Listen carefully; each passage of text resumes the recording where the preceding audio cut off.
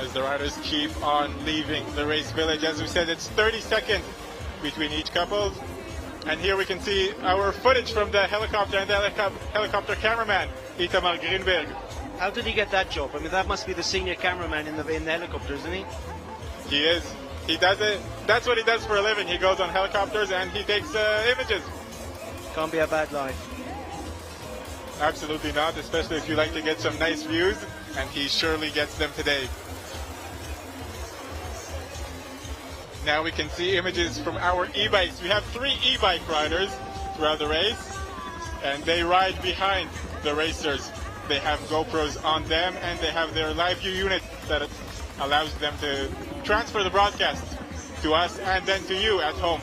We shouldn't really say this, but they've taken out the little chip in there that stops them going over the 25 k's an hour, because with the UCI riders they're going to have to go over 30, I think, to keep up with them. For some places maybe even 40, because we have top riders here this year. As you mentioned, George Egger and Lucas Baum, the winners of the APSA Cape Epic this year, which is an amazing feat. I mean, they won it the most beautiful way. They came through the field and went off the front and just left everybody behind them. Yeah, they weren't leaders for any stage, but they wore the yellow jersey when it mattered, and that's on the final podium. Well, it's the finish that matters. It doesn't matter what happens in the middle.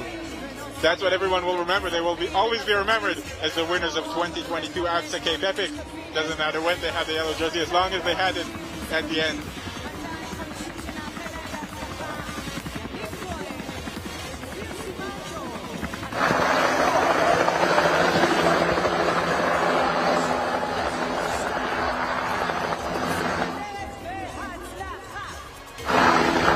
Never boring with Gal, you see. He always has these little technical areas, takes the riders on the road, off the road, just trying to get between and not across any traffic. That's a big goal for him. He doesn't want to stop the road, doesn't want to stop traffic. As you see riders go through this little technical descent and then ascent back to level mean. You know, today we're going through Enna Carmel's regional area. Do you know they've got 8,000? I was talking to the manager of the farms here. They've got 8,000 square meters of produce here, from bananas, avocados, lychee. Lychee you say in English, don't you? Or is it the Hebrew word, lychee? I'm pretty sure. I think it's lychee, yeah. And I've been told that there is a pineapple farm here as well. We need to find it. It's in a greenhouse, apparently. I don't know if the riders are going to go through it. They might. Gal, he's a bit nasty like that. You could probably take them through the greenhouse so they could look at the pineapples on the way. Well, Gal could make them ride between 2 pineapples, and that won't be a surprise for us.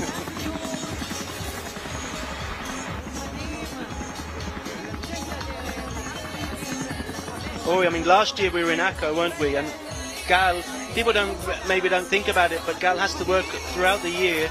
And he did, and Ilan, of course, have to go through the year getting, I can't think of the words now, ensuring.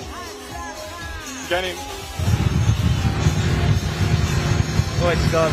Anyway, he has to get the race in these permits. That's right, permits in the race in these international UNICEF sites. I mean, not everybody can get permits to put a bicycle race through these places. No, he needs to get many permits. This race, I believe, it starts as a big headache, and then it comes to this beautiful event. But he surely has lots of work. He has to get ambulances for this huge amount of riders. He has to take care of them. He takes care of accommodation, of food, of everything for the riders. They can finish the race, put their bikes in the side, and then just go eat and keep on with their day, recovering to the next day. Now we have Adi Deutsch and Avi Friedrich on the start line. Adi Deutsch is one of the most amazing riders, I think, in this community. Yes, as we can see, he's got a carbon leg. He was involved in an accident many years ago. Since then, he's an Olympian, an Ironman, and this is his second Bara Epic. And he's a role model for people who have been through a tragic accident, lost the limbs. You don't have to sit on your couch. You can do something. He used to be a volleyball player, he said, and after the accident, he just got up and he just changed his sport. Well, he changed and he went into it amazingly. To ride the Bara Epic Israel is never an easy thing to complete. It's a tough race. 4 days this year. This day is only 36 kilometers, but tomorrow we're going to have over 100 kilometers. You know, he once told me in a race, I was in a criterium with him, and he said, oh, it's actually an advantage having a carbon leg because he doesn't feel the pain in that calf muscle. One less muscle to shrink. That's a good attitude, isn't it? It's a great attitude. The best way to approach this kind of situation. We're getting some more images from our Isracopter helicopter as the riders ride near the beautiful beach. You can see we should put GoPros on one of these birds. Maybe we'll get some more images. Yeah, the birds here are pelicans and cranes. They come. We're on the migration route, you know, from Africa to Eastern Europe, Ukraine, Germany. So at the moment they're coming down from Europe on towards Africa, and they stop off for a little rest and something to eat in the fish farms that are around here.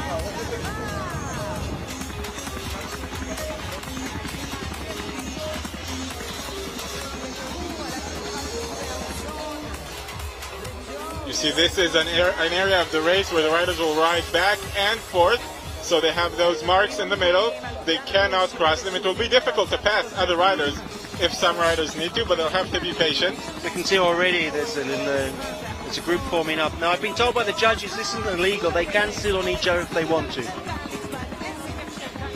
Well, it is a prologue, and each pair has to do its own result. Yeah, but they're not. The couple have caught up with the slower one aren't getting an advantage really because they should really push on. If they've caught your 32nd man, you're obviously faster, so why sit on them? Just carry on.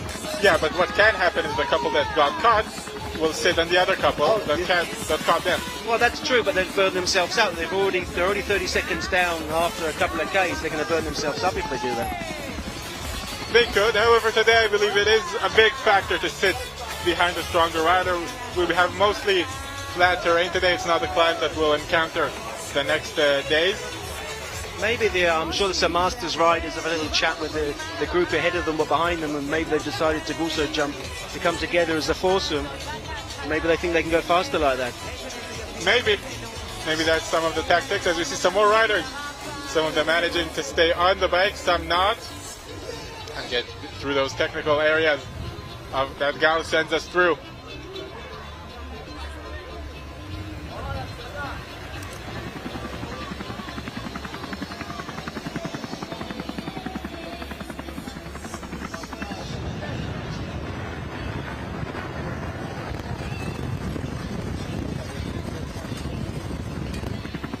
Here we had Guy Gill and Limor Hagani from Zone 3 leading the pace.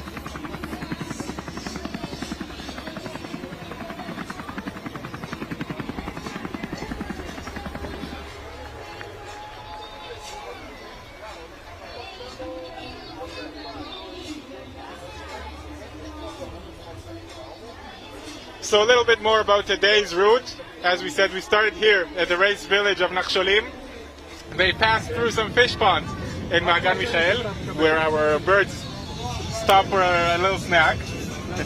Then we continue to Jasser Azarka, heading even southern to Caesarea, going to the National Park in Caesarea, and then starting to head back through Jasser Azarka and back to the race village. Overall, 36 kilometers, as you said, about an hour and a half for even 2 hours for the amateur riders. Could be just over an hour for the pro riders. I'd like to see how fast they are actually going to go. I mean, we've got a side wind on the beach. Maybe if it comes diagonally, it'll help you coming out or hinder you going in. And it's quite hard packed. We are on the beach, but it's hard packed sand, so it shouldn't stop them going fast today. I don't think many things can stop George Jagger and Lucas Baum from going faster. I mean, I saw them yesterday turn up, and to be honest, I'm starting to get a little of a man crush on them. They're starting to look like little Greek gods, you know. Well, look, some riders are having fun here on the course. Oh, there's a bit of a wheelie going. Who's this? Who's that? I hope his partner isn't seeing this. No, that's probably... Do you remember Shlomi last year was doing that to his partner? Yeah, I don't think Omer liked seeing that too. No, she didn't like it. Here we had David Embal and Itai Ax getting in. And some more riders are behind them. Number 374 from Bikeway is Sar Arni and Udi Shacham. And you see they have good technique managing to get down and up without getting their foot down.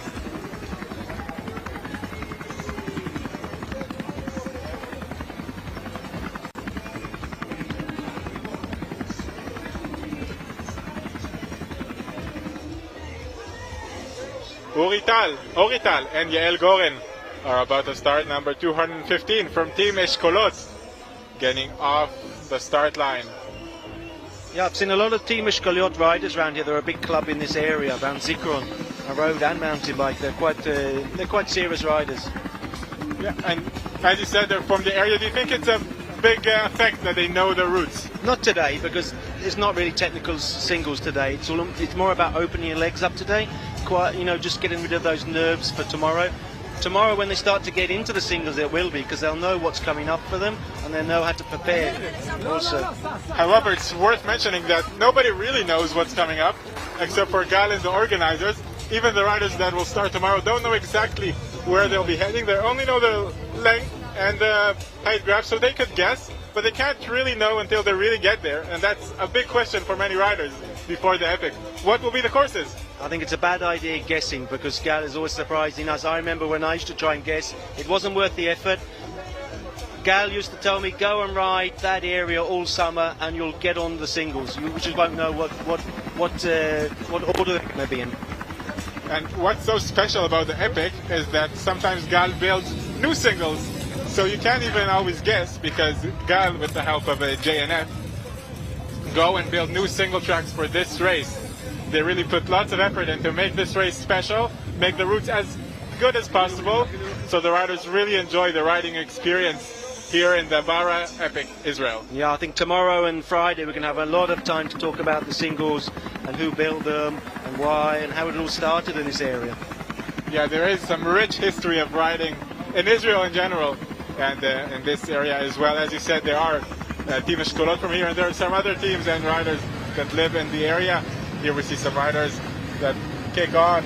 Number 203. We'll get to see who are they in a moment. Rosdan Carmel and Shira Biran, as some more riders get to that passage.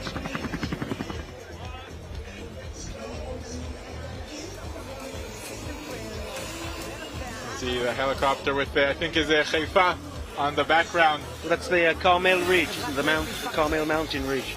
You're saying a mountain, it's not really a mountain, it's about 400, 500 meters high. I think 500 meters is the peak. So it's a mountain for the area. It's I think tomorrow and the day after we may reach the higher peaks of the area, but the higher peaks here are not over 600 meters. No. But I can assure you it still won't be easy. No, the climbs are never just one long climb. They're all shortest ones, and as soon as you've gone up 50, 100 meters, you drop down again and you lose that height and you have to go up again. And we will talk about it tomorrow, what's going to happen, and it's going to be an awesome day tomorrow. Yeah, and we must not forget that we start here from sea level. This is the definition of sea level. We start exactly 20 meters from the sea. If we could, I'm sure you could have seen at the start line, really start from the sea. So to get to 500 meters it's still a 500 meter climb. Obviously, the difference in mountain biking to road is that on the road you probably go up 500 meters and finish. On the mountain bike you go up 50, go down 10, go up 100, go down 20. So it just accumulates. Yeah, and then you have a few rocks to deal with, a few technical elements, so you're always on guard.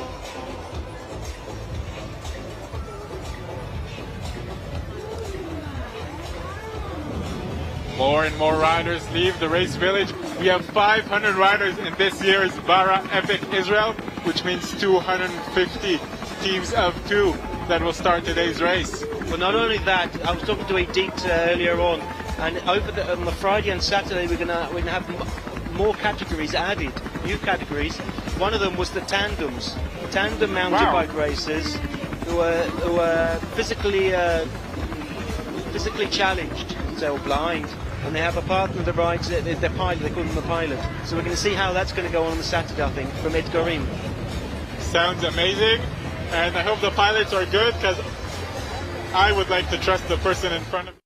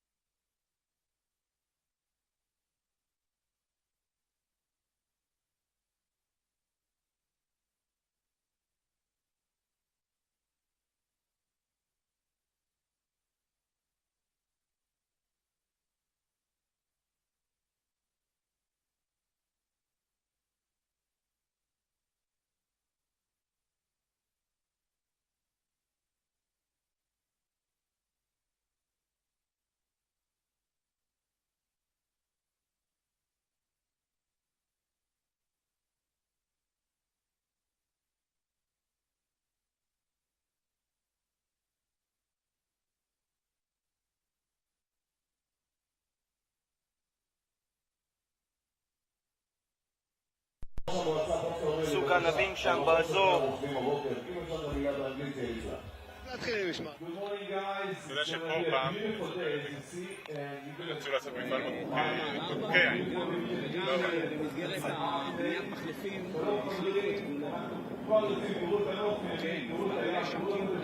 נכון,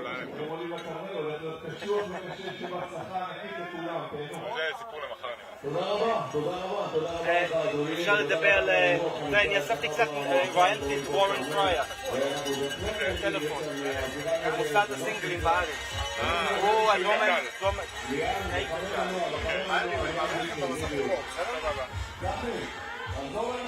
לפני שהיה קק"ל, וורן ובועז מעזרי עם יואל השופט, יואל השופט של UCI, לא, של האיגוד, יואל כהן, הם מבית אורן, והם התחילו לעשות סינגלים פיראטיים עליהם, וכל הם בעצם המוסדים של הזברה, וזה בצד קצת שמאל של שישי. כן, בבקשה, הוא יתר חוף כרמל. כן. אפשר להגיד אולי על גלי, גולן גלי, מחנות של טרק שם במשמע עמק. הוא היה מייצא סינגלים למעלה לבד, אז לפני 20 שנה. מחר נראה לי, יש לנו הרבה... עכשיו איך הוא היה עושה את זה? אני רוצה להגיד. הוא היה ספר לי פעם. אין בעיה, אני הולך בחורף עם מרסס, ראונד-אפ, ואני פשוט מרסס את המסלול. כי שם, אתה יודע, כל גיר כזה חלק. זה אפשר גם לציין ששם יהיה טוב, כאילו שטח יותר חלק כזה. לא אבנים כמו בבית אורן, כן, לא. בשישי יהיה בית אורן, אז לא זה, וזה כל אבנים. אנחנו איתכם. 1, 2, 3, 4, 5, 6, 7, 8, 9, 10. גם אני פה, 1, 2, 3.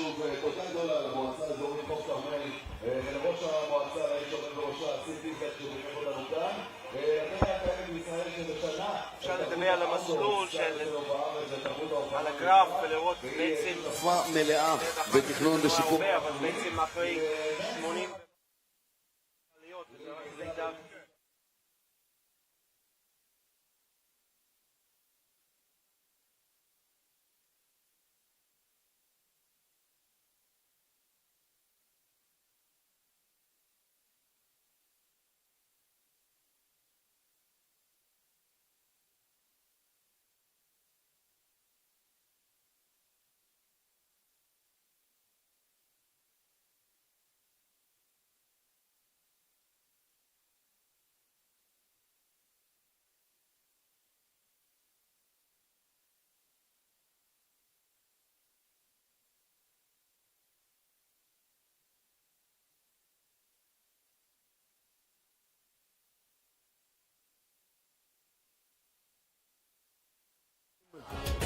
פה באזור, במועצה האזורית, על שיתוף הפעולה שלהם, ואנחנו עוד רגע נתחיל את הספירה לאחור.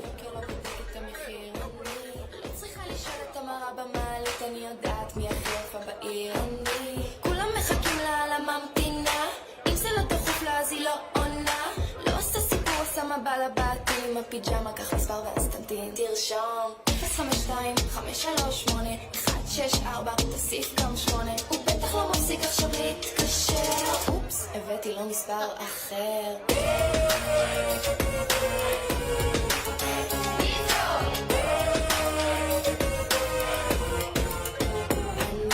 אין אחד שלא מכיר, ואם אתה לא מכיר אותי אז יאללה שתי כוס מים כחבר.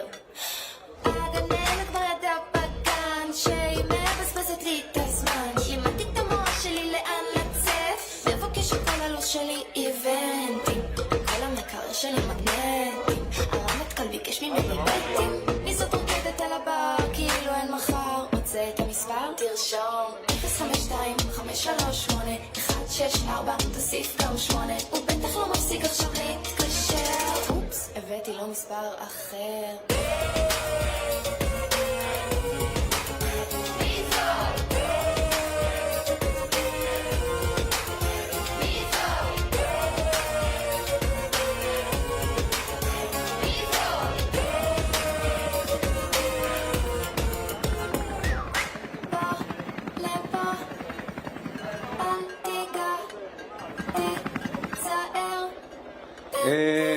Good morning, all the jersey wearers.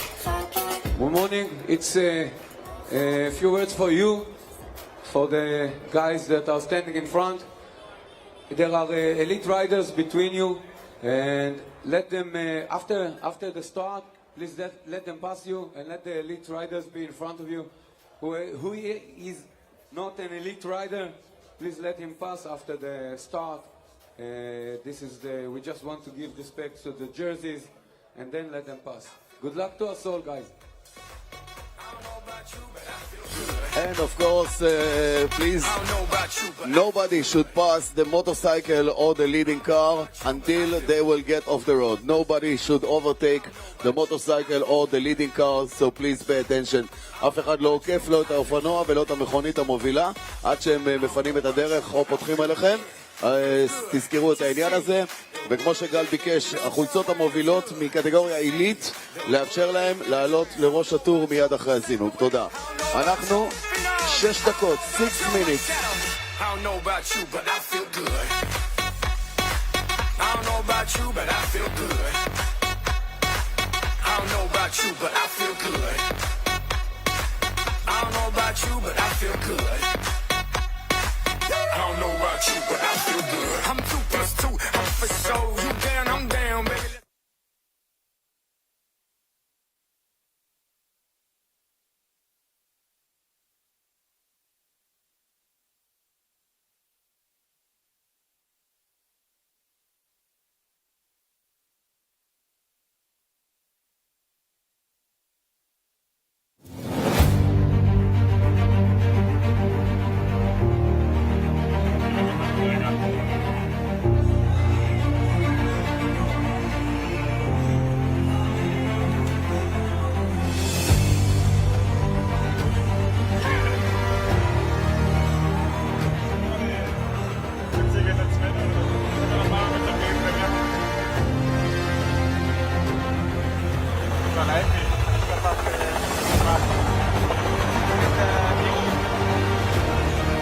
Good morning, Omri. How are you this morning? I'm good, Elliot. How are you doing? I'm fine. We're soon going to find out how the riders are feeling. Well, they had 36 kilometers yesterday in the prologue, and today they're heading for the first stage of Bara Epic Israel. And how long is this stage going to be today? Whew, it's a long one. It'll be 111 kilometers. That's right, you heard it correct here. 111 Ks to do today. I'm not sure I remember an epic stage that it was that long. If I remember, I think I did 119 once. Wow. But the thing was, I messed up with the amount, and I thought it was 109 in the middle of the race. That doesn't count. No, but it's a bit depressing when you think you've got another 10 Ks to go that you didn't think you had. Well, I hope they were easy. I hope you got back home. We all got home in the end. That's what's important. So yesterday, the riders, as we said, did the prologue, and we have some leaders in leaders' jerseys. So for the men, it's George Egger and Lucas Baum, who are not leaving the yellow jersey for years now. In the women, we have new leaders from last year. Well, they're new to the race. And let's get to you with the women leaders, which are Sophie and Kim from Team Bruno Superior. And that's the part-time riders, full-time students. Exactly, but they're full-time leading this race for now. However, the race in the women category will be pretty tight. You have Naaman Neumann and her partner Leah just half a minute behind them. Yep, so it should be interesting to see if they can stick together through the race. Would be a very interesting race in the women's category. Going over to the mixed category, it's Tzachi Ben Gigi and Lian Vitkin who had a great race yesterday. Yeah, I mean, they carry on from last year, didn't they? They finished second last year, and they're just improving this year. They are improving, and they showed how strong they are yesterday. They were leading the race for a very long time. Well, you could say they were on the hot seat for a long time, when they did an hour and 11, which is a fantastic time. It is a fantastic time. In the Masters category, we saw Yuval Friedman and Noam Soshnov.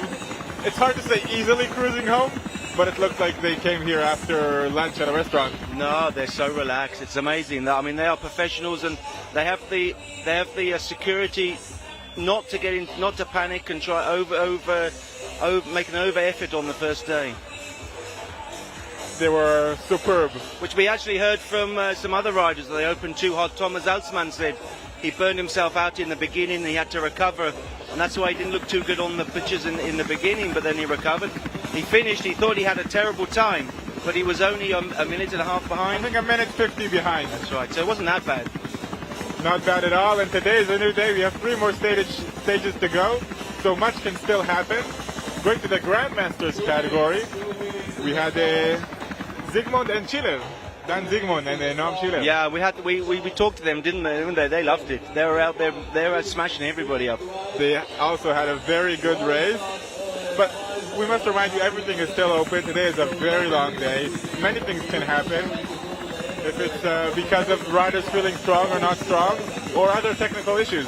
Well, they only rode an hour yesterday, and they've got to ride maybe at least 4.5 hours in the Masters, maybe 5 hours today. Exactly. We can see the riders now at the start line. The jerseys are there. We see that in pink are the leading women. Green is the mixed category. Yellow leading men. The white jerseys over there, we didn't mention them. It's Guy Niv and Nadav Reisberg. And they're the top Israeli. That's the top Israeli shirt, isn't it? It is, and they're 4th overall. And next to them is the Masters 40 in the light blue, which is sponsored by Wahoo. And the purple that we had a little glimpse of was the Grandmasters leaders, Dan Zygmunt and Noam Schiller.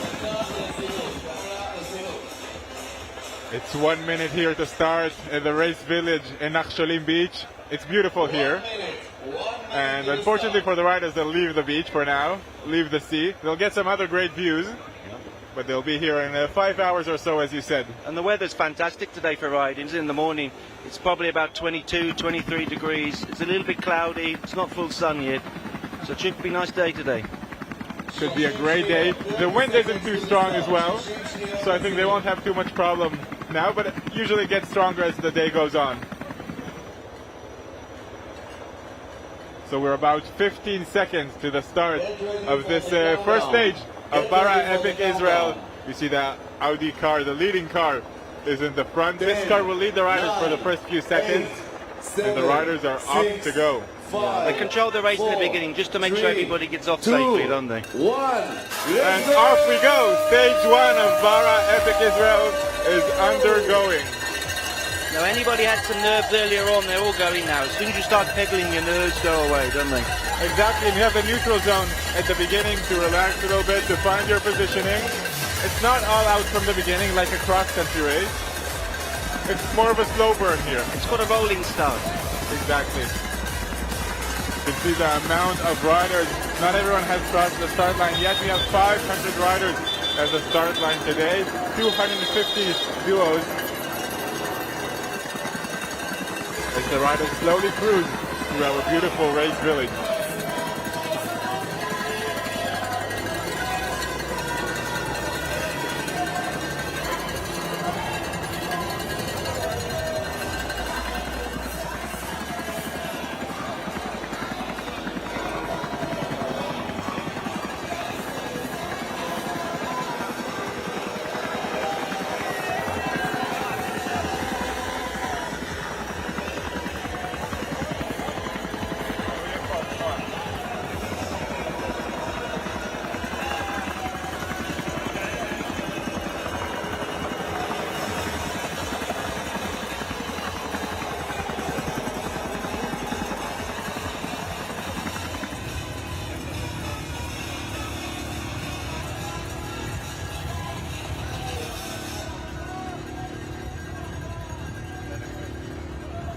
Ori, are we going to have the riders not going to stop passing us?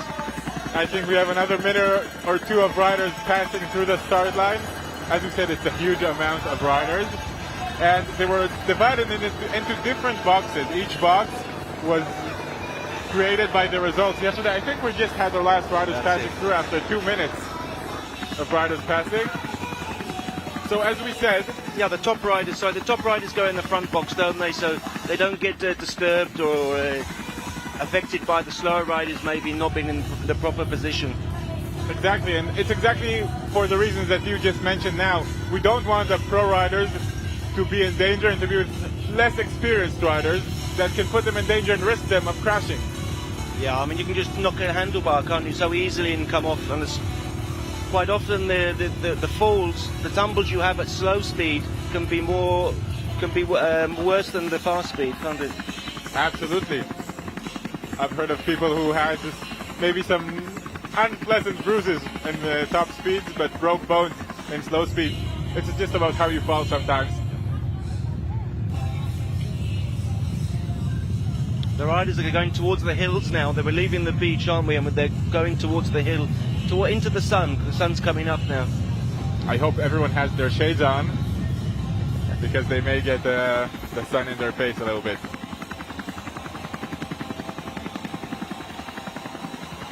We're getting some beautiful images here from our helicopter, our Israel helicopter, giving us images throughout the whole race of the riders from up top. We also have a drone that will give us some higher images of this race.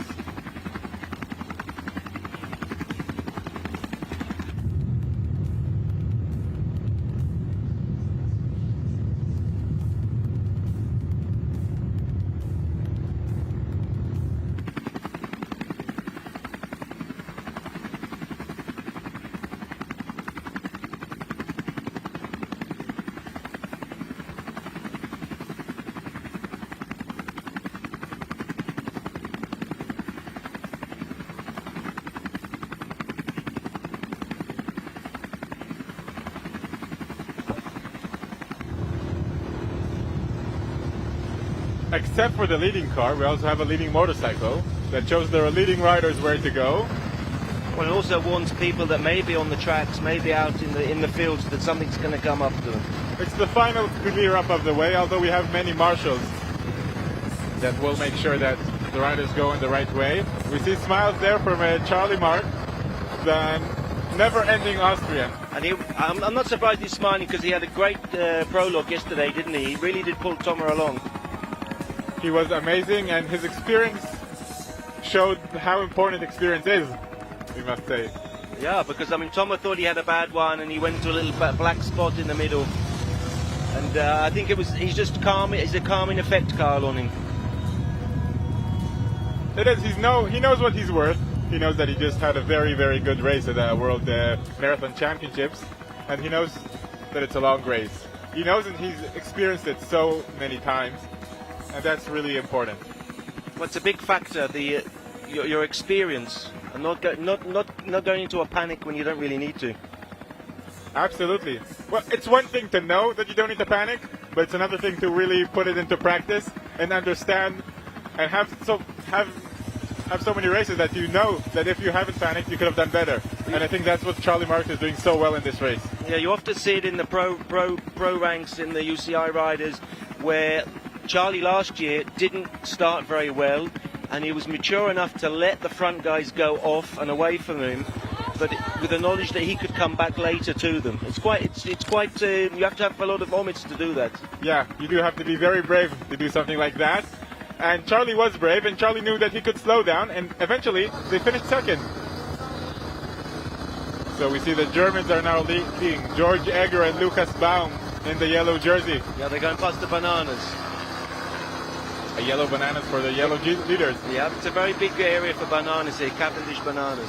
It looks like the race is going. And George Egger and Lucas Baum are hammering it down. Yeah, they'll just open their legs up a little bit on that climb. Maybe it's a little bit of the warm-up. Yeah, it could be. Yes. I would always like to do some sprints to warm myself up.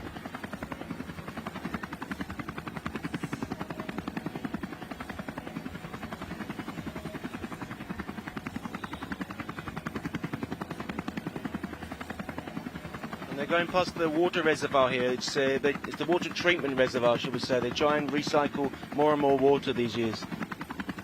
With the solar panels, you see solar panels there? It's producing our electricity for houses. It's really beautiful to see how you keep the environment here. It's the water, it's the electricity that we do here. Yeah. And here we can see today's stage. So this is stage 1 of Bara Epic Israel. The riders will first head south before they head east, starting to climb and have some interesting single tracks. We have 3 feed zones throughout the day, and the overall length of the stage is 111 kilometers. We're just about to see the height graphs.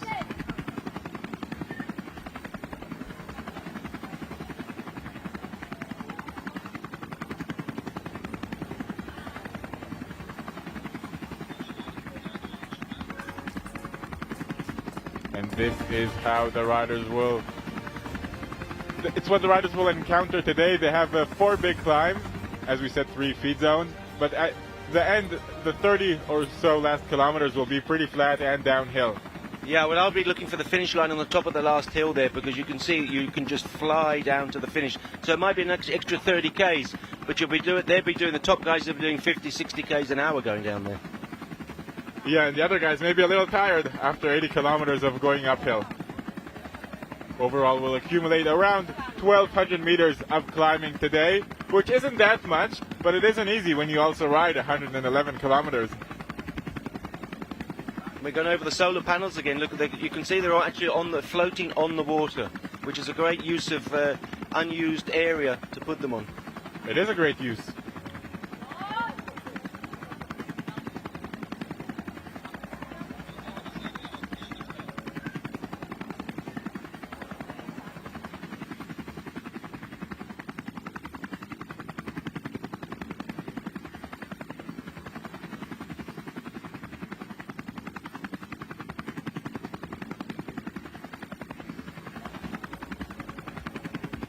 It looks like the racing has started. We see some riders or some groups being formed. We see a little gaps already, and it's all stretched out. It's hard to ride really in a packed group or a peloton, as you would like to say, in gravel roads like these. Well, the gravel road is only maybe 6 meters wide, and the edge of the gravel road is probably very loose. You don't want to be on the edge of these roads. You could slip off quite easily. So naturally, it's only maybe 4 riders wide you can get on the road like that. Yeah, and you can have some boulders or some other inconsistencies of the road that you have to be careful from if you do ride in a peloton in roads like this. Yeah, well, it's not a sterilized track, is it? The road cleaner hasn't been gone in front of them and cleaned the road for them. Absolutely. So you don't see us piling up to a peloton, and I think the speed is also a factor here because everyone rides so quickly. It's hard to get into a peloton, and you can see it all strung out. I think it's the Germans on the front, if it is the front group that we're seeing. No, it isn't.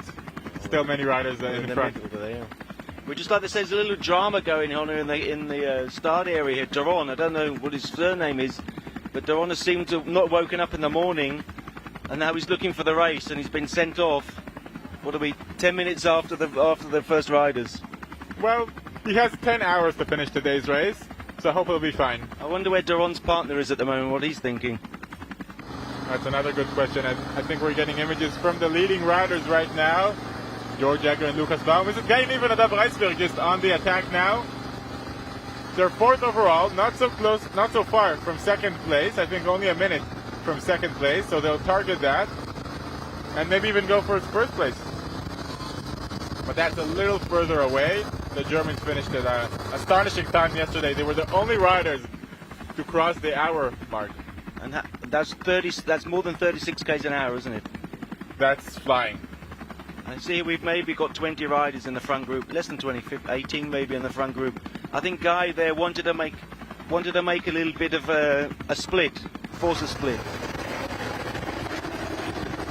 Well, Guy and Adav are experienced. They did ride the Epic together, so maybe they're trying to think what worked well in other years. Someone hasn't told. Is that the Adav in the front there? I think it's Guy because it's the Israeli marathon champion. Someone hasn't. He's been what's called left out to dry at the moment a little bit. Or it's a tactic. Maybe. Yeah, maybe. If another couple want to join him, then his partner can sit on them and get towed up back up to him. Absolutely a possibility. And we do see a rider over there in the back trying to make his way. Maybe it's Nadav trying to make his way to Guy. A big advantage of the Guy and Nadav is that they are road riders. They have very big depth in their legs.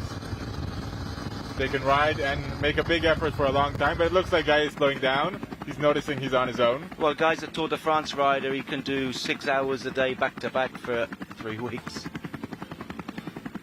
So 4 hours back to back would be nothing for him.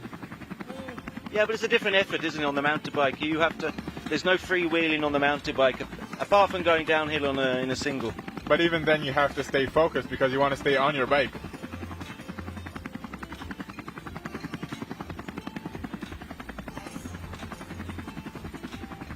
You can see all under the netting there. It's all banana fields.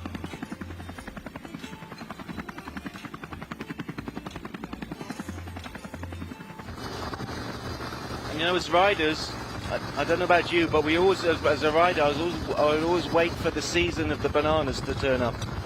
When they went out of season, you can't get a banana because we don't import bananas into Israel. You only eat fresh Israeli bananas.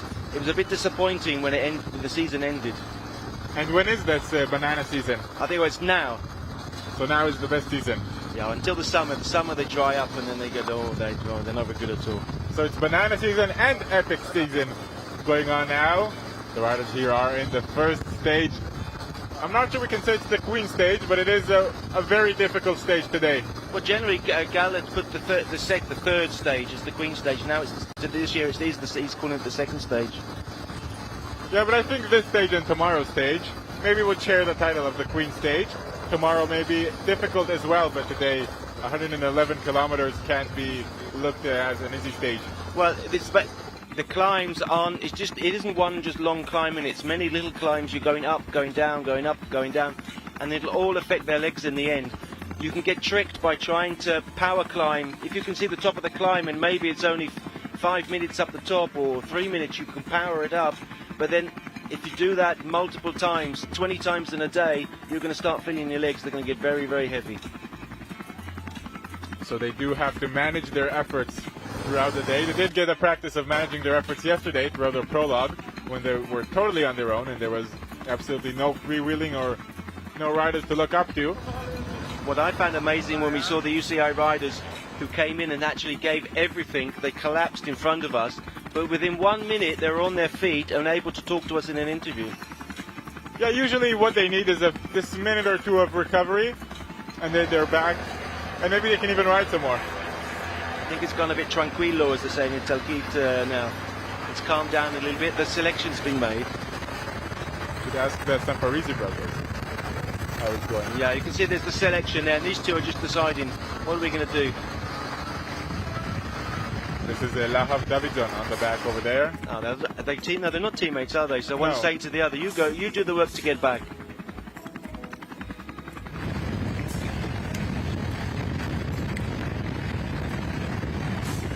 Can we see anybody there that's not supposed to be there, do you think? They all look like professional riders at the moment. Now we can see that one of the Italian riders. It's a small group already. Sorry, yeah, sometimes the top masters will try and catch on and hang on for as long as they can. Well, it is a great opportunity to ride with the world's best here in Epic Israel. You don't get to ride with riders who won the Absa Cape Epic and race with them on many other occasions, do you? No. Well, on the road you never do it. Maybe on Grand Fondo you can get someone, you can ride next to somebody, but on a professional race, no. That's part of what's special in the Bara Epic Israel. You also get to have dinner with these guys. Yesterday I sat to dinner, and all of a sudden Guy Niv came to sit with us as well. What's great is they're so accessible, these riders. They're so friendly, and you can just talk and chit-chat with them. You have to give them space. You have to give them space to do their I mean, they are at work, but they are, you know, you can just come up and say, hi, Jude, can we chat for a second? And they're so accessible, it's amazing. They are at work, but they're human beings after all, and they also like to relax at dinner and talk about other things rather than cycling.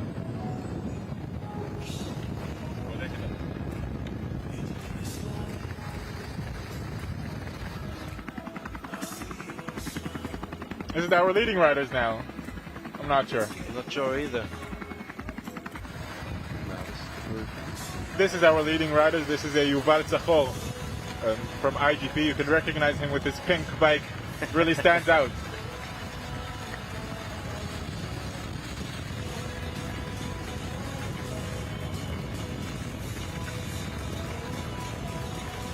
George Egger and Lucas Baum are on the front. They like to lead the race. They feel comfortable with it. Well, but why would you help them? If you want to beat them, you've got to let them work. You've got to let them work themselves into the ground. Yeah, but why would they work? They're in the lead. I think, but if they ride 80% around the track, maybe and the other riders could try and nobble them in the end. Well, nobble, that's a very English word. But they could try and mug them in the end at a sprint finish. As you can see, the riders have got 2 water bottles. The first water station for a Masters rider was about 3 hours. It's probably at least 2 hours for these elite riders, isn't it? Maybe even less. It's around 50 kilometers, excuse me. they can do it in 2 hours, I believe. And you can see people who have bikes that only have one water bottle, you'll see them with backpacks on. Yeah, it's hard to do it with one water bottle. It's warm. Although I did see some Russians, the Serpentine guys, they only had one big water bottle on their bikes, and they did ask, and they said, yeah, we know, we'll get there. That's brave, because it is, as you said, 2 or even 3 hours for the non-professional riders. We have plus some climb on the way to the first feed zone. I hope they'll get there fine and healthy.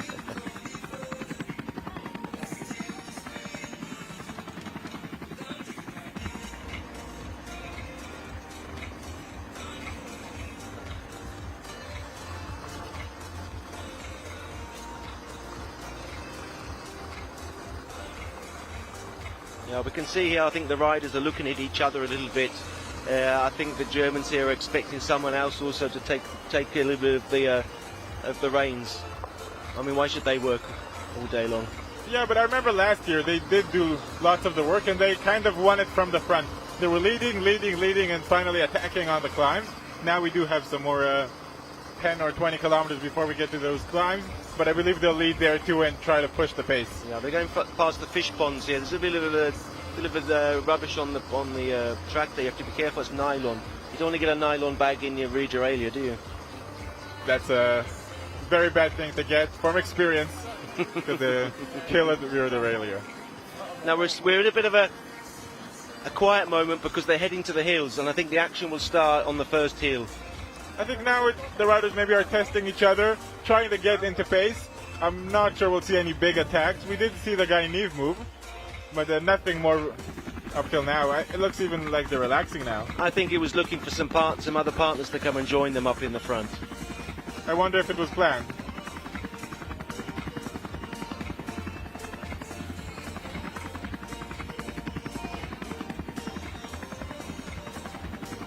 This also is a very big region for fish farming. These are all fish ponds, and they have the aerators there. You see those things that are mixing up the water?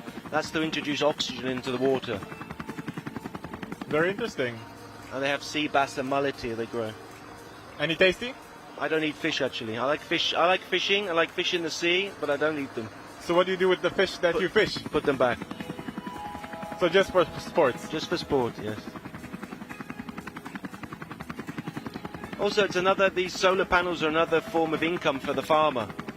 It's farmers aren't very rich. You never see a farmer here going around in a Mercedes. So this solar panel is a bit of a blessing for them. It is a great idea, and it's good for environment too. We don't have to have the power plants that kind of pollute the air here. It's a way better way to produce electricity, especially when we have so much sun here. The sun is going up. As you said, it's around 24 degrees. We just saw it earlier. And it's a lovely. The waves have come up a bit more than yesterday. And it's a lovely, lovely sea today. The sea is beautiful, and we encourage everyone here in the area to visit here. It's one of the prettiest beaches, I think, in Israel. We're around 14 kilometers into today's stage. The riders are still near the beach. They're heading south now. Soon they'll head east, and then the action will start. Do you know how warm the sea stays in the winter here? Tell me. 19 degrees is the lowest temperature of the sea. So even anybody coming here can go in January, February, can still go swimming. Now I want to go swimming in January, February. Sounds warmer than outside even. The only problem we have here would be in July. You know what turns up in the sea, don't you, in July? The jellyfish. The jellyfish, the dreaded jellyfish. Yeah, that could be unpleasant. But they only come for a month, and then they I don't know why they just disappear, don't they, after a month? I don't know why, but I don't care as long as they disappear. If we see the guys from the Wildlife Nature Reserve, I saw them walking around earlier, we'll ask them. Oh, maybe we can have some of them to talk to us. I think they were looking for the free coffee and the biscuits in the morning. We can see there's another cool down now. The Germans are going up. They want to keep the pace high. This is Karl Marx, it looks like, on the right. I think he's just recognizing the potential for someone to go off the front, and he's just moving up just to be prepared. As we said, experience is key.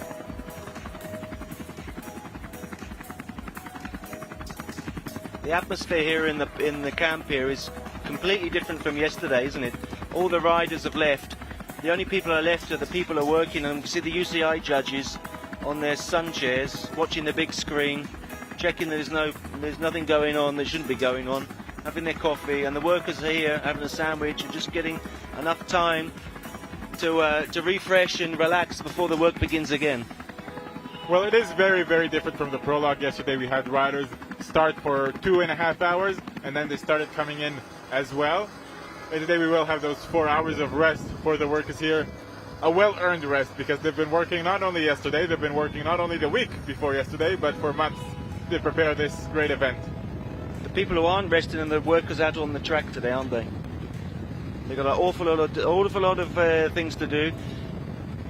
We often forget about them. You don't, as a racer, you don't see them. You're just looking at your track ahead of you. But there are people there, a lot of them. There are many people there who help make this race happen. There's a right curve over there. Everyone goes in safely and goes out safely.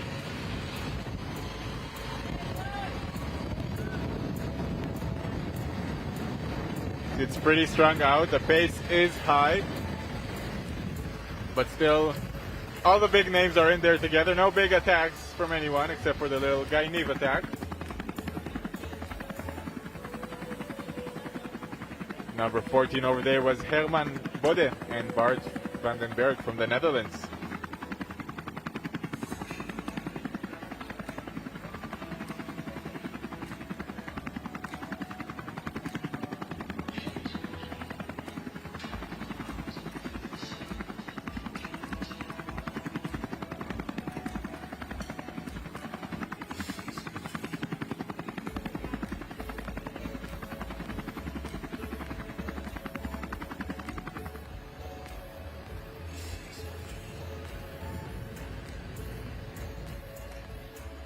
I think a little bit later we'll be able to see the mixed couples, won't we, and the ladies couples together.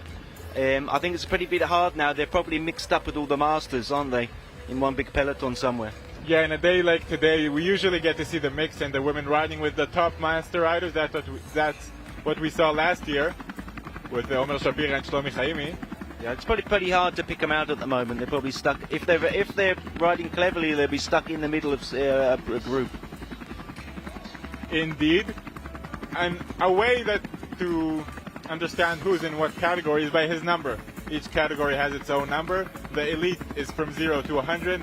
Women from 100 to 200. 200 to 300 are the mix. 300 up are the masters. And 500 and over are the grandmasters. And this is Ma'agan Michael, which is a kibbutz in the Mediterranean Sea. We passed near it yesterday. We mentioned Plason. That's right. A very successful company coming out of this place. It's one of the success stories of Israel, the kibbutz, those big kibbutz systems. It's not only Magan Michal, Baram, Sasa. These big kibbutzes started off as workers. Their factory started off a place for people to work at, and they've turned themselves into international companies. They've even been sold abroad. It's a great success story, and it's great to hear that those working class people manage to have a good business and to sell it to other people, to put it on the market, and just be able to be out there and be a little more free financially. You know, kibbutz it's such a lovely place to live for a community, you know. On a kibbutz, you'll know every person's name, and you'll say hello to every person on the path. It's completely different to the city. I know in Israel, most people live in the city here, but I live on a kibbutz, and I always say, listen, I don't have to like everybody in the kibbutz, but I will say hello to everybody in the kibbutz. Something happened over here. We're getting our Dutch riders. I think just drop maybe train, a drop maybe. chain, exactly. Yeah. Now they've got to work to get back on. Luckily, then it's before the pace has really gone up, so they should get back on quite quickly. So we're talking about a kibbutz. Another pretty successful kibbutz that we'll pass near today is Dalia. They have Arad, a company for water meters and automatic watering. And also they have, I think, soap as well and detergents they produce. So you can soap up and then wash it down with your water meter. Well, the Epic was once there, wasn't it? Bara Epic was actually in I'm sure it was Dalia. I think I was there. The first 3 years were in Dalia, if I'm not That's mistaken. right. So I was there. Yeah, and the soap machine was brilliant. That was actually a lovely additions. Those 3 ones. Those were the first ones. It's actually very, very nice. Not that this one's bad. This is where we're enjoying ourselves. Every edition in the Bara Epic Israel is fantastic. I think we've got a bit of movement now. We do have The pace is going up, isn't it? I don't think this is the front, but the pace is going up. It could be the front. No, this is the front elite up here. I was riders. just saying, this was the middle of the first pack. Yeah, but It you wasn't could the see. front of the front. Yeah. This is route number 2, if I'm not mistaken. The route from Haifa to Tel Aviv. Goes always all down the coast, doesn't it? A beautiful road. And the drivers there thinking, why am I going to work? These guys are riding their bikes. This can't be fair. But next year they can be in Bara Epic Israel, can't they, if they want it? Anyone can be in Bara Epic Israel with enough hard work and self-belief. Well, this year also they've added on. You can ride Friday and Saturday, can't you? And just Saturday. It's always been just the one-day ride on Saturday. But they've added on the Friday and Saturday race. And we'll talk maybe with Deet later about it. But anybody, literally, you don't have to have 4 days of fitness to ride anymore. No, and there's another category that they've added. Just talking to a friend yesterday, there's a relay category. You can ride half of each stage. So it's 2 groups of 2. And each couple rides one half or one part of the stage, pretty much a half. So they go, one couple goes with the car, meet them at a certain point where they switch, and then the riders that rode so far go on the car and drive back. So can I have the second half of this race from the downhill? Sounds like the better choice today. I would put the climbers at the front and the good descenders at the finishing part.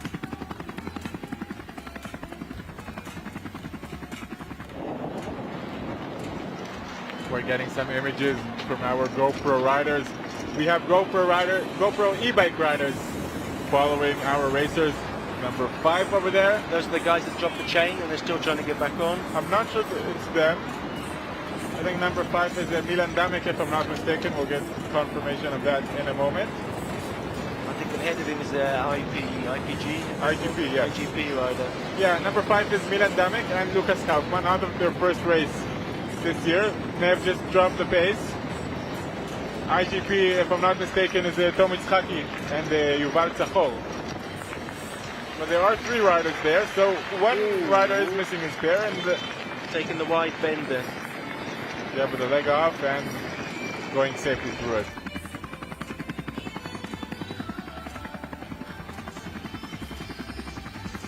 I think we're going through citrus orchards here. Traditionally, Israel, as probably many people in the world know, the Jaffa orange was a big citrus country. I think it's gone down a bit in the last few years because the cost of them, they can't get high enough price to justify the water use for the citrus trees anymore. Very interesting, as we can see another road crossing. As we mentioned yesterday, one of Gal's mantras is not to cross roads, or rather go under them or above them, mostly under them, as we can see here today. This looks like Route 4 now that the riders are crossing and getting towards I think maybe actually avocado, because by the wood on the side there, could be an avocado orchard. You can't really see coming with the sun still. a little hard to see, and we see it's really low. You got to be careful. Very rocky, so it's not so easy to pass through. Sometimes riders have to take their leg off. And these guys are not so far. I think it's Milan Damek, Tom Itzhaki, and Yuval Tzachor just trying to get back to the leaders. Maybe 15-20 seconds in front of them. They can make it if the pace eases up a little bit or doesn't go be too high.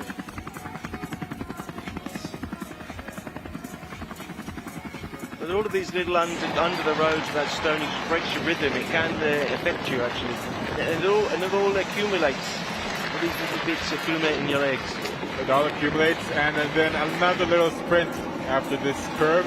You have to be as close to the front as possible if you want to not make these little efforts that, as you said, accumulate, and then when you get to the climb, you feel a little bit more tired as we see the little hill that we're about to climb in.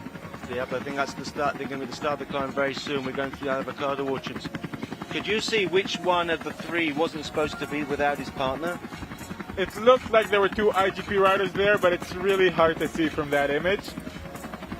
So maybe Milan Damek wasn't with Lucas Kaufmann, but it's hard to determine exactly. This is one of the Spaniards for Team BT. Actually, Milan Damek rode the Epic last year, finishing 6th. And he's not a bad rider at all, riding a few marathons, such as the Swiss Epic, finishing 16th. And some other UCI marathon races like in Cordoba, and the Croatian Islands, finishing 31st and 22nd, respectively. See on the Spanish guy there, his rear wheel is very low pressure in it. I think purposely, but you can see the tire is very low. I hope it isn't affecting him now, because it looks like he's a little bit off the back.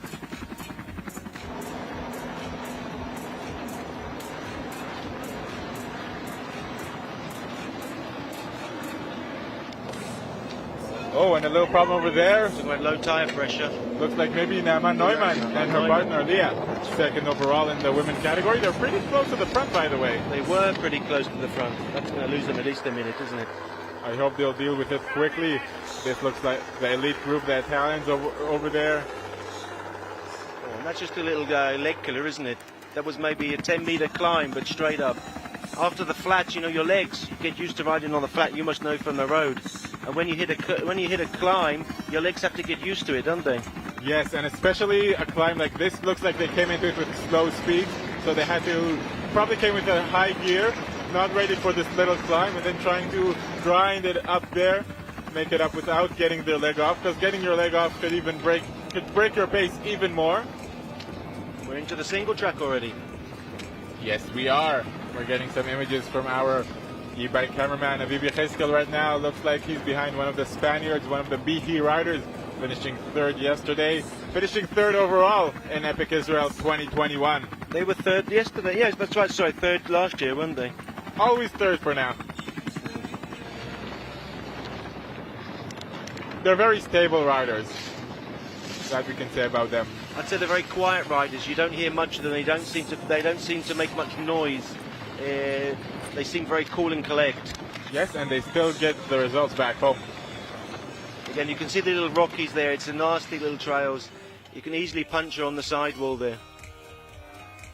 And we see a little pull over there. I think it's Tzachi Ben Gigi and Lian Vitkin from the dark green jersey.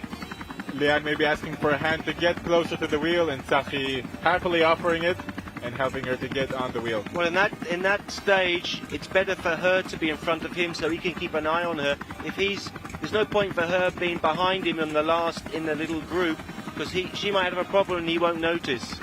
That's why good communication is very important. When one rider can't see the other, they have to feel free to talk to each other. Maybe a little shout, "Hey, I need some help. I'm a little bit on the back." Maybe some motivation words, or maybe let's slow down a little bit because it's too hard. Especially with a mixed couple, because it'd be better for her to be behind the masters, just protected in there. Yes, and he has to be very alert to her status, although she is a very strong rider, as we mentioned yesterday, and as we'll mention and see throughout this Bara Epic Israel, I'm sure. We can see how much they've climbed already on the right. They came down from the right there. Looks like a very steep climb, because we just started climbing a few kilometers ago, and the gaps are starting to open. And you can see the drop of the head there. He's hurting. That means that the day has started. Number 7 over there, also from Spain, was Adrian Garcia Montes and Unai Mateus Garrido.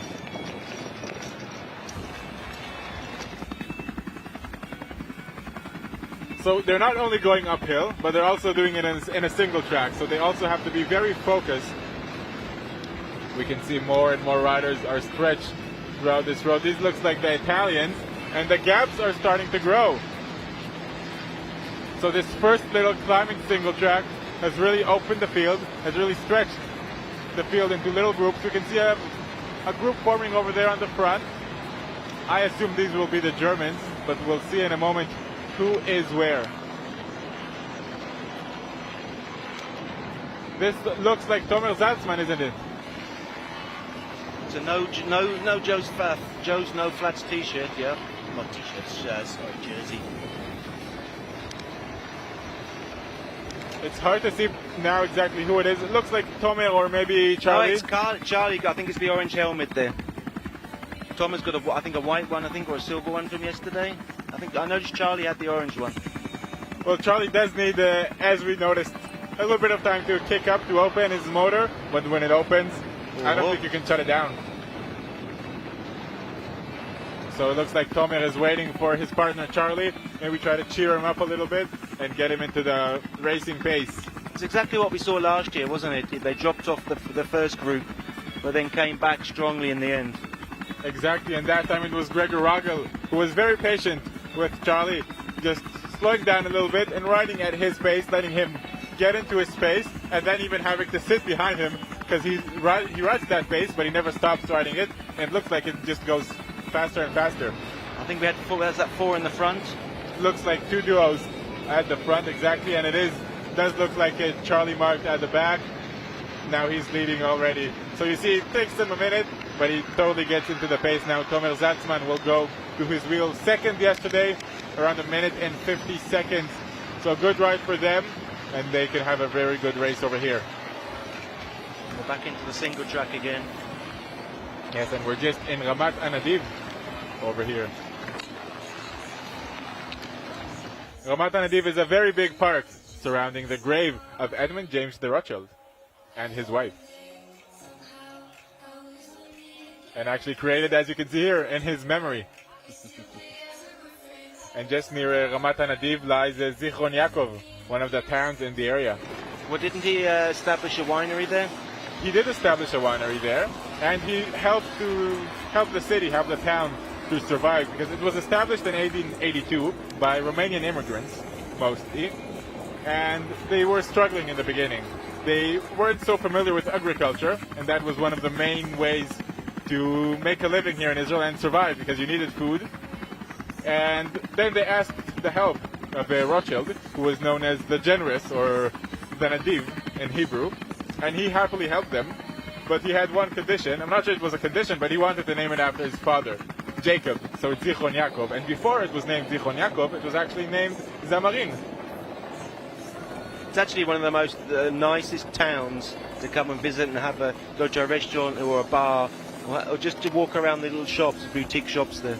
It is a very nice town, and you're not the only one who enjoyed visiting it. The Giro visited it. A few years ago, there was a climb up to Zichron, and I remember the crowds of that climb were amazing. For myself, I was in Tel Aviv that day waiting for the finish, but to see the crowds in Zichron on TV was really beautiful. Yeah, I think I was in Haifa in the start, and then we popped over to see them going down from Tzomet HaChiyut. They came down. It was a wonderful experience, wasn't it? The Giro in Israel was a wonderful experience, as we see the Italians maybe making up some ground. One of the nicest things I had there, I went to Jerusalem to see the time trial, and I saw a guy Niv set off. It was beautiful. The time trial was also beautiful. You could walk between the riders warming up, see all of them, see Chris Froome, see Tom Dumoulin, some top road riders. We're here in Israel and we're racing. I think Israel, in the last 10 years, Israel has had a ginormous jump, hasn't it, in cycling. It's amazing how far we've gone in such a short time.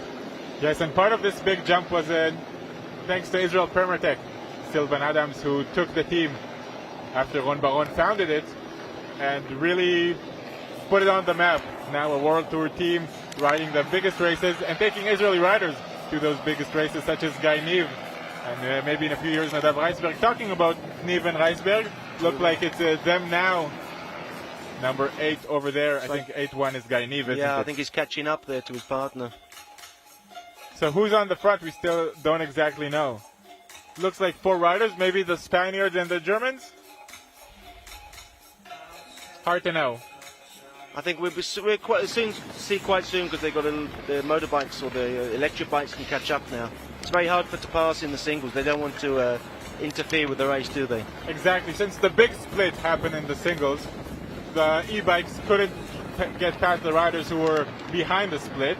So I think they'll start to make up some ground right now, as you said. And we do have some other cameras along the road that will get us some great images. The helicopter that we can see now. We have some ADVs. We have some motorcycles. We're doing our best to get you the best broadcast possible here at Bara Epic Israel. And we're already 25 kilometers into today's race. God is already climbing in Ramat HaNadiv.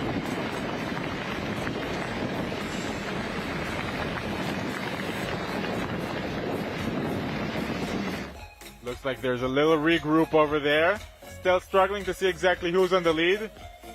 I think it's fair to assume it's the Germans. We didn't see them yet, and they looked very strong and lively already at the beginning of the stage. They looked very strong yesterday. But we wonder who's with them. As we can get some drone images now. It's a lovely shot of a serpentine single, isn't it? It is a lovely shot.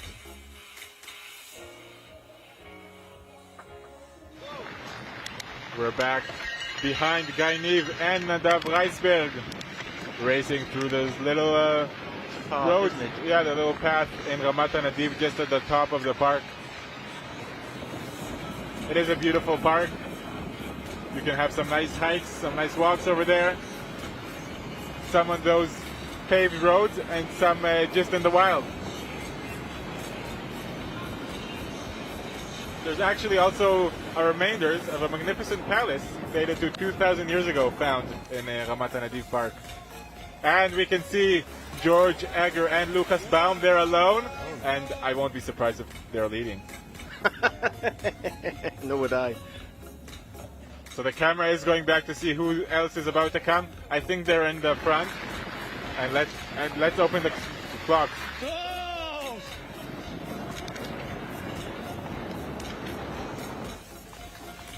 And Guy Niv and Nadav Reisberg, 30 seconds or so. Okay. I think this was the second pair of that quartet that we saw earlier on the climb. Well, that's fantastic, because we thought Guy was a little bit behind the quartet in the front.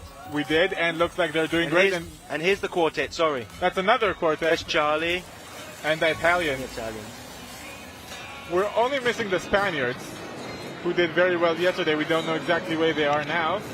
But Guy Niv and Nadav Reisberg are racing to catch the Germans in the yellow jersey, George Egger and Lucas Baum.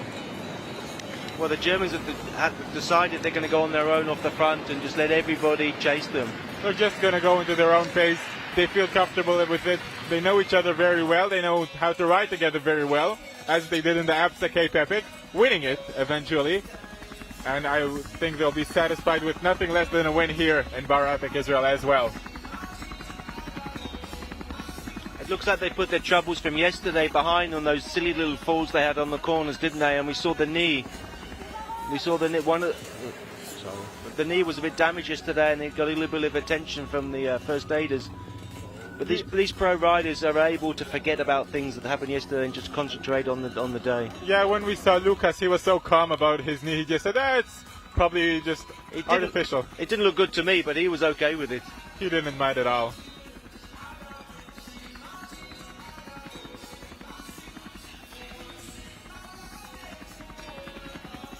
So we're 46 minutes into today's stage, the first stage of Bara Epic Israel. It's a tough route today, 111 kilometers, 1,200 meters of climbing.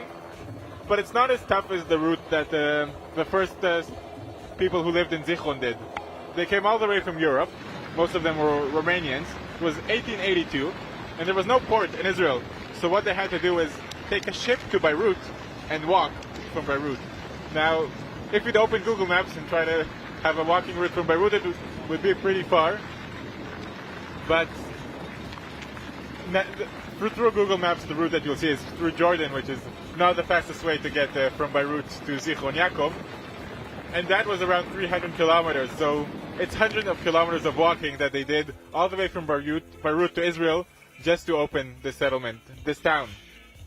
You have to be committed to do that, don't you? You have to be very committed, and they were. And look what a beautiful town they've built.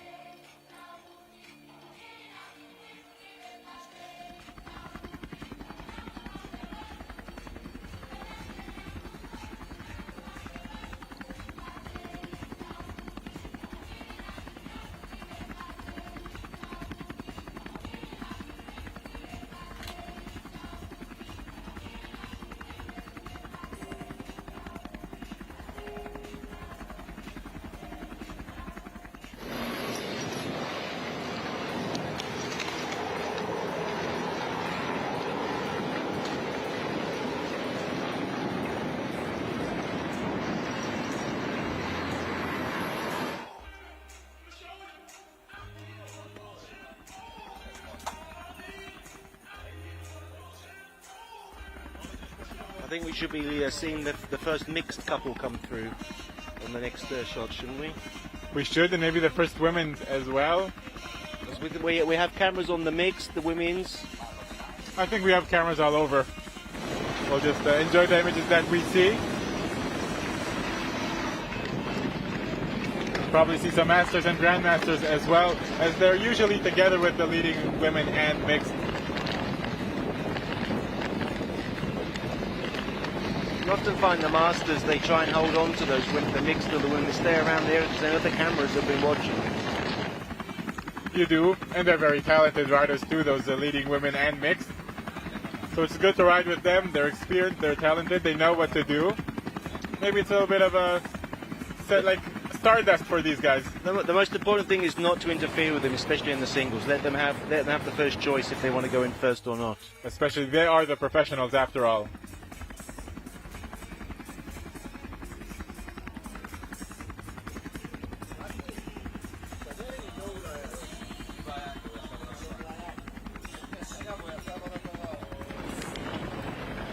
So nearly 30 kilometers into today's stage, the riders has already encountered the first climbs of the day, and we do see some splits already. We don't know exactly what the situation is. We'll see it very soon. We do know that in the front are George Jagger and Lucas Baum. Around 30 seconds behind them were Guy Nieve and Nadav Reisberg. Another minute or so behind them were Charlie Markt, Tomer Zaltzman, and the Italians, the Samparizis.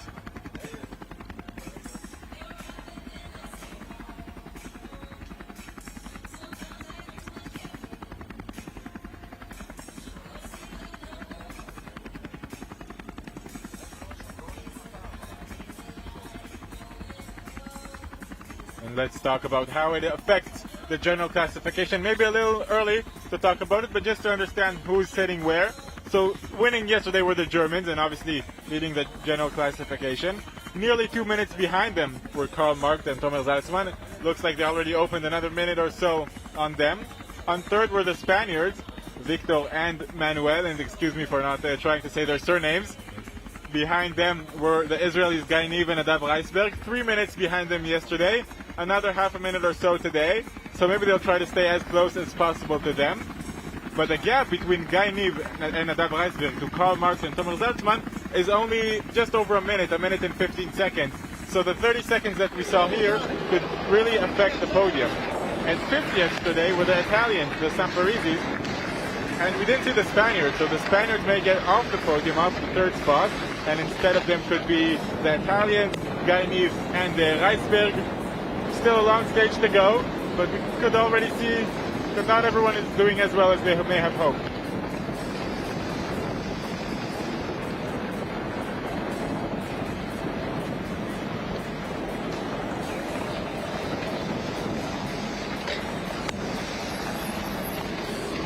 Adding on these little gardens here is a good idea. If we can break up the race, break up the route for the riders. It's like the first section, now they're going through a little mini section, then on to the next section. Good for them mentally. It is good. It is better many times to look at a long stage like that into little sections. Sections, exactly, little mini stages. Maybe you could say, even when you do a long climb, it's difficult to look all the way to the top 20 kilometers at the end. Maybe it's better to look to the next corner, to the next kilometer. Try and do it section by section, step by step. A little drink over there from the Italians. Looks like they're still together with Charlie and Zaltzman. I can count 6 there.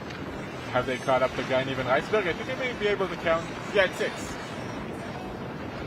We may have a group forming behind the flying Germans. They have some twists and turns here on their way out of Ramat Nadiv.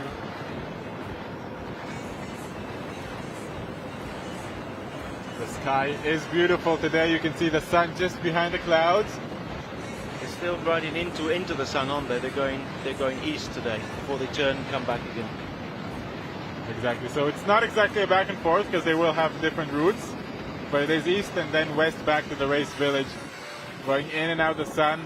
I really hope everyone has their shades on today. And here we see George Agra and Lucas Baum leading the race. they are in race mode yet again.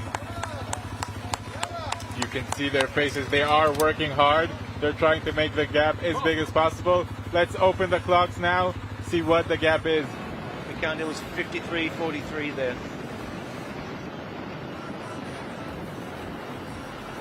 This is the main group behind them, as we said, the Italians. Now what could be happening here is because there's 6 top riders together, there could be a little discussion and looking at each other who's going to do the work here. And that will play in the Germans' favour because they'll drop the pace just a little bit without even realising maybe, and the Germans are still working on the front. It is a very good point because the riders here may think of the other podium places and not consider the first place that the Germans are racing for. It's just over 30 seconds now. 30 seconds or so, maybe 40. Yep, That's not much the gap. at all, is it? It's still, if a couple want to jump off the front here, it's still doable to catch up if they want to make that effort. On paper, but is it advisable? I'm not sure you should try and catch the Germans. You should ride at your own pace now. It's a very long day. Still 80 kilometers to go in today's stage. We already see a 40-second gap. It's a big gap to start with.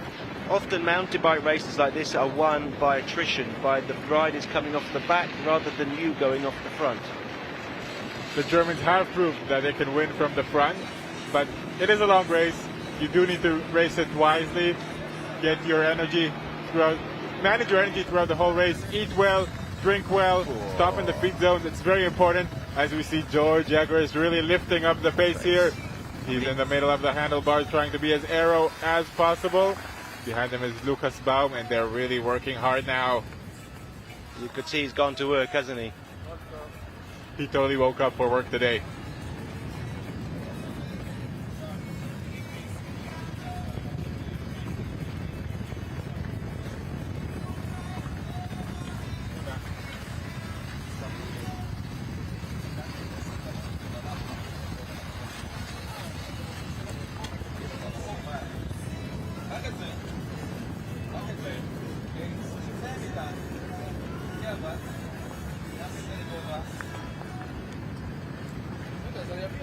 You can see the 2 different techniques there of the handlebar, holding the handlebars, with the aero in the front and the wide grip on the back. When you're in such a high effort, you're just looking for the most comfortable thing to do. You don't always think what's the safest. You just do what's comfortable for you at the moment, what allows you to keep on pushing on. Well, I did notice that they're a little bit more cautious on those gravel turns today. They are cautious. They know what happened yesterday. It's hard to forget. But I don't think they really care. They're just keeping on working on.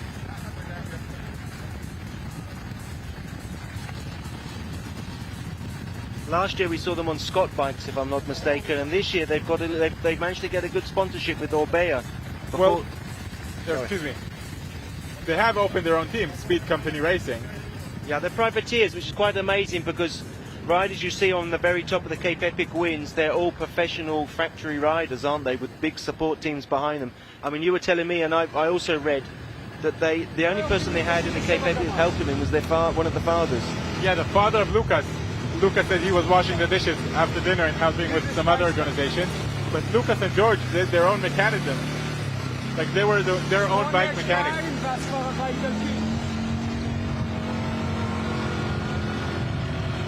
And we're on the quad bike here, and the driver of the quad bike is Ran Sachor, which again is another Sachor. There seems to be so many of them around here. They're all over this race, the Sachors. And his son is racing, isn't it? He is, Yuval.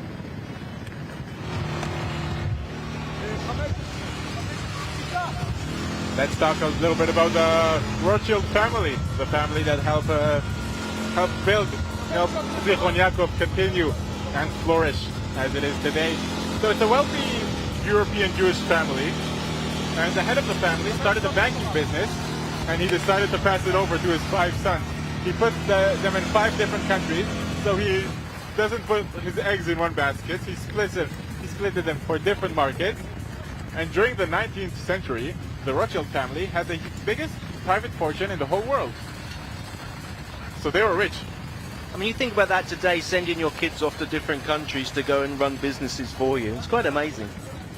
It is amazing, but having the largest fortune in the world means it works. I guess they didn't have to struggle, you know, with the money going down the shops to get some food in the new country. Absolutely not.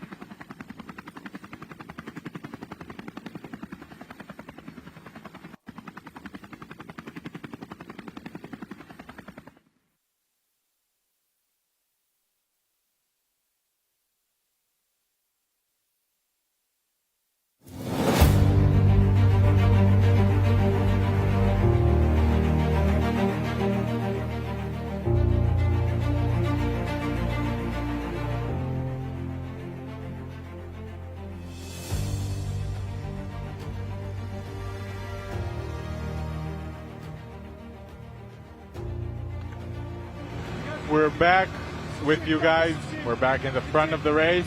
Well, it's not exactly the front of the race, it's the second group. Nearly an hour of racing in. And the Germans are off and running. George Egger and Lucas Baum are leading the race. Behind them are three duos, three teams of two. It's the Italians, the Samparisis, the Israelis, Niv and Reisberg, and the Austrian-Israeli duo, Charlie Mark and Tomer Zatzman. As we can see the Israeli TV broadcast, and we'll be back with the race in a moment. So this is the stage for today, stage one of Bara Epic Israel, starting south towards the fish ponds of Magan Michael, then heading east towards Mishmar HaEmek and Megiddo Regional Council, having some big climbs and some single tracks, then heading back to the west to the race village. A tough stage, 111 kilometers, 1,200 meters of climbing, and the riders are already 40 kilometers or so into the stage, 77 kilometers to go, as we're getting some images from our e-bike cameraman. Looks like there is some work at the front. They don't look like they're going full gas. The Germans look like they're going full gas, that's for sure. It's George Egger on the front. He looks strong today, and he's having a really, really good race. These guys are having a good race. On this little incline right now, they're just not waiting to anyone.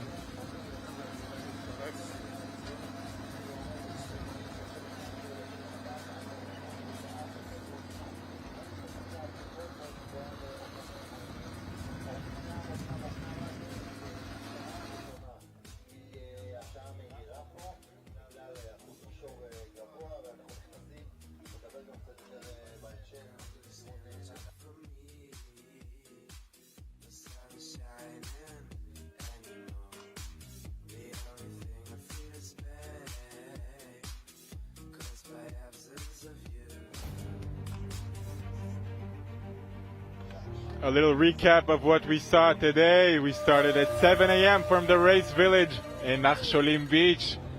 Started at an easy start. All the riders went through the start line. 500 riders we have here in the start line. The leaders in the leaders jersey were the first on the start. Were the first on the first line on the start line, and the racing started with the Germans attacking. And they continued with the German attacking. I think they've been attacking for the last 3 years, haven't they? 4 now. Oh. And here we can see Ben Kedmi having fun. That's a bit of a waste of a battery. I think he should save his power, because the Germans aren't going to wait for him. Well, this guy isn't following the Germans, but it's still not an easy day in the office for any of our e-bike guys. We have Aviv Yechezkel with the elite men this year. We passed near the beautiful fish ponds, the beautiful birds migrating. Just talking about e-bikes. E-bikes is a great way for more mature riders to get into and carry on in this sport, isn't it? It is a great way. And just to see here the little passages we had, we'll get back to that in a moment. We saw the Germans open nearly a minute of a gap already at that point of the race, going under the road and back on again. We don't want to see any mistakes there, I think. Any corners taken too widely. That would be an unpleasant place to fall. We might leave a camera there for the amateurs to see if anything happens. I hope everyone stays on their bike and doesn't get too wet now. There are some other water passages later. And you were mentioning the e-bikes. It is a great way. It allows older people, people with maybe heart problems, who can't make a big effort, to enjoy riding their bike on a slightly heavier bike, but they do have the motor to help them. And they can go to further distances, explore more places, more tracks, more single tracks as well, and just enjoy themselves without putting them at risk. What I found that is actually it allows you to do multiple climbs, to do that multiple single track going downhill, where on a normal bike you think, oh no, God, I've got to go up there again, I've got to go up again, I know I'm going to go on the flats. So it opens up more options for you. Absolutely, and it still works. You can still make a big effort on those e-bikes. There's even a world championship on e-bikes. I think we're back on live now, aren't these live pictures, and the Germans are still going to work on the front. Looks like we are alive, and the Germans are very vivid and working very hard today.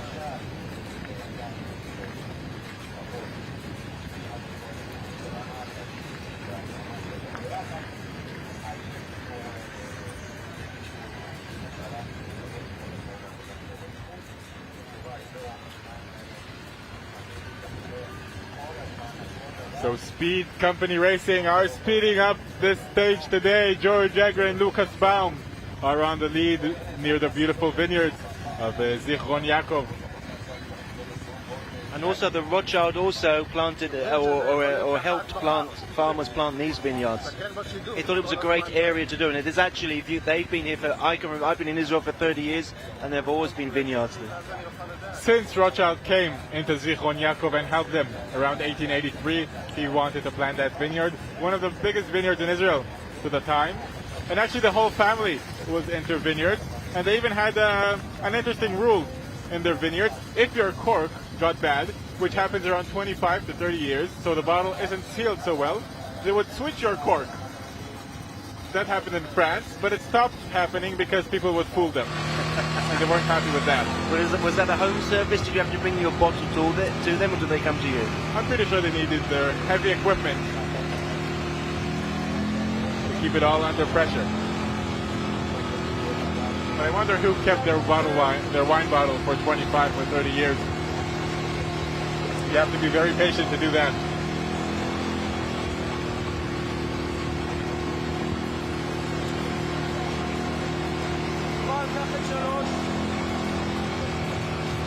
Yeah, in Israel, in the north, especially in the north, there, probably in the hills of Jerusalem, winemaking is becoming a very popular and a very mainstream market. It was once only one or two winemakers here, wasn't it? Now everybody seems to be making wine. Yes. Looks like there are many wineries, many vineyards here in the area. You know, what did they grow? No, you're going to say it because I'm going to mess up the words of the grapes. I'm not sure. I'm an expert in grapes as well. But looks like they have Colombert, Merlot. That's pretty much it. A good area for red wine, if you like that. Yeah, apparently it's a very good area for red wines. I've been told by a friend. And we see the Austrians are there at the front right now. The Italians look to stay at the back for now, but the Austrians and the Israelis are motivated to keep on working. As we said, when Charlie Marks wakes up, he doesn't stop. And it looks like he's working at the front now. Maybe it's him or Tomer. Well, Tom is probably being told by the other two Israelis to get out on the front and do some work as well. I'm not sure he'll listen to them. I think he'll listen to Charlie today. And if you could see the orange rider you saw attacking over there, that was our e-bike rider. So no big attack from the favorites yet. You know, and a little interesting the fact that Tomer probably saw Guy advance as a mountain bike racer when he was growing up, because they literally live 1 kilometer from each other. Wow, but there is like around 6 years between them, isn't there? Yeah, so I would imagine there will be little Tomer looking up to Guy Niv in the juniors, where Tomer was maybe 12 or 13. And now he's racing a person who could have been his hero in his farewell race. That's right, the last time we're going to see him professionally, unless he has a change of mind. you can try to convince him later. I think we leave him a year, let him have a year off, and then he'll think about what he wants to do. Looks like he's come up to a decision. I'm sure it's not an easy decision to make. Well, it's never an easy decision to let go, is it? It's never an easy decision to let go to something you've worked so hard for, and it was one of his best years as a professional rider, and deciding to stop now says a lot about the fact that he's pretty sure about himself. It's not a rider stopping after not doing well, it's a rider stopping after doing well. Yes, I mean, they can get riders can carry on maybe too much, and then they start to, I wouldn't say hate the sport they're doing, but they dislike it, don't they? They carry on just to that extra year. Yeah, sometimes they just need a break.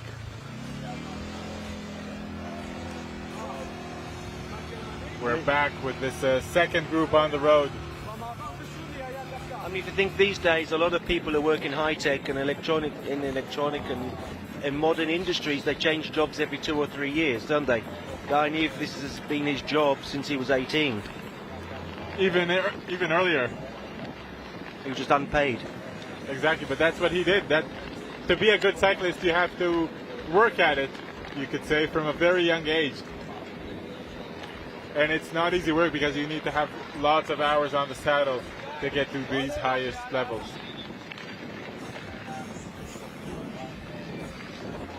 Looks like Masters or Grandmasters riders over there. Can't see exactly if it's a 300 or a 500. Looks like 303. 308, yep, 303.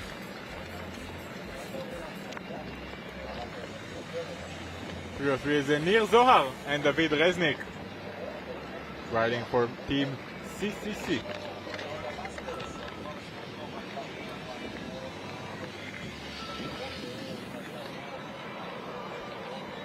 Yesterday they finished in the 6th place in the Masters Prologue. A minute and 53 seconds off the pace. It's hard to know exactly where they are now. We'll get a better picture of where everybody is in the intermediate points. I think our cameras also have to find their leaders on the track, don't they? It's pretty messy to find all the leaders because we have 5 different categories here racing, even more because we have the relay racers as well. So it's hard to find yourself exactly between all the riders. All you need to do is ride as strong as possible for the whole race. And that gap that they have, the 1 minute and 53 seconds, that's very manageable and can be opened. They can lead by 2 minutes at the end of the stage. It's such a long day. We still have such a long race. Anything can happen. I mean, it's nothing. 2 minutes on 111 Ks is nothing. If one rider has a bad moment, loses that energy, loses the feeling in the legs, I mean, can lose 4 or 5 minutes quite easily. Very easily. It could have been that they just had a bad race yesterday, and they're having a better one today. And here we can see the results from yesterday from the prologue in the Masters category. First place were Yuval Friedman and Noam Strashnov. Second were Sharon Peer and Vir Almog. As we said, Nir Zohar and David Reznik that we just saw are 6th. So we got 6 teams within 2 minutes of each other. It's a tight race. I think it will stretch out a little more today. Going back to 3rd, it was Angelo Di Veroli and Chaim Dahan under a minute back. 4th, Lior Zachmaor and Sur Brandt. And 5th, Asaf Brode and Lior Chaklai. A minute and 34 seconds off the pace of the winners, Yuval Friedman and Noam Strashnov. Who are wearing that dark blue jersey? Yeah, I think they're sponsored by the Wahoos that have come and put their trainers here for people to warm up. Well, I'm pretty sure we'll see them later, and I'm pretty sure they're going to have another good race. They're very experienced, Friedman and Strashnov, riding many Cape Epics as professionals together. And this is their 2nd Epic in the Masters category after they won last year's Epic.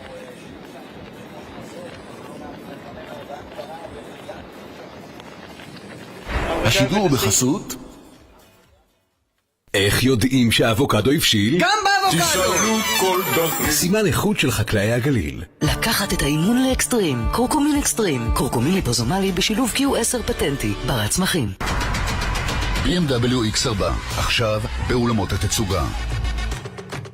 פספורט קארד, במקום הראשון במדד השירות בביטוחי הנסיעות לחול. פספורט קארד, no matter what. A unique haute couture creation. New DS4 Haute Couture Experience. פומה פיוטר, נעלי הכדורגל של המחר. פומה. בטאץ' מתאימים ביטוח בול לרכב שלכם, החל מ7 שקלים ליום, כולל מקיף וחובה, רק בטאץ'. יותר טוב לנו האמת, כי זה להתרכז במשהו. יותר קל היום. Some more images from earlier today. The beautiful Ramat Nadiv, and we see a little problem there for number 322 Pro CCC team. Looks like a problem in the rear wheel. I wonder if it's the derailleur, maybe the wheel. It's going to have to come out, isn't it? It looks like they're going to have to put an inner tube if they're taking it out. Yeah, it's Sassi Levy and Yaniv Ax, the Avengers! Exclamation mark. And you know that the Shimano guys, the Shimano mechanics were telling me that there's two points where there's a self-service, free for charge, inner tube, tyre and sealant use. All you have to do if you have a problem, you can go and take a tyre, it's free for charge. That's great to hear. It's another great sponsor of this Bara Epic Israel, but it's only 2 points in 111 kilometers, which are great. No, so that's an extra 2 points from the feed zones. They are in the feed zones waiting for them as well. With even if you just take a little bit of oil from them, it'll just help your day. That is very appreciated help. However, the race is very long and the riders do need to carry some of their own equipment as well. Sometimes you just can't carry on if you don't have any more air in one of your wheels. You can't get to one of these points.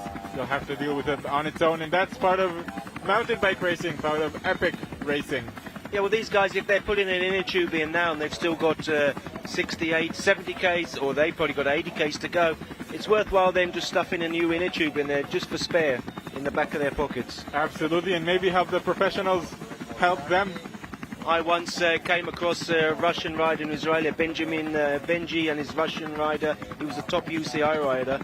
They had 3 punches in the day, and I kept on catching up with them. The first 2 times I left them by themselves. The third time I felt so sorry for them. I threw them my inner tube. You're not supposed to help them, but I did. And then after I'd thrown the inner tube and gone on, I thought, oh, what about me now? What if I need the inner tube? I hope you didn't need it. No. You don't have to, but no bad thoughts. Karma was on your side. That's right. Karma's a big thing in cycling, I think. Well, cyclists can think about that sometimes, but in the end, it's all in your head. It's what you have in your legs and in your head as we pass through the Mount Holshan Reserve. Yeah, I think the Russian guy was Aton, I think he was a big cross-country rider. That was quite funny because Benji had contacted me on email and invited him over to do the epic with him, like just quite, cheeky. And the guy said, yes, I'm coming. That's a great way to find your partner. So guys who are looking for partners, start opening your email and find some riders. Benji these days is apparently a very good coach of young kids. I wonder if that's what he teaches them as well. He probably does. He gets his kids to send cheeky emails all over the world.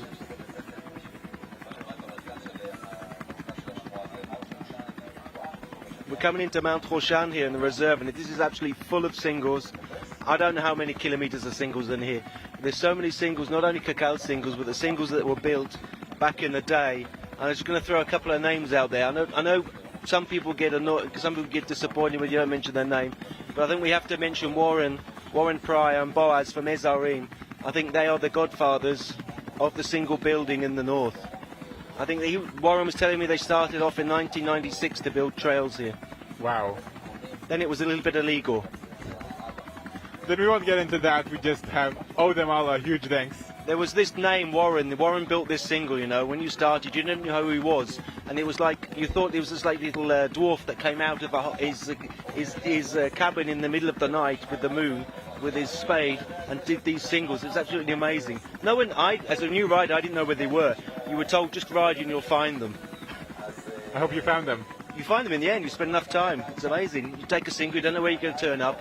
You come to the end of the single, and then you climb back up again. Look for a new one. Well, now we have even more singles, so you can do your whole ride in singles in some of these reserves, some of these these forests. Yeah, well, after Kakal, we won't say cottoned on, but Kakal got the idea that as you watch it's a cyclist in the forest is a good idea. Looks like some riders have stopped there. Not exactly clear why they've stopped, what happened, and if they got mistaken, if something happened. It's hard to see exactly who this is. We can see someone bending over there on the bike, but there's four of them. You're right, there's one person walking. Three. I think it's the motorcycle. Looks like it could be George Jagger and Lucas Baum who have stopped, but they're off and running now. It was a quick fix, and I think they're back on their bike.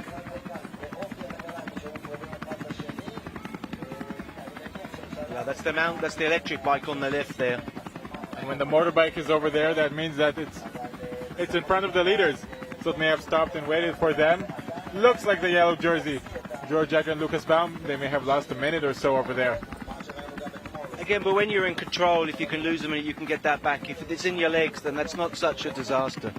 And I would say it could kick them off their pace, but they're so calm and so collective. I don't think it will. Also, the guys behind them probably don't know that happened. So if I knew, I would try and raise my pace a little bit because I knew I had a little bit of an advantage. They don't know. For sure. So they're the second, third, fourth pace guys don't take that advantage. They won't, but they may start seeing them now because we can see them just at the right-hand side of your image, just over there, just about to make that turn that the Germans made. Now it looks like it's about 30 seconds gap. It was up to a minute or so, I would say. Well, there's nothing better than for motivation to see someone who you're chasing in the distance. But it depends how straight the roads are here. So I'm not sure they saw them. I'm not sure they know. But they're still riding. They're still racing. And I wonder what happened over there for the Germans.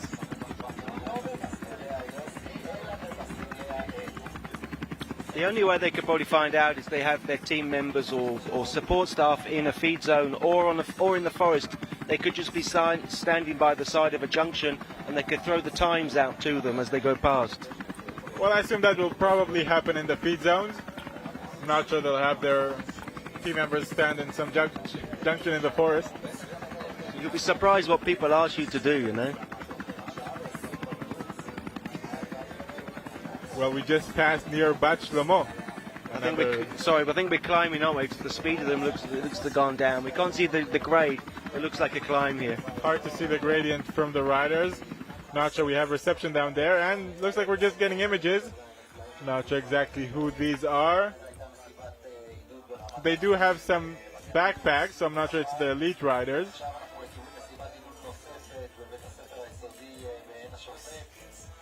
They're going to an area in Israel that is it's a mecca of cycling. The amount of forest trails, 4x4 trails, single tracks is absolutely amazing. You can put your car in the middle and ride for 8 hours without hitting a road, without going across a road, and just riding single track and trails here.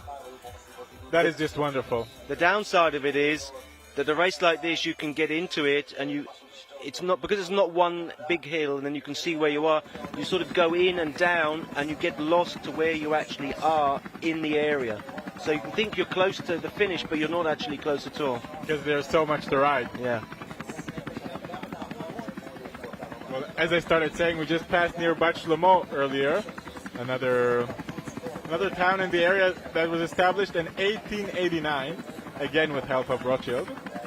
It's a village in Ramot Menashe, and it's named after his mother and her father, Betty and Shlomo.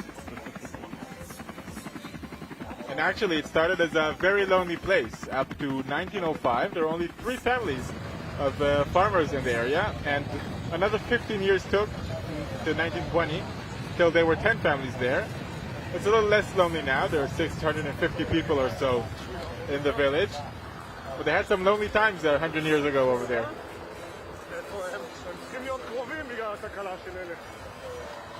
And we're back here with the camera on the front the front 2 riders.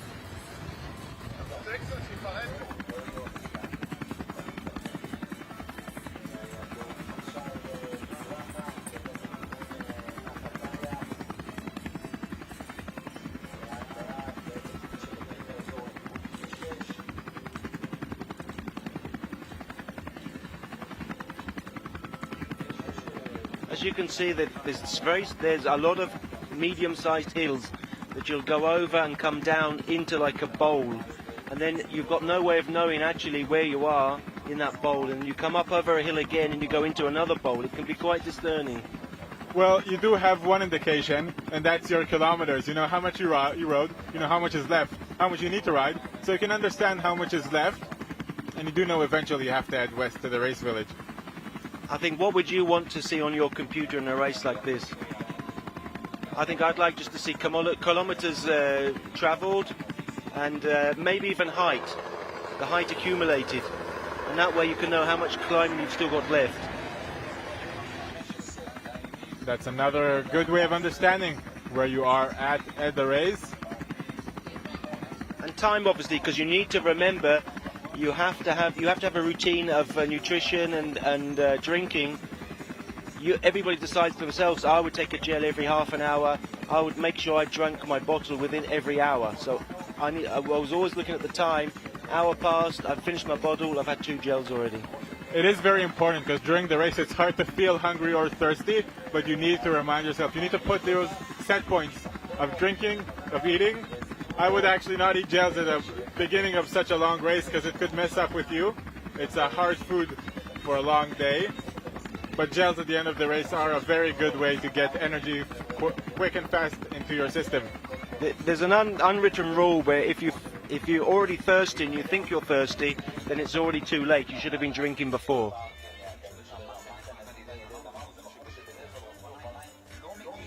And that's why you need to time yourself. And sometimes in the very back end of the race where your partner or you're feeling the pressure and you're tired, your mind's gone to a different place and you're on automatic, it's quite good for your partner to ask you if you've had a drink recently. It is good, and it's another good aspect of riding with a partner, with another friend, with another pal. You can look out at each other, and it's not only the feeling thirsty that's gonna alert you and tell you it's too late, but also feeling a little tired or feeling like you don't have energy, feeling like you're about to cramp. Adding up salts is also important for some riders who lose lots of salts during the race. I mean, for all the riders here, they're going to feel tired in the end. There's no rider that's going to feel fresh after day. Of course, but you can manage it eating well and drinking well. The great thing is that if you're feeling tired and you look at your riders around you, your competitors, if they look worse to you than you're feeling, it gives you a great boost. Well, but the problem is not every rider. Some riders have a good poker face, and I think one thing that's important to remember is that everyone is suffering. And if you remember that, you can maybe cheer yourself up that you're not the only one that's suffering. I'm sure that I remember some famous cyclist from the 70s said it never gets easy. It doesn't get easier, it just gets faster. And it still gets faster and faster as the Germans. I think it's the Germans now at the front. A little hard to see, but we can see 2 riders over there. Seems like they have a yellow jersey. Yeah, I would imagine, because they've got the motorbike there and there's only 2 together, isn't there? They've left Bat Shlomo. You can see we've left Bat Shlomo and we're going towards Mishmar Emek Forest. And we are back with the chasers. Looks like we have the Italians here. Guy Niv and Nadav Reisberg, Charlie Mark and Tomer Zaltzman over there at the back of that group. And you can see the pace is just a little bit lower. They're just looking at each other. Why should I work in the front? Come and give a hand here. It'd be better for them to come to some sort of agreement that at least one rider of every couple does a turn on the front. Exactly.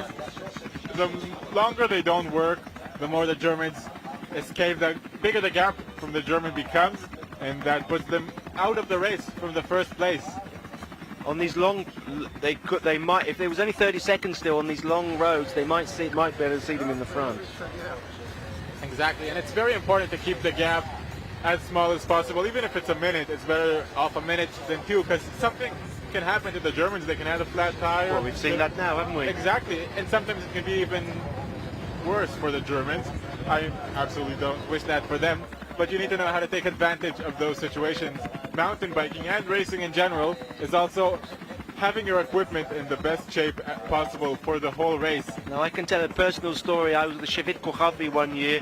We were in one day we were third. We knew we were third on the track for the Masters 40, and we knew that Angelo and Noam Schiller were in front of us. We didn't know where they were. We kept on working after 90 Ks, 2 Ks to the finish. We found them in the forest with 2 inner tubes that they'd obviously ruined. I don't know how they did it. 2 inner tubes were on the floor. There was a big argument going on between them why they'd messed up. and we just rode past them. We knew we were going into second place, and we were smiling. All the pain had gone away, and we were just watching the argument as I think they recognised their second place was going as we passed. It was just beautiful. I'm happy for you us. guys. For us, sorry, but for them, I didn't want to be there. It looked like a bit of a nightmare. Yeah, I'm happy for you guys, and that's exactly what we just said. You need to keep on riding for the whole race because you never know what will happen to your rivals. That's right. It's this moment, that was maybe 9 years ago, that moment, but those moments in cycling, as well, stay with you forever, don't they? Absolutely. When we're suffering and the legs are aching, they sort of go away, I have to say. I can't remember how my legs used to hurt. Here we have Guy Niv now at the front of the race, leading up that group. 3 Israelis in the group, 1 Austrian and 2 Italians. Guy, they could be looking at Guy Niv saying, come on Guy, you're a Tour de France rider, you go and do the work a bit. And now it looks like some Charlie Mark is over there. I'm not sure if he's leading or if he's behind Guy. Well, there's 5, you see. Guy's ahead on the left there. There goes Guy, he's just on the left. Now, looks like now Guy and Nadav are together, maybe trying to escape. They're going to do some work now. I think they realise this isn't good for them to pull everybody up. They want to pull away from these guys as we cross under another road. Pretty sure it's Route 6 right now, heading to the area of Ramot Menashe. That's the area of the first epics, where you won, haven't you? That was a long time ago, but yeah, I've still got the jersey, And when I want to feel good, I put that jersey on and go for a ride and live the dream again. That's great. What color is that jersey? It was white and blue. White and beautiful. Can I tell you a story about the first epic? Of course. Gal might not like this, yeah, but Gal didn't have any money at all, and it really was built on a shoestring. That's fine, He had the vision to start it up. That's fine. No one believed it. At the time, people were going, no, it's not going to happen, it's not going to happen. The guy was like a bulldozer. He made it happen. The money ran out, I think. And we got the first, the Masters 40-year-old's first prize. He didn't have enough money for 2 plates or two cups. Okay. So we had to share it between us. So I gave it to my partner because he was 10 years older than me, and I said, you earned this plate, Sunshine. It was easier for me than it was for you. You take the plate home. But that was how. This is where it came from. The roots of this race. Well, it has to start from somewhere, and look how far it's gone now. And we'd like to thank all of the team here for doing it and carrying on for this 9 years, isn't it? 9th epic. 10 years ago they started because we did have a COVID year in the middle, as many sports events had. But this is the 9th event. Next year it will be the first, the 10-year event. Maybe there's something special going to happen. We have to wait and see. And a 10th anniversary. Every epic is special, and I'm sure the next one will also be as special and even more special than this one. I think we're improving from year to year. Gal manages to outscale himself every time. Well, you collect the knowledge, don't you, as you go along. Every year you learn something, trying to improve yourself. You do, as we get some images from our leading riders. George Jagger and Lucas Baum are working well. No panic for these guys. I think moving the race every couple of years keeps this race fresh. It's nothing worse than going to a race that feels stale and the excitement's left it. Exactly, that's part of what's interesting. Here we have number 343. It's Yaron Menachem and Guy Dvir for team 443, number 343. Nice for these guys. And they have a problem there with their chain, it looks like. Yeah, maybe the chain slipped off the cassette and got stuck there. The chain stuck between the spokes and the cassette, trying to yank it out maybe. Bit of teamwork. Yeah, the other guy's going to try maybe now. Anyway, so you were talking about how the venue changes every few years, and it does help to freshen things up, because before every year the riders come and ride all of the tracks in the area. So every few years many riders come to see a new area of the country, and that's part of Gal's vision. He wants the epic to be revealed and to reveal different parts of the country, different parts of Israel. Well, it's a big boost for the area. Months before the epic arrives here, you'll come on the weekend and find riders from all over the country looking for the trails that Gal's using. Do you know where Gal's using? Do you know what signature track? No one knows. That's the fun of it. You just have to ride all of them. you have to ride all of them, and even then, Gal can make up a new trail.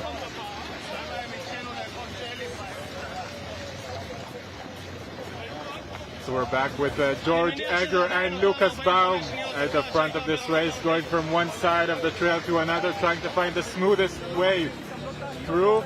We can see that group behind them. I think they're not so far behind. It looks like the same track. Could we see them at the continuation of it? Yeah, I think we're in a transition point here. It goes from one set of hills to the last big set of hills. Yeah, we're now in the area of Ramot Menashe, if I'm not mistaken. Looks like the Germans were here 30 seconds or so ago, so the gap may be closing down. And this area is also famous for having flint stones. You can see the grey, it's like a clay grey, but the stones are very white and very sharp on your tyres. But you have flowing trails and tracks here. That's exactly why they're trying to find the smoothest path as possible. They don't want to have another technical issue. I think they're pretty close, these two groups now. But you can see the body language here of this second group is a bit more relaxed. Not everybody wants to do the work on the front here. I think if you pay attention over the next couple of minutes, you'll see a certain amount of riders working and the others just resting in the back. I think I've seen mostly Reisberg and Nive at the front and Charlie Mark helping them. I didn't see any other riders leading yet. I think there was a little bit of explosive there. No, looks they're still all together. I think they're going to wait to the next hill now to make an attack. Because you don't want to be, if you've got people sitting on the back sucking on your wheel, as you say, it can be rather annoying, and you'd rather get rid of them before. You don't want to take them to the finish, do you? Absolutely. You won't go at your 100% when you have someone on your wheel. And I don't think they're going at their 100% yet. But when they'll be alone, and I'm pretty sure we're going to have another split here, or an attempt to split the back here, I think then they'll start upping the pace. It's a balance, the balance between not letting the Germans get too far away, and on the one hand, and the other hand, not to give a free ride to your opponents.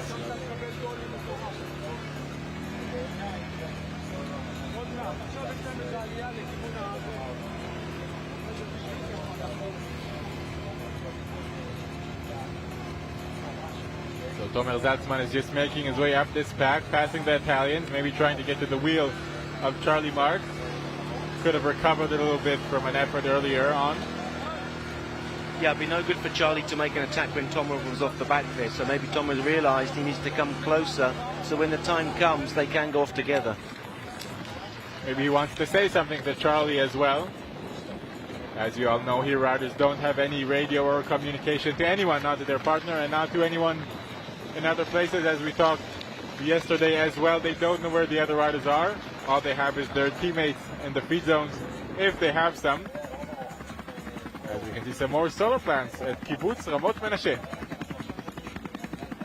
which is a kibbutz in the Ramot Menashe region. We can see the crowds there waiting for them. Hopefully it's the school kids have been let out the classes again today to go and meet them. It's beautiful to have all these crowds here on the road. And let's talk a little bit about Ramot Menashe. It was established in 1948 by Polish Holocaust survivors, who were later joined by South American groups. That should have been interesting, shouldn't it? The two of them together. It's an interesting combination. And another thing about this kibbutz, it's the only kibbutz to have a professional soccer team in Israel. It's not in the higher leagues, but it's a professional soccer team for Ramot Menashe. And here we can get some beautiful images of this pretty kibbutz.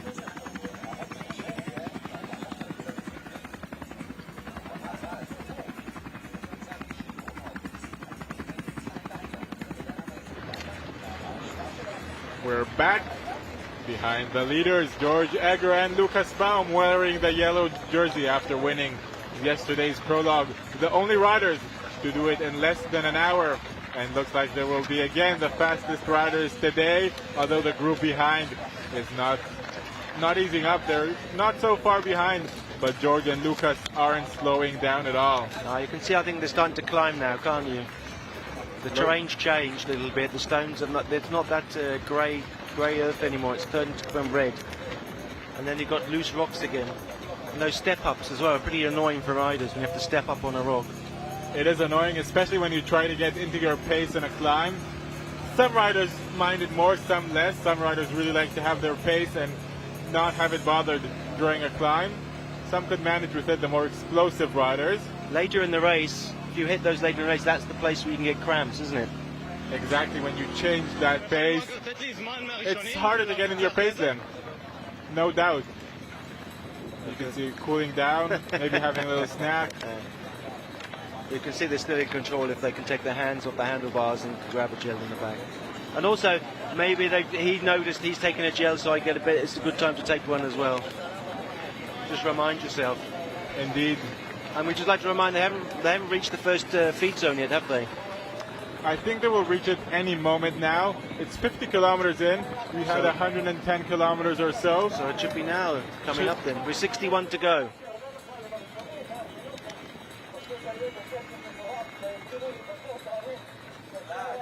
We're listening straight from the camera guy, Aviv. I'm pretty sure it's Aviv Yecheskel. Yeah, he's talking. We can hear him. I think he's talking to Sport 5.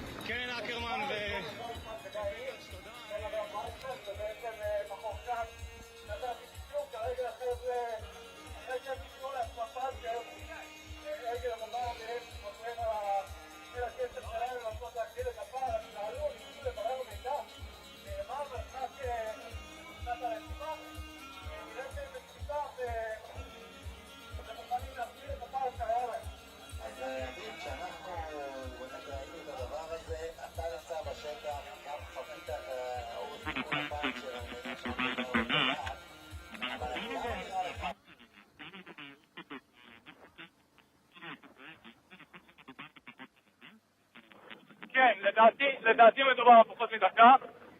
כשהיינו ברמת האביב... הופה. רגע, פספוס קטן. עוד. אני בסדר, רק פספוס קטן של רוכבים במסלול, ובכל מקרה חזרנו. ברמת האביב היה להם כ-45 שניות. אחר כך הפער לדעתי גדל לכיוון דקה. וכשהפאנצ'ר קרה הם בזבזו לפחות חצי דקה, אז אני מעריך שהפאנצ'ר כרגע באזור 30, 45 שניות יותר, לדעת שאני לא רואה את קבוצת הרדיפה, אבל זה בערך הפער.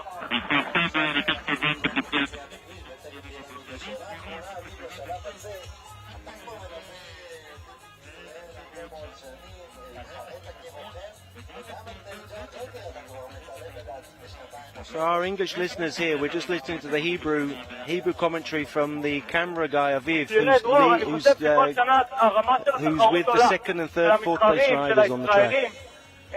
Indeed, and we'll get you that translation in a moment. בכאילו קלות לנצח את המרוץ ולייצר פערים עצומים וכל ברכיבה מאוד מאוד מרשימה שהם כמעט כל הזמן לבד. תראה, אז אני חושב שאני חווה את הרמה שלהם שעולם דרך התוצאות שלא משתנות, אבל הרמה של התחרות ושל הרוכבים הישראלים כל הזמן עולה, ונראה שהזוג הזה רק ממשיך ומגיע חזק יותר מכל שנה ושנה, חכם יותר ומנוסה יותר. תודה רבה אביב.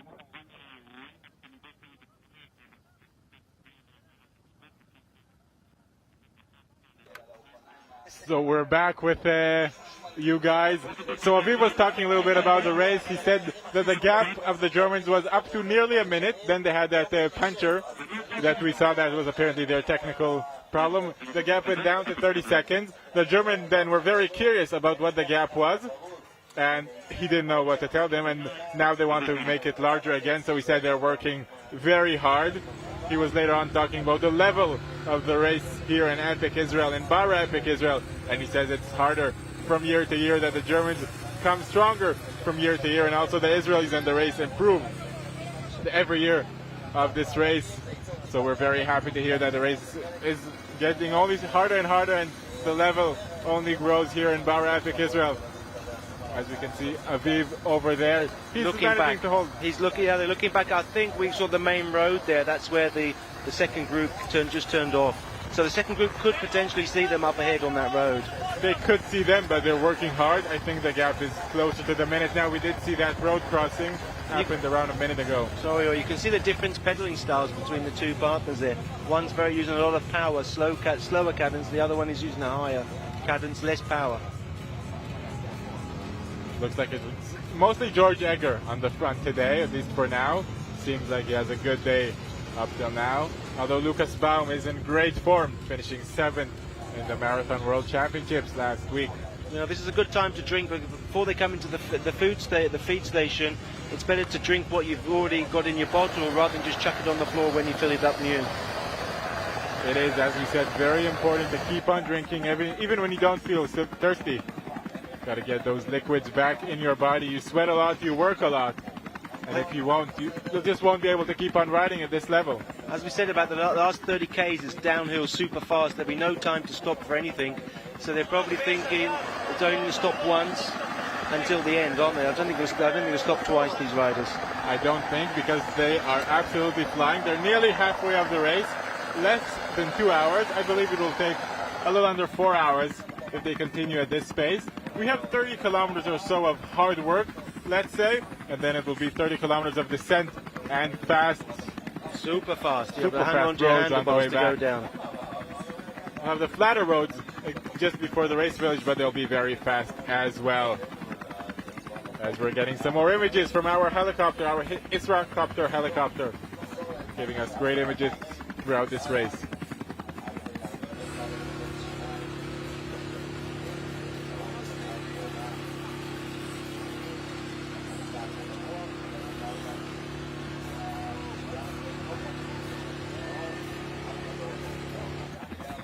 Looks like the pace isn't very high in that second chasing group. And we had Tomer and Carl in second place, don't they? So the other riders have to beat them today to move up, don't they? They do. They're in control for now. I'm sure they'll want to make that gap a little bigger. You don't want to have your gap around a minute from your rivals. You want to be in a more comfortable place, and that's exactly what the Germans are doing. They want to have a bigger gap when they have 2 minutes over their closest rivals. They're thinking ahead, and tomorrow they won't have to go off the front to make this big effort. If they want to, they can just sit and relax and let the other people try and beat them. They won't have to, but I'm not sure they can help themselves. They just love racing. They love going full gas. They love winning. And here they are at the feed zone. So you see they do stop. They take some water. They'll probably change bottles. Take as many drinks as they can. Pour some things on them. Cool down. Straight out of the jug. And they want to do it as fast as possible. They don't want the other riders to even see them. You see Aviv is tense over there. He's looking for a battery. Changing his battery, exactly. He's going to lose them. He's going to have to work hard to catch up. Well, he did it once. He can do it again. Now we could time it there. What we were just under 46 minutes there. I'd say 45-40. They got in there, something like that. And they'll be here any moment. But it doesn't feel like they're racing full on. Now we've got 6 riders coming into the same feed zone. 6 of the riders trying to grab the same drinks at the same time. It'll take a little bit longer than they would have the front two, wouldn't it? It will, but it's a big feed zone. You have many people over there. It is set to receive 500 riders today. So I think they'll be ready for these 6 riders. But it really looks like they're not putting in a huge effort right now. They're all looking at each other, aren't they? When will we see the attacks? That's the problem when you don't know what the first place riders, how far ahead they are. And if it's in a reasonable gap, they could be pushing on and trying to catch them. I hope they haven't given up on that first place. So we're just in the kibbutz Ramat HaShofet right now. It's over a minute, the gap. We said around 45-40. They're just about to end the feed zone. A minute and a half, would it be? Yep. Yeah. But it's still, if they were to seriously work together, they could close that, or try and close it down to 30 seconds. They could shrink that gap, as you said. It doesn't have to be a minute and a half if they keep on working, but it doesn't look like they're working so well together. Now, they're all looking at each other. That's the thing about cycling. They're thinking, why should I work for my competitor who's just going to attack me in the end? And then by doing that, the gap from the German is only growing. They may have a gap of 4 minutes from their closest rivals by the end of the day. And it doesn't look like they got into the feed zone yet. I think it's 2 minutes of a gap already. 2 minutes, yeah. That's a very big gap to have in the middle of the race. We see some riders, the Italians are just continuing through. Yeah, so is Gainiv. Yeah. Reisberg is stopping for a couple of drinks. Carl's already gone out. Guy Neve is going to have to wait for Nadav Reisberg. Quite often you can send your partner to get another bottle for you, or a gel. You tell one person to stop, get a couple of gels, bring the one gel back or a bottle. Indeed. And that was a slightly faster stop at the feed zone. Maybe 10 seconds save there. Still 1:50 from the Germans. There's a big gap. Well, let's hope it doesn't come to bite them back after if they didn't fill up their water. Yes, as you said, it's a race of attrition.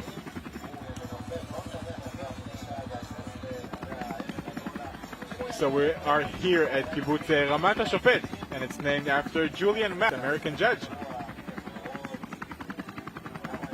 The indicator says 24 degrees. I'm not sure I feel like it is 24 degrees. Feels warmer in the shade right now. But the humidity is 60%, so the riders are sweating a lot, which means they need to drink a lot. And that's why the stop of the Germans was very wise. I hope the other riders, as you said, won't pay for that short stop later. They still have 56 kilometers to go in this race, halfway through pretty much. Still a long way to go, and here we have intermediate times for the women. That was just yesterday's times, come on. It was the intermediate time for the prologue yesterday. A few mistakes here and we'll get the right results in a moment for you. But do remember now, Man Neumann and Liesh Rivers had the problem earlier on today. We don't know how long it took them to fix it. We didn't see too much of them today. Yeah, that was in the avocado fields, wasn't it? Some sort of, maybe that was a drop chain. Hard to know. We saw them for a few seconds and they were off their bikes. And here is, again, the prologue results, the intermediate prologue results. We'll get to you with the correct results in a moment. So please bear with us.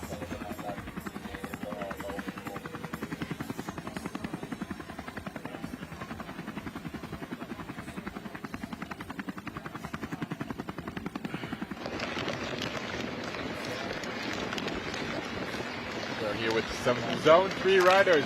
Back in the Masters, you see they're in that transitional period between the two hills. That's quite a way back. I'm not sure it's master riders. I don't see 3 digits.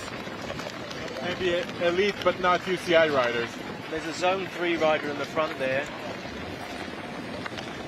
Well, some of them are under 40, so they do race in the elite category, but just not in the UCI. And here we have the timing of the first feed zone.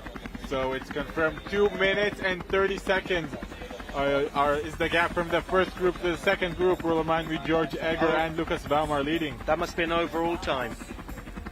Oh no, not overall. No, there the was 2 zone. minutes and 30. So the second group has the Samparisis, Guy Neve and Nadav Reisberg, and Charlie Mark and Tomer Zalzman. Now you're good at maths, aren't you? What's the average speed? It was 50 Ks. What was their time? Well, I don't remember the time actually. We've lost it, haven't we? We should have done the average. We'd have got you doing the average speed again. I think it's only going to get higher and higher as soon as they go over that last hill at 80 Ks. I think it was about 2 hours, so it's about 25 kilometers per hour. I think it was 145 they went in the feed zone. Yeah, it is. We're not even in 2 hours now. On 50 Ks. So give me a moment, I'll open the calculator. I thought you were going to do it in your head.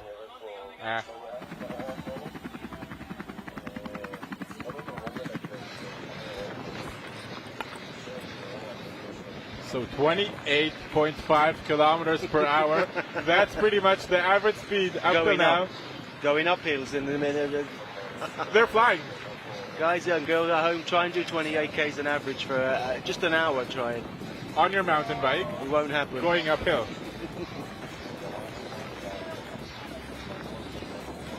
And we were on 36 average yesterday, weren't we, on the flat? Whew. We need to connect some dynamo to them. We can create some more electricity. Not only those photoelectric solar. Well, I've seen quite often they have people produce bikes that you can pedal and make produce electricity in these fairs, can't you? It's quite good fun. Generally involves beer as well. Well, George Agra and Lucas Baum can make lots of energy. Looks like the Spaniards, Team Bihi. Yeah, we haven't seen them all day, have we? Yeah, they were at the back. Oh, here's the B. That's the blue one. That was another couple. The blue with the Spaniard. We looked at the other riders coming in around 1 hour 47. So it looks like another 5 minutes for the Spaniards. A bad day in the saddle for them. I wonder if anything happened. Because they were third, we'll remind you, yesterday. in the top of the field, third last year in Bara Epic Israel 2021. So they're off the pace a little bit today. I'm afraid to say it's a little more than a little bit. 5 minutes is a big gap. It is a marathon race. We do have 2 more stages to go after today. We do have another half stage today, but it's still a big gap. They're off the podium for now, that's for sure. So we're back into the singles again, aren't we? Uphill single. Yeah, and our cameraman Aviv Yecheskel is trying to keep up the pace of George Egger and Lucas Baum. Our cameramen don't only have to be strong with their e-bikes, they also have to be technical, because these riders are very technical. Even when they don't know the single tracks, they fly. They don't care if they have rocks or any other technical elements, they fly through them, and our cameraman has to be able to fly through them as well. Yeah, well, we don't know exactly where they are now, but if anybody wants to come to Mishmar Emik and go up into the forest, this is the area that they're at, the lovely flowing singles. Anybody can ride these singles. It looks very flowy and very fast. Still better technique riders would do it faster. You always want to go faster, yes. And George Egger and Lucas Baum are going very fast. Looks like it's Lucas on the front this time, a little hard to see. But George is a slightly bigger rider. Yeah, so we're on a Kakal single here. You can always tell a Kakal single because they've got those overpasses, those gates, the bridges that you go over. It's a cattle bridge, so the cattle can't come through into the forest. In the very beginning of the Kakal singles, someone had an idea of producing a ramp, a flat bridge, and then a ramp going down. The riders quickly found out that if you hit it too hard, you'd actually take off. If you came down the ramp, you came down a single, hit the ramp, the diagonal ramp going up. שלום לכולם. בעצם מה שאנחנו עושים בפינה הזאת, אנחנו רוצים איכשהו להראות לכם, להדגים, להסביר את מה הולך לקרות לרוכבים, מה הרוכבים הולכים לעבור. מה שקורה בתחרויות כביש מאוד קל להראות גרף של עלייה, את אחוזי השיפוע, שיפוע מקסימלי, שיפוע ממוצע, אורך שלה, לדבר קצת על כיווני רוח אולי, באיזה שלב היא מגיעה במסלול. מתוך זה, כל אחד בבית יכול להבין את דרגת הקושי של הקטע הזה. בסינגלים מאוד מאוד קשה, באופני הרים בכלל מאוד קשה. מה שניסינו לעשות זה לקחת 4 פרמטרים מתבקשים, שיתנו לנו הבנה את מה דרגת הקושי של מקטע אופני הרים. אנחנו נתרכז בסינגלים. הפרמטרים שבעזרתם נבין את דרגת הקושי של כל סינגל הם מתבקשים אורך הקטע וכמה גובה מצטבר צוברים על הקטע הזה, רמה הטכנית שלו, כמה הוא טכני מבחינת מה האלמנטים שבתוכו, דרופים גדולים, סוויצ'בקים, דרדרת מסוכנת, ירידות עם שיפוע מאוד מאוד חזק או הפוך עליות, דרגה טכנית, מה הדרגה הטכנית? דירגנו את זה מ-0 ל-5, מ-1 ל-5 יותר נכון, ופלואו, זרימה, כמה הם צפופים האלמנטים האלו, איך נראה פני הקרקע, האם זה זרוע אבנים או אם זה חלק וכבוש, וכמה אנרגיה נדרשת בשביל לשמר מהירות בקטע הזה, במקטע, כל מקטע שנפרק אותו ונדבר עליו בהמשך. זה בעצם, גם את זה נתנו לזה דירוג, זאת אומרת, לגבי הזרימה, 1 זה אומר הכי פחות זורם, 5 זה הכי זורם. ברמה טכנית, 1 זה הכי פחות טכני, 5 זה הכי טכני, אוקיי? רמה, ועכשיו מכל האלמנטים האלו שדיברתי עליהם קודם, כל הפרמטרים האלו ביחד נותנים לנו דרגת קושי כללי. 1 זה הכי פחות קשה, 5 הכי קשה. סבבה, מוכנים? נתחיל? מתחילים. I'd like to thank Gal for that explanation how he's rated the singles. Hopefully the riders understood that on the tracks today. Quite often when you ride a single track, it doesn't have to be technically difficult, but if you're riding at a super high pace, all the corners become more and more technical and you can actually lose your grip and crash. Just on a single that other people would say, well, there's nothing technical to that, it's just about how fast you're riding that single.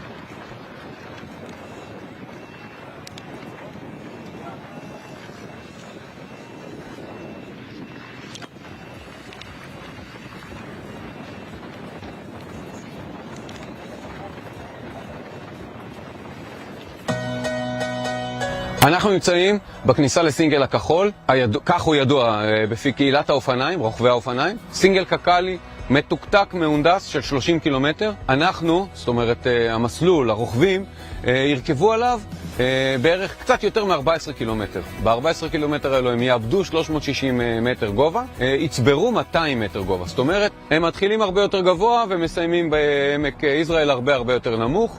משם הם ממשיכים כבר לפידזון השלישי. עד לכאן הם רכבו 50 קילומטר וצברו כמעט 700 מטר טיפוס.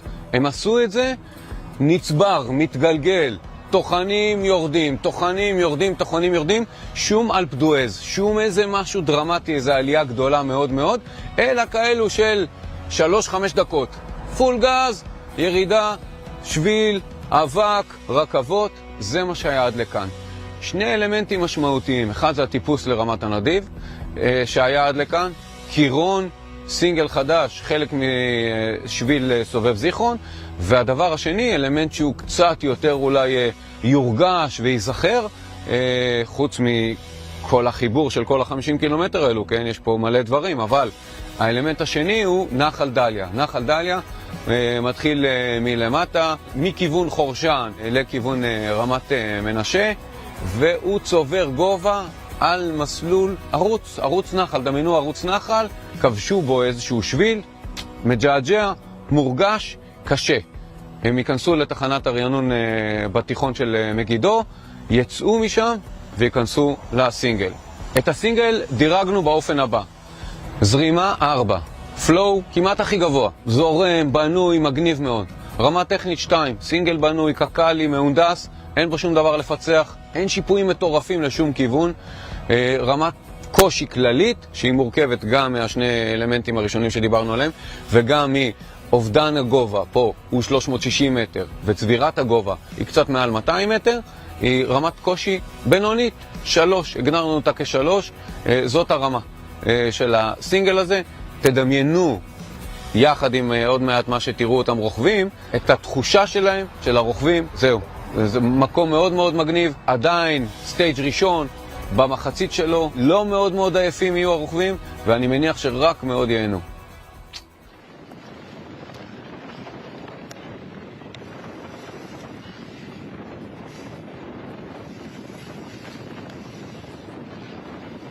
So thank you very much for Gad Tzachor explaining about what the riders will encounter now.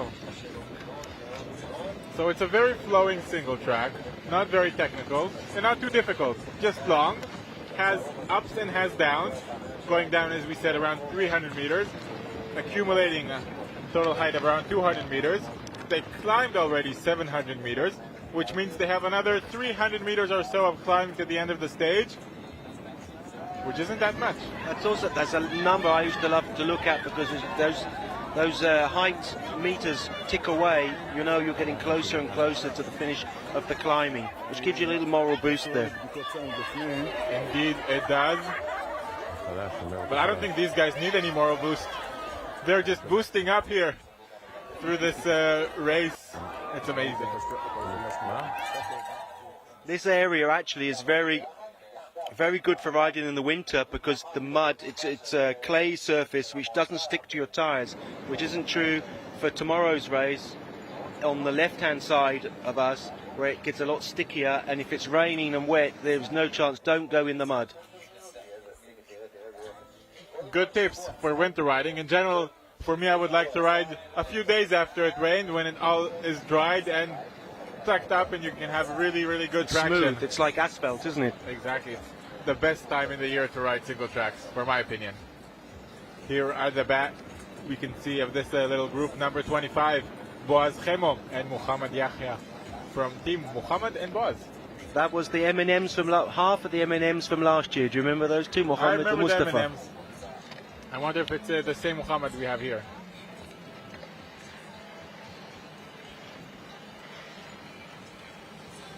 And we haven't seen much of the women yet, have we? And the mixed. I wonder how they're doing, how they're getting on. We haven't seen much of them.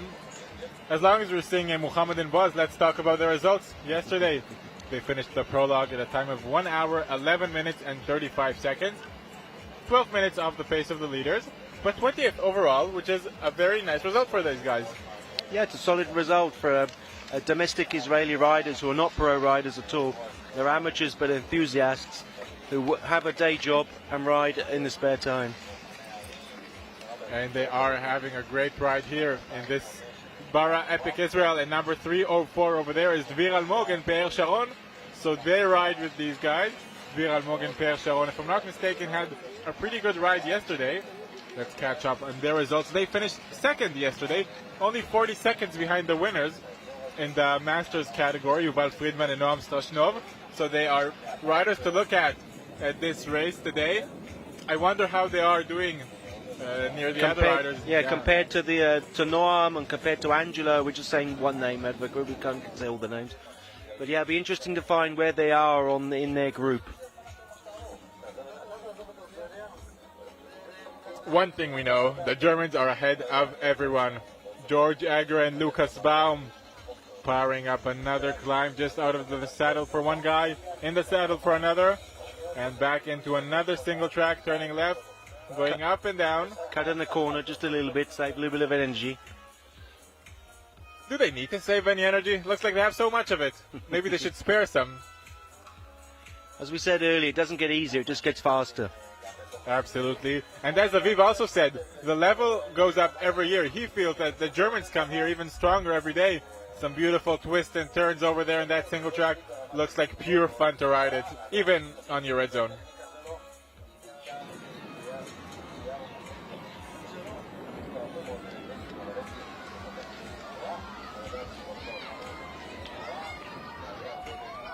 We're back with Dvir Almog and Sharon Pe'er. It looks like number 304 with the orange jerseys. They are just getting into the feed zone, and I believe soon we'll start to get intermediate times. That was 20 minutes down on the first riders. And here we can see Gal Tzachor managing everything over there. You see a big cheering party. Gal Tzachor in that yellow vest managing the feed zone. Is that called micromanaging, or what is it called when the boss comes down? That's micromanaging, and we can see some more results. We have two pairs of Spaniards, 5th and 6th. 6 minutes and 40 behind the Germans. Another 4 minutes behind the second chasing group. It's Adrien and Unai and Victor and Manuel, who finished third yesterday. Mark Schule and Paul Hauser for Germany. 7 minutes and 20 seconds off the pace. Milan Damnik and Lukas Kaufmann, together with Holger and Sonke from Germany, are around 10 minutes off the pace. And Eitan Levy and Elia Daniel, 10 minutes and 24 seconds. The second Israeli duo on the stage today. Yeah, that was the times in the first feed zone, the 50k time. Things might have changed since then. That's 20 minutes ago. We'll have to see. So I'll probably get another update sooner or later. Well, I'm sure things have changed, but we'll see how they did in the next feed zone, I assume. And here we have results in the Masters category. So Yuval Friedman and Noam Strashnov are still leading. Sharon Pe'er and Dvir Almog, who we just saw, are 2 minutes and 36 seconds. And where is Angelo and Chaim? We're missing. That's the big question. The winners of 2019, the runners-up last year, are not here. And third place, we must mention, Arnon Rosenbaum and Roy Hacker. 4 minutes and 10 seconds. A great ride for these guys. Yeah, it looks like they're feeling fantastic today. Absolutely. Where were they yesterday? Have you got that? They're obviously going to move up, aren't they, if they're third now? Well, they weren't third yesterday, so as you said, they will move up. And we'll get the results in a moment.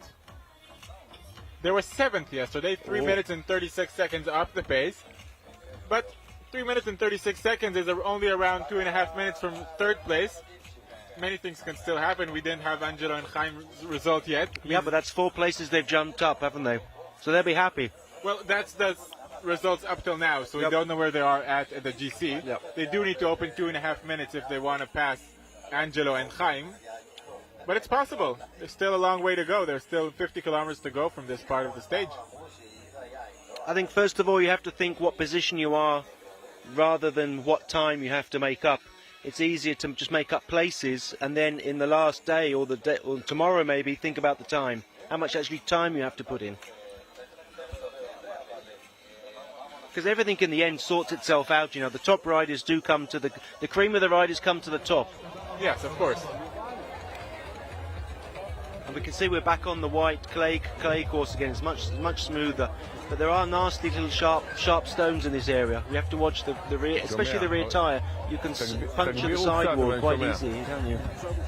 There are some stones, some boulders. You have to stay alert. You don't want to lose your wheel and maybe find yourself on the ground. It's not pleasant. אני בשידור ישיר. Here we have Itzik Cholapsky, head of Megiddo Regional Council, and we'll hear his interview now. בוקר טוב לכם, אנחנו נמצאים בתיכון מגידו, בית הספר התיכון הכי טוב במדינה, במועצה אזורית מגידו, המועצה הכי יפה במדינת ישראל.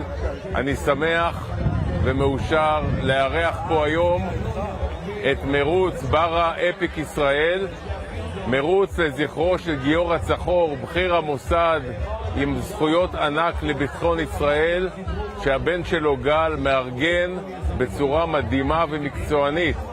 מרוץ שבו משתתפים רוכבי אופניים מ-17 מדינות ונותנים לו חסות חברת bara וקק"ל ומועצה אזורית מגידו עם מחלקת הספורט המצוינת שלה תומכת, וכיף גדול פה, יש פה אווירה מדהימה, והמרוץ מתנהל עכשיו מאחריי, ופשוט אווירה נהדרת לארח מרוץ מקצועני כזה. אני מאחל לכל צופי ערוץ הספורט לראות את המרוץ הזה. זה אחד האירועי הספורט המעולים שבמדינת ישראל. שפו ענק לגל צחור על מפעל הנצחה למופת.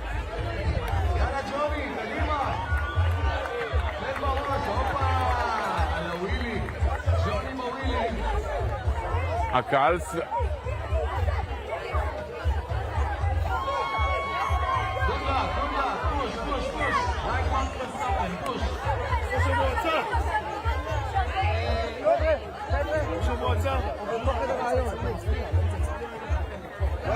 לא לעבור. אני לא שומע אותך טוב, אני...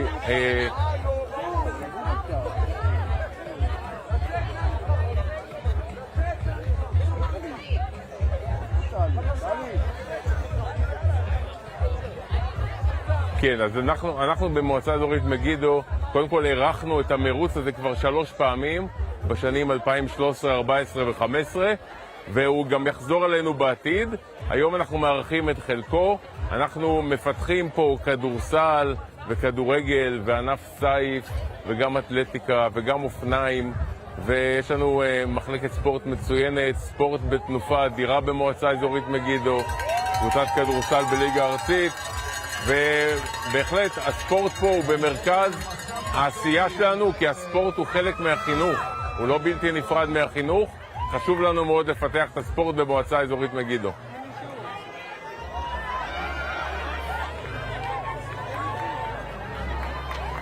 תודה רבה, ותענו גם אתם בצפייה באירוע מדהים. תודה. So we just heard from Itzik Cholapsky, the head of the Regional Council Megiddo, and he seemed very happy and very enthusiastic about hosting Bara Epic Israel in his regional council. Well, it's a great matchup between the race and the communities that are here. Megiddo, people from abroad won't know, but Megiddo is made up from kibbutzes and moshavs and very small communities. השידור בחסות למי יש זמן לטפל לכם בהחזרי המס? ל800 המומחים של תלפיות, הבית של כלכלת המשפחה. The new Opel Astra speaks for itself. מתנות לחג קונים בבי, ועכשיו גיפט קארד עד 100 שקלים מתנה. חג שמח מבי. איך יודעים שהאבוקדו הבשיל? גם באבוקדו! תשאלו כל דחי. סימן איכות של חקלאי הגליל. לקחת את האימון לאקסטרים. קורקומין אקסטרים. קורקומין ליפוזומלי בשילוב Q10 פטנטי. bara צמחים. ערכת הספורט של ישראל. עיצוב וחיטוב הגוף. חפשו פיטקיט בגוגל. מעכשיו אין תירוצים. קולומביה. פיק פריק החדשה. אחיזת קרקע מושלמת. קולומביה.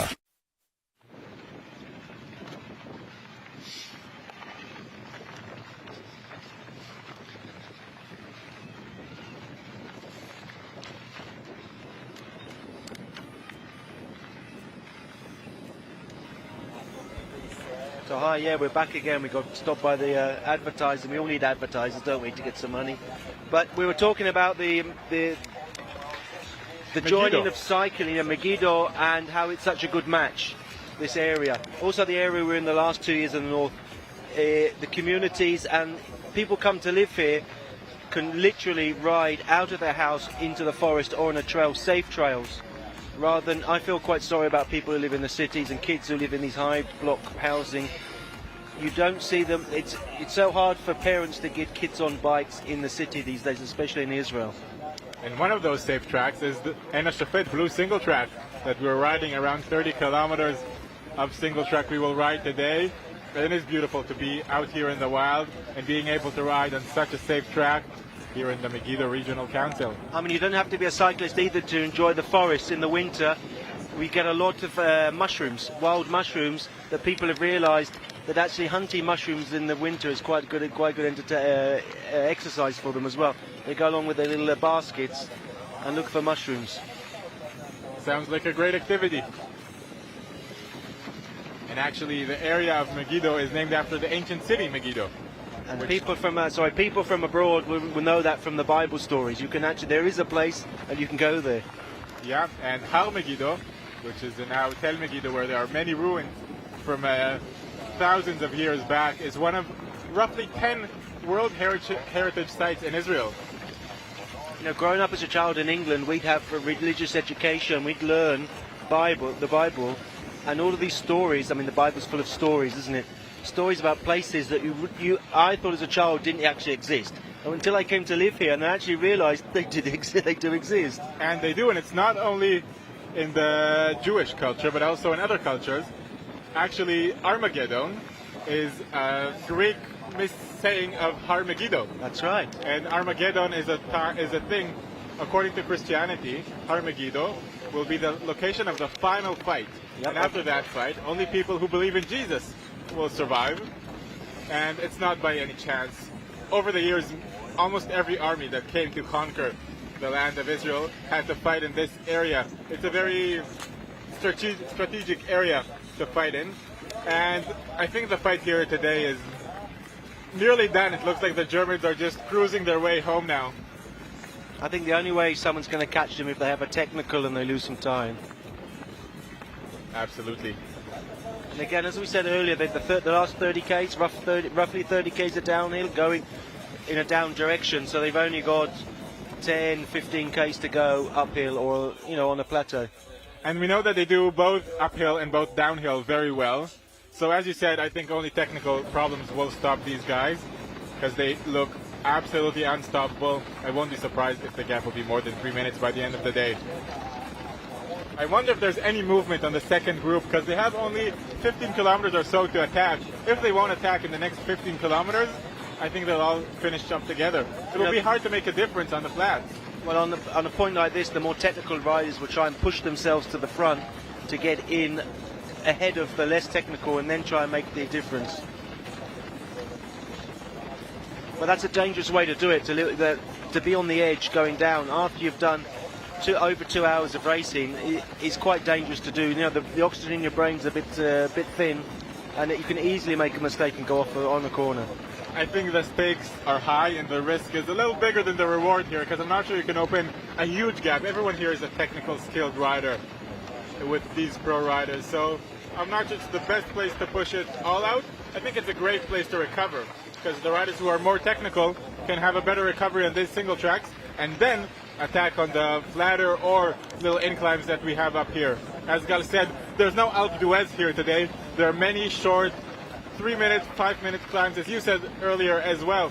And this is how we accumulate 1,200 meters of climbing today.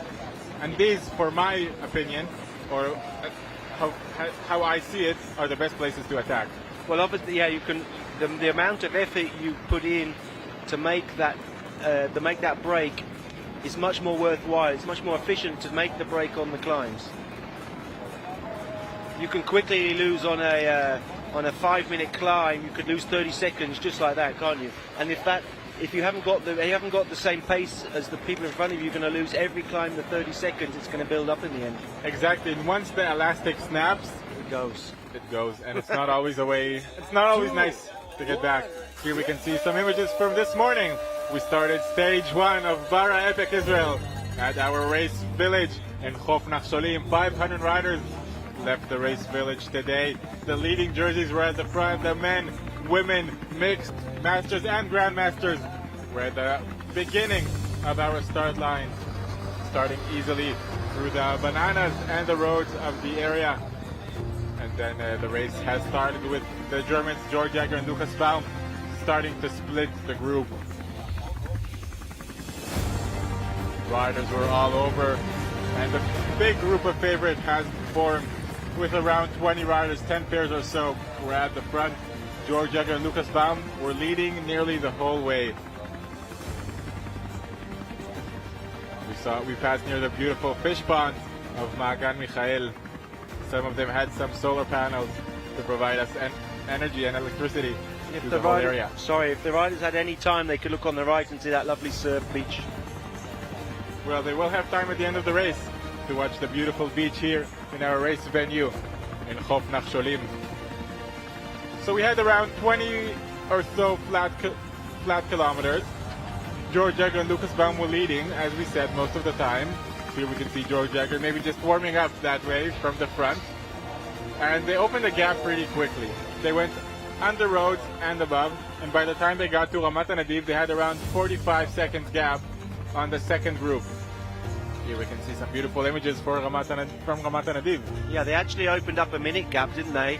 And they had a little puncher, which then came down to 30 seconds again. Yeah, but that may have brought them even higher motivation to open the gap, and the gap at the feed zone at Ramat HaShofet was already 2 minutes and 30 seconds, which is a huge gap, only halfway through today's race.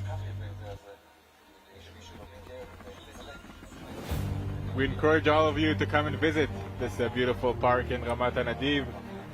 The grave of Edmund de Rothschild and his wife are located here, but there's also some great hike paths for all of the family.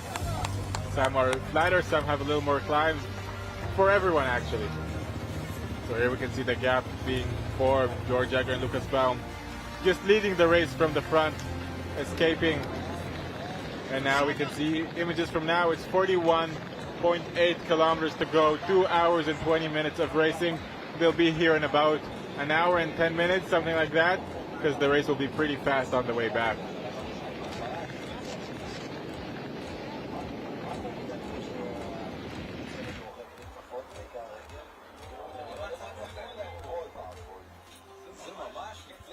Looks one of the crossings under the road. Won't be a very fun crossing, I would say. No, I can tell you that mud is pretty deep and it's going to get sticky in there. They have to steer where the water is. If you try and miss the water because you don't want to get your chain wet, then you go straight into the mud, and that's even worse. And you have to get there slow and on a straight line, because if you won't, you could lose your wheel. And also duck.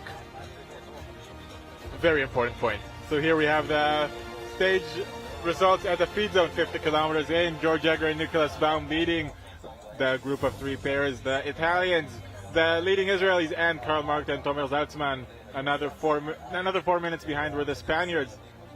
And then we had a few Germans and Eitan Levy and Eliad Daniel closing the top 10.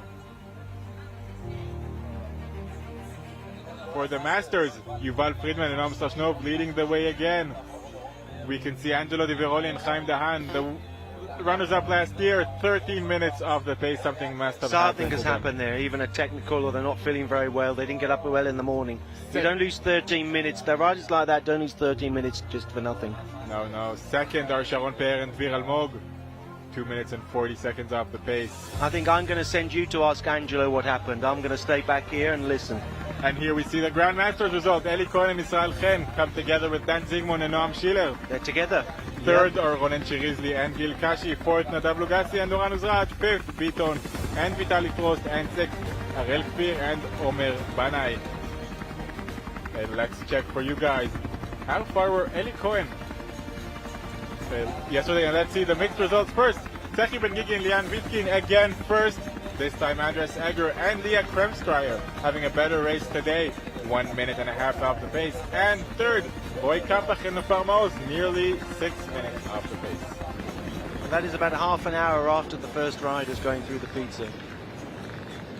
Well, some of them are professionals, so it's hard to make this comparison. No, that's just the difference between the top lady in a mixed group and the top men. And let's look at the results from yesterday's prologue in the Grandmasters. We saw Noam Schiller and Dan Zygmunt ride with Eli Cohen and Israel Chen, as the Israeli TV has an interesting interview right now. Anyway, Israel Chen and Eli Cohen were just under 3 minutes off the pace yesterday. So they're with the leaders, and they may make up some ground against other rivals, but they're not closing on Zygmunt and Schiller.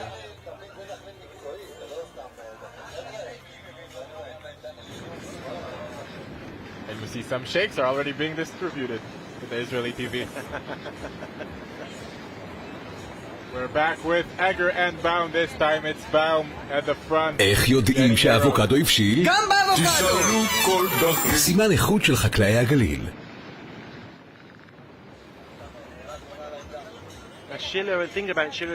לקחת את האימון לאקסטרים, קורקומין אקסטרים, קורקומין ליפוזומלי בשילוב Q10 פטנטי, בר הצמחים. זה סמוקי דואו. תתאהבו חזק בצ'יפות לפיקנטי מעושן. The gap from all of the other riders who were second and third yesterday. Yep. And they're behind them as well, so they're in a fantastic position. Just to have just sit back and let it happen. Great ride for these guys. Still a long race to go. Still have to stay focused, but looking good for these guys.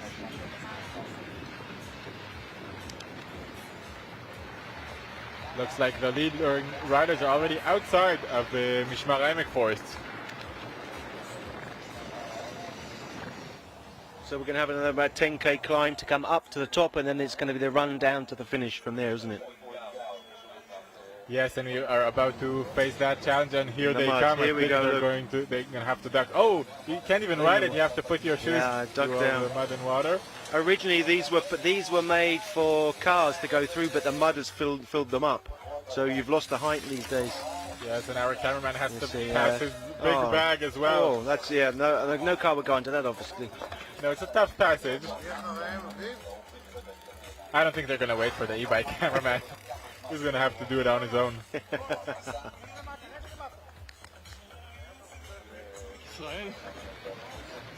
Do you think Gal had the option to get that cleaned out and said no, just leave it? I'm not sure he had the option.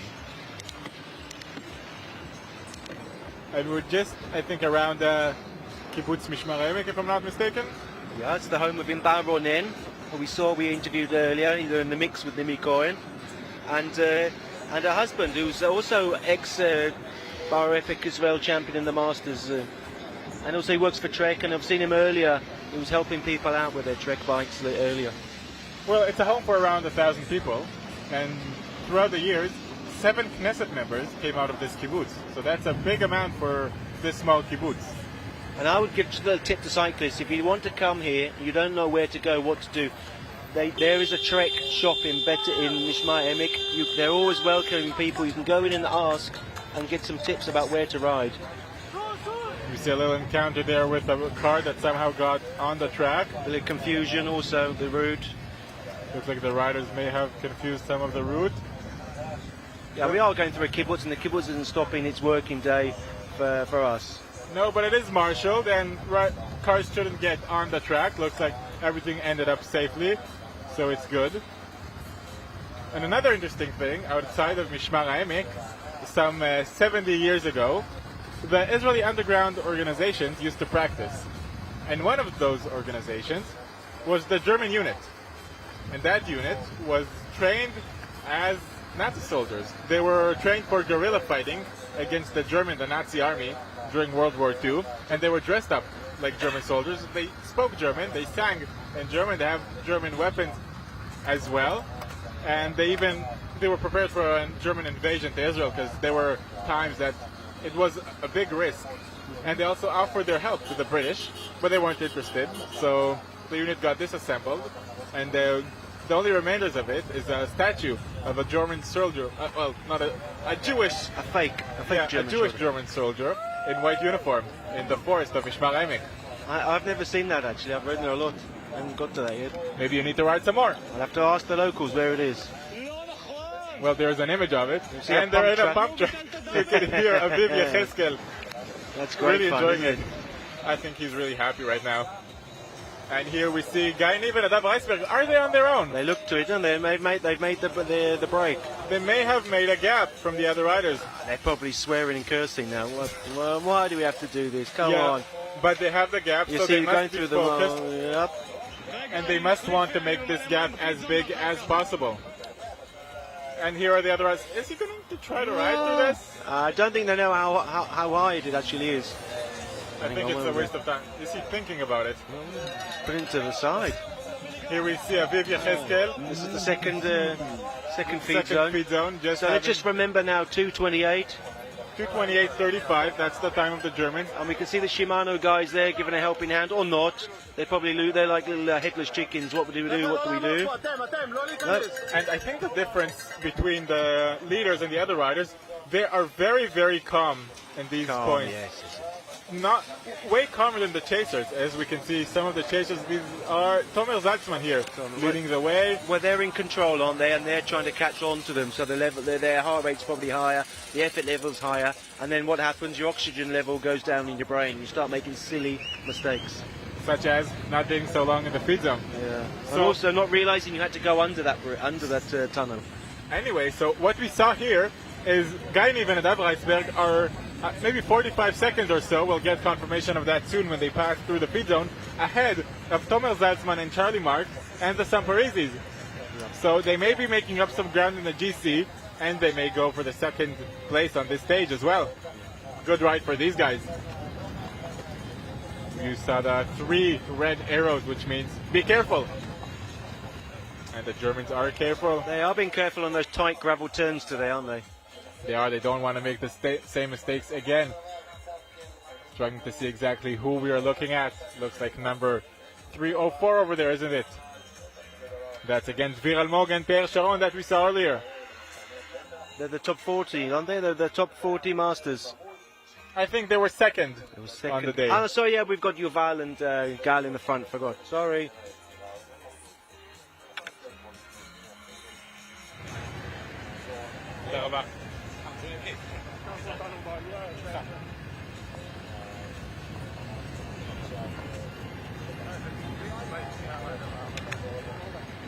We're back in the woods. Maybe they will see the German statue, the German soldier statue now. Yeah, for people who don't know, Mishmaimik is down the bottom of the hill, and he's just uphill from there back towards us until they go over the brow of the hill, and then it'll be flying down. So the final peak would be around 30 kilometers to go. So as we said, another 10 kilometers or so of work, and then they'll be flying down. They'll be here in less than 4 hours. This is Aviv Yechezkel trying to make it back to the leading riders. We can hear him talking to someone already. נורא רגעי, ואתה מיד מתרכז במשימה שמולך, וזה להמשיך לקו. I think he's talking again to the Israeli TV. We'll get that translated to you as soon as they're done. אני מצטער, בקושי שמעתי אתכם, אבל אני כבר לא הייתי הרבה זמן בתקופת הרדיפה, ואין לי כל כך משחק מה קורה שם. אגר ובאום, כמו שאמרתי קודם, בשליטה, ואני חושב שגם עשו החלפת גלגל, או שהשתמשו שוב בפיתזון הטכני, עכשיו במשמר העמק.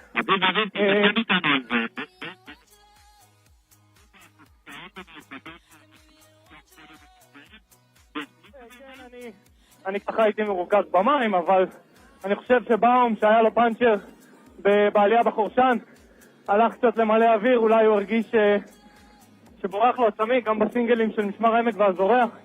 ראיתי את הגלגל האחורי שלו קצת מחליק ובורח, אז אולי חסר לו.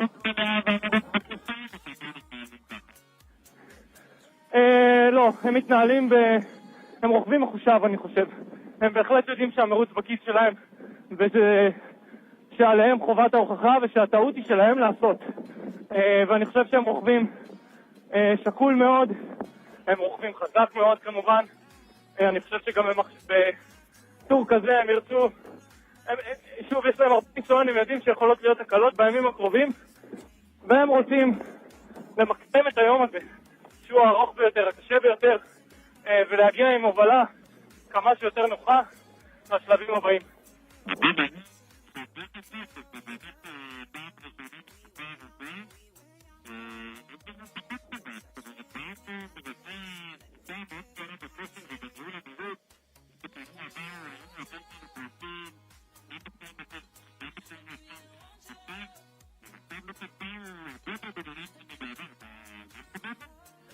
אני מסכים מאוד דרור, ההובלה מתחלקת הרבה פעמים שווה בשווה. אני באמת מרגיש שאגר יש לו מעט יותר ניסיון, והוא אולי הרוד קפטן שלהם, או הטרייל קפטן, אבל פעם נותן פה רכיבה מרשימה, הוא מפיל הרבה, גם בקטעים הטכניים הם רואים אותם נוסעים מאוד מהר ומאוד בסנכרון, כלומר מאוד קרוב אחד לשני ולא נראה שזה מפריע להם. והנה פה אנחנו רואים אותו עדיין בעלייה אחרי הפיטזון, מכתיב את הקצב, יש אפשרות גם קצת לנוח, קצת לכבות את הפוקוס שלו, וזה אולי אחד הדברים שעושים אותם, שעשו את קפיצת המדרגה שלהם כצוות אל מול האופוזיציה המתנזקת.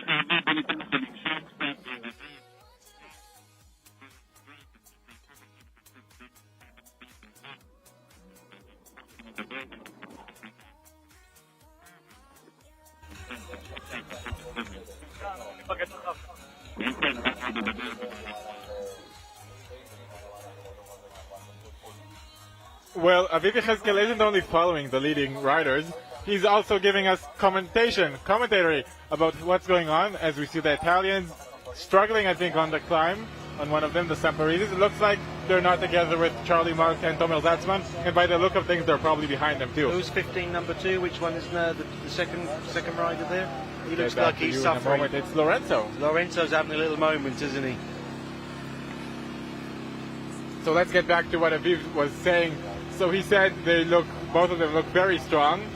Lucas looks a little more strong, but he says George is the race captain, he's the more experienced, and they're very cool and collective. He said that they know that they have to prove that they're the winners, and they are working as hard as possible to get the biggest gap as possible, because they know technical issues can happen, and indeed they did have to change a wheel in the technical feed zone that they just have now. They can send boxes the day earlier, and they sent a wheel in their box. He said they changed one of their wheels, pre-sent and pre-prepared wheels. That was probably the wheel that had a puncture in it, wasn't it? And probably instead of trying to put more air in it, it's probably best if they've got a gap anyway, just to change the wheel. Yeah, it is the simplest solution.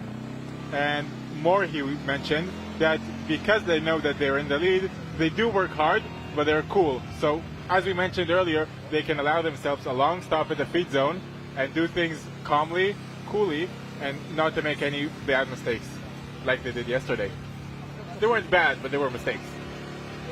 As we can see, the Samparizis, Lorenzo on the back, suffering and not managing to hold with Nicolas.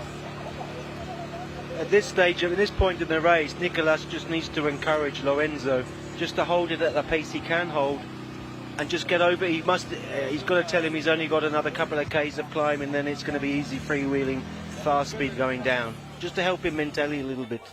He does, as now we can see an Israeli interview.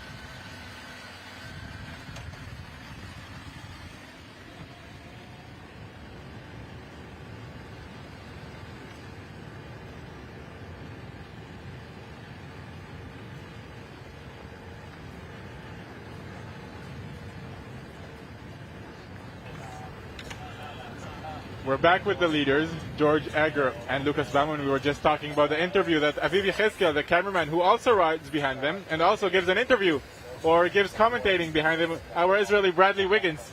But he only has to make an effort too. Bradley Wiggins sits on the motorbike. But you can hear from his voice that he has to make the effort just to stay up there, even though he's got the electric bike under him.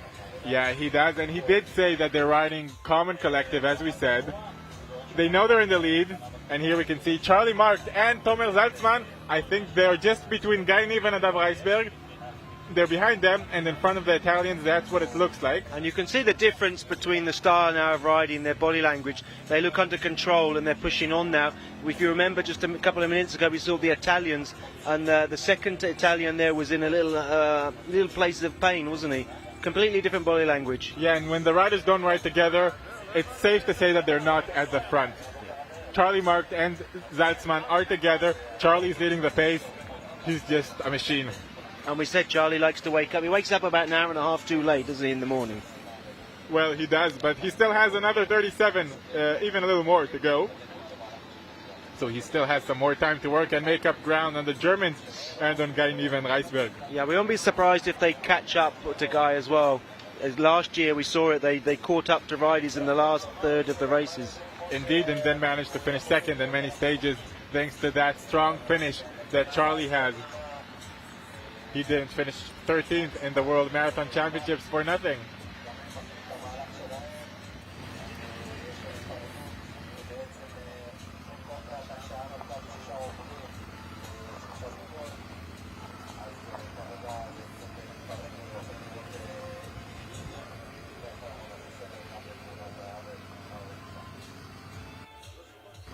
Well, the Germans, we talked about how they won the Absa Cape Epic, but it's not the only race they won this year. They also won the Mediterranean Epic.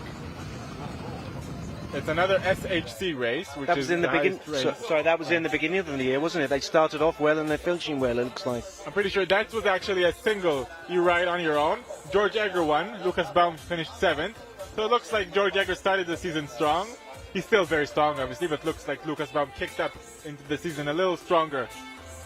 It's all about when you peak. You can't be at your top form throughout the whole season. And a nice little bit of timing there. Apparently, the Orbea factory owner or company owner noticed them there at the race and signed a contract with them, so they now ride Orbea bikes.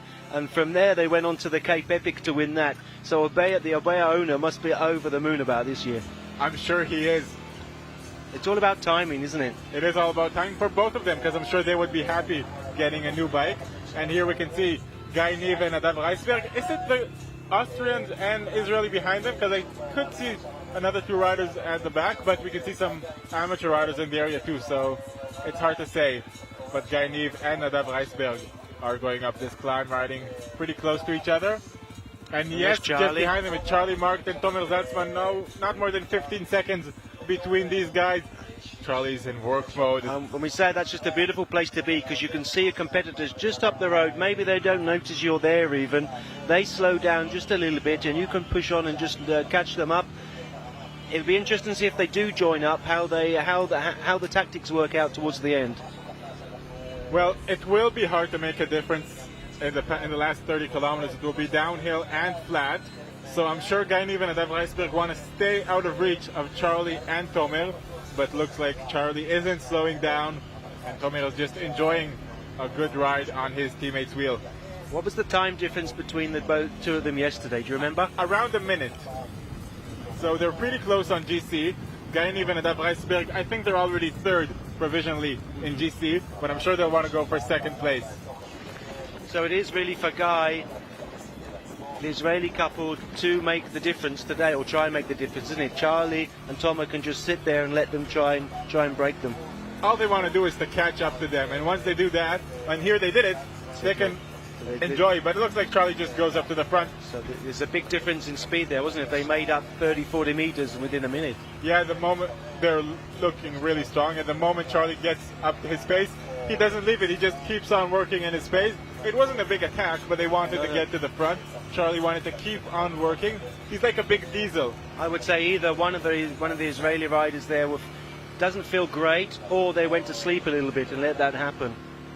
Both possibilities are indeed possible. And we see Guy Niv is a little bit on the back. Nadav Reisberg is just on his wheel. Looks like there's a little gap for Guy Niv. Do you think he might be struggling? It looks like it, doesn't it? He's looked like he's looking for the right gear. Look, he's just struggling just a little bit. He's out of the saddle now. It's not his normal riding style. He's normally a lot more busy on his bike. He's seated and he's high cadence normally. And Zaltzman and Mark are noticing, and I think the gap is opening. Now Nadav needs to notice it quickly. The guy is coming off the back. Yeah, Charlie Mark and Tomer Zaltzman coming from the back and just powering over Guy Niv and Nadav Reisberg and going into second place on the stage. Sorry, you see where you get out of the saddle, sit down, get out of the saddle. That means the energy level has gone down and you can't continue out of the saddle anymore. Yes, Guy Niv is not in a pleasant place right now. Karl Mark and Zaltzman look like they're just getting stronger and stronger as the stage goes on. It looks like they're riding themselves into second place of the stage and getting a stronger a firmer hold of grip. Firmer grip, excuse me, for this GC of the Bara Epic Israel. Now Nadav and Guy have to remember that they've only got maybe, we're looking at our clock, our kilometre clock here, they've maybe only got 5 or 6 Ks to go to the top of the climb. Going downhill will be a little bit easier for them. You can hide your weakness a little bit, your lack of power, just a little bit better when you're going downhill. Exactly, so if they hold on now, they can make it together with them to the finish, and maybe they have a bad day now and they'll have a better day tomorrow, so they need to try to stay with them as long as possible. You know, your body, everybody has a different body, obviously that's a silly thing to say, isn't it? But it's true. Everybody reacts a different way to a stage race. Some people find it hard on the first day, second day they feel like they're a proper machine, and then the third day they get even stronger. Some on the second day they start to feel a little bit tired. It's all different. You have to realise that what your partner's feeling, and it's a 4-day race. There's no good panicking now. 2.5 hours into today's race. It's a long time. There's a long way to go here. There is a long way to go, and as you said, everyone is different, and you can have one good day and one bad day. So maybe Guy Niv is not on his best day today, but tomorrow is a new day, and he can be on stellar form tomorrow and feeling really strong, and they can open a minute on the Austrians. So if they can hold on for a little more, for those extra 6, now 5 kilometers, as you said, maybe 5 kilometers for the Germans, 6 for these guys. Ooh, a little jump from there, I think, from our cameraman. Aviv Yechezkel, he's having fun.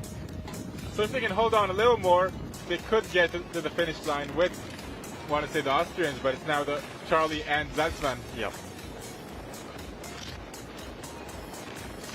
Getting some great images from our GoPro sitting on Aviv Yechezkel's handlebar.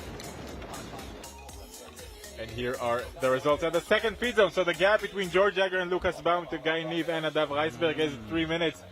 Nicolas Samparisi, the Samparisis and Mark and Zaltzman were a minute behind them, but they caught up to that gap. I think that's more Karl and Tomer pushing on, leaving the Italians behind them and catching up with Guy and Nadav. Exactly. The Spaniards were 9 minutes and 40 seconds off the pace of the Germans. Look like they are out of the podium. They're 5 minutes behind the Italians and Mark and Zaltzman. Then the Israelis, Eitan Levy and Delia Daniel, 13 minutes and 30 seconds second from the Israelis. They are 8th overall. They were 10th, I think, in the previous speed zone. So it looks like they're improving their places. Milan Damik and Lukas Kaufmann 9th and 10th. Holger and Sonke from Germany 16 minutes behind the Germans. Took them 2 hours and 27 minutes to get to the second feed zone. Around 70 kilometers into this race. I think we should say Etan and Elad there, they're not professional riders, although they do ride professionally. They have day jobs, and it is really a hobby for them to do this. So it's nice to see them up at an 8th place. It is very nice to see them riding so well, and the pace is still very high, still around 28 kilometers per hour average speed. On this sort of day, that's amazing, and they're not slowing down. That was the average pace at the first speed zone, will remind you, and it's still pretty much the average pace. Those Germans are flying. And so are the other riders. They're not so far behind. They're also around the 28 kilometers per hour. Let's not forget that. I think a big chapeau to all the leading riders, to every rider who rides here in the Bara Epic Israel. You know, once some riders told me, the older riders told me, it's easy for you guys to go fast. you finish within 3 or 4 hours, 5 hours. I said, well, you don't ride as fast as me. Yeah, but we have to be out in the sun for 10 hours, and that's more draining for them than it is for the guys who finish after 4 hours sometimes. It's a big challenge physically and mentally too, to keep on riding for such a long time. You need to eat. You're out in the sun, as you said, which isn't always the most pleasant thing to do, especially in the Israeli end of summer sun. But it is actually, we've had fabulous weather, 24 degrees. I mean, it could easily be 30 plus, couldn't it? Even in late September. Absolutely. We are lucky with the weather today. It's a beautiful day here in Nachsholim Beach. You'll see it soon when our leaders will get here. Well, we're just looking at the sea here. I think it's calmed down just a little bit, and the sea is looking bluer and bluer as the day goes along. It's just beautiful, isn't it? And the riders are reaching the final peak of the day. Lucas Baum at the front wearing number 1-2. And George Egger behind him, 1-1.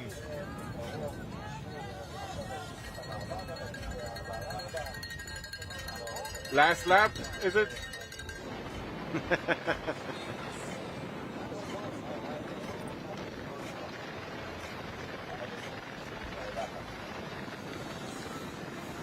I mean, the speed's going up. You can see, we can't really see, but this is downhill fast. They're probably going over 45 k's an hour at the moment. I'm sure they are, and they're very close to each other. They trust each other. But that's another important aspect of riding with a partner. You need to trust him to take the best route. To take the same line, yes, the correct line. Yeah, because if he makes a mistake, George Egger could be on the ground in no time. As we saw yesterday, Lucas Baum fell. George Egger nearly fell as well. Mm-hmm. Well, the second rider, you turn your brain off a little bit, and you let the front rider make all the decisions. That actually saves you energy. At this point of the race, just by having to think and make decisions wastes energy. Indeed, and it looks like we're starting the descent towards the race village. 33 kilometers to go. The Germans, George Egger and Lucas Baum, are leading the race from the beginning of it, I think it's safe to say. And we're going back backwards. To the guys who go. This is their target for the year, and you can see there's a big difference in the speed, obviously, and the fitness, but the fun factor is probably higher here than it is in the front. I'm sure it's very fun for these guys. They can take their time in the feed zones, enjoy all the great food and drinks that our Goof feed zones have to offer, and enjoy Joe's No Flats and Shimano, our partners, who can help them fix their bikes if they encounter any problems. Number 337 there was Roy Lahat and Rami Izer for Team LA. Now, one of the best things that Shimano do is just put a little bit of oil on your chain. Day like this, if you're riding 4 hours, your train will dry, especially if you go through a water feature. And if it dries out and it starts squeaking, there's nothing worse than looking down and seeing a bone-dry chain. It's unpleasant for your ears, and it's not good for your bike as well. And then you get riders squirting water on it, trying to stop it just that little bit. So a little tip is just to put a little tiny bottle of oil in your back pocket and just keep it there. It doesn't weigh a lot at all, and just a tiny little squint, and you are good to go.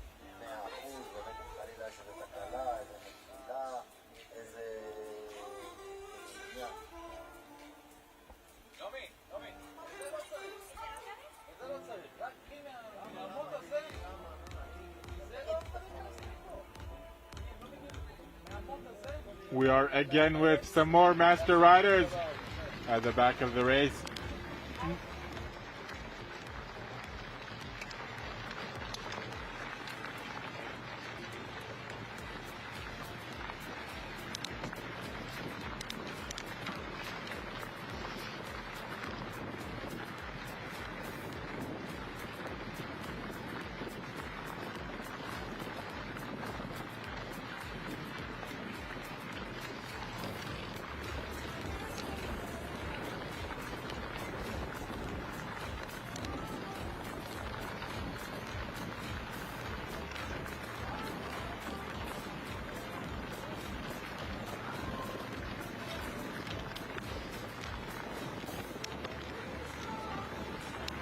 Well, we're on our way back.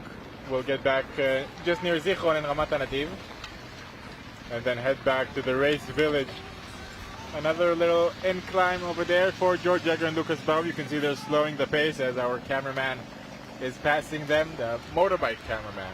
These little climbs don't look like climbs on the TV, do they? But they certainly feel them after almost 3 hours on the bike. Your legs start to feel, and especially if you've come down a long descent where you haven't really been put in any pedaling in. It is not easy, and we can see Guy Niven and Dav Reisberg. I think they're now behind Charlie Marks and Tomer Zaltzman. The question is, how big is the gap? And you can see the younger rider here, Nadav, is having to take responsibility to help Guy along, the older rider, more mature rider. And you're just saying that, and Guy is going to take another turn at the front. Looks like they're curious to know what the situation is. And here we can see Lucas Baum still leading the way. It's a very long turn that he is doing right now. And you can see there. השידור בחסות איך יודעים שהאבוקדו הבשיל? גם באבוקדו! כל דרכי. סימן איכות של חקלאי הגליל. לקחת את האימון לאקסטרים. קורקומין אקסטרים. קורקומין ליפוזומלי בשילוב Q10 פטנטי. בר הצמחים. BMW X4, עכשיו באולמות התצוגה. פספורט קארד, במקום הראשון במדד השירות בביטוחי הנסיעות לחו"ל. פספורט קארד, no matter what. A unique haute couture creation. New DS4 haute couture experience. פומה פיוטר, נעלי הכדורגל של המחר. פומה. בטאץ' מתאימים ביטוח בול לרכב שלכם, החל מ7 שקלים ליום, כולל מקיף וחובה, רק בטאץ'.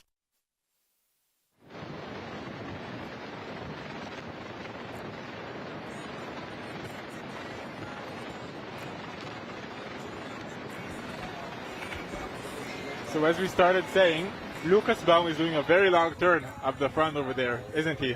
Now Lucas told us before the race 2 days ago now that he was feeling very good at the Worlds last week, and Gregory said he was a little bit tired, season tired, so it's not unexpected that the fresher rider is helping, doing more work in the end of the race. But he's still strong enough to hold on Lucas's wheel, what the other riders couldn't have done. Well, it's all relative, isn't it?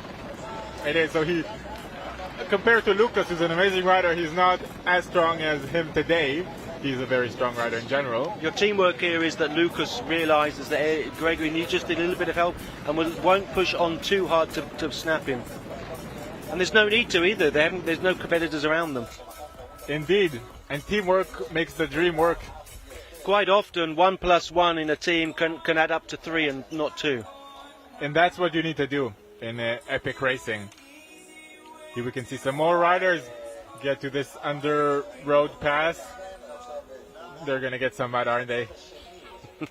I think we can hear some stories later on about the mud.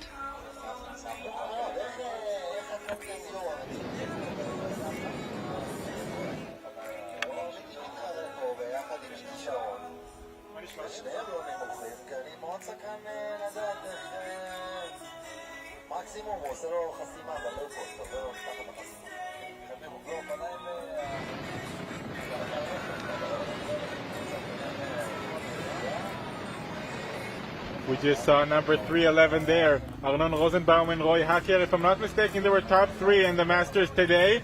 Here we are with the Italians, the Samparisis, 4th on the road today. Number 15, Nicolas and Lorenzo. And you can see Nicolas is still on the front, pulling Lorenzo along. And you can see Nicolas is riding within himself, as you say. And let's talk a little bit about the results this year. So both of them did the Marathon World Championships. Nicolas finished 55th and Lorenzo finished 77th. And they both did 4 islands in Croatia, a race called 4 Islands in Croatia, another marathon UCI race. Both having pretty good results. Lorenzo finishing 7th. Both actually running it together, 7th, finishing 7th together. In 2011, as a junior, Lorenzo finished 7th in the cross-country world champs. Pretty impressive, isn't it? 7th in the worlds. Very impressive. We could hear Aviv Yechezkel yelling, watch out over there. Maybe alerting George and Lucas just to be careful. You can see a little jump over there. Yeah. It's the jump and then where you put your front wheel. If you're starting to turn when you land, and you can wipe out. Exactly, and you want to maybe lift up the front wheel a little bit because there was a little step over there, and if you pedal when your front wheel is stuck into this step, it can be very unpleasant. We can see some amateurs here because the master amateurs having a little bit of a struggle to go up the hill. Well, it's never easy here in the Bara Epic Israel. And some more results for the San Parisis that we saw earlier. Nicolas finished second in the Italian Marathon Championships. And last year in the World Marathon Championships, he was 27th. So, pretty good marathon riders, both of them, and we can see it today, finished being fourth on the road right now. The thing is, I'm not sure we'll be able to interview them because it looks like they speak only Italian. Well, we got a couple of words out of one of them yesterday, didn't we? Well, I think a part of being a rider is knowing a couple of words in each language, because in the pro peloton or in pro racing you get to meet so many people, and you need to know how to exchange or how to have basic communication, but I'm not sure we can have an in-depth conversation with them, unfortunately. And we can see here they're still working hard. I think they're trying to now stretch out the gap there. And there's no need for them to work so hard because they've got the gap anyway. I think they're just going to put some effort in. It's easier now. It's all way flat. It's all going downhill. Well, it's now Elliot. It's now George Egger on the front, switching Lucas Baum after a very long turn. Maybe he allows him to rest a little bit. And you know their name. They can't slow down with their name. They're Speed Company Racing. They can't be Ease Company Racing. They have to keep on going. And also, they don't have the information how far ahead they are. I think they may have understood between the feed zones. They could ask what was the gap in the previous feed zone, because they did have a couple of feed zones with intermediate timings today, and the gap was pretty good already in the first feed zone, being 2 minutes and 40 seconds. They opened another 20 seconds towards the second feed zone, and I don't think that they're going to slow down at all.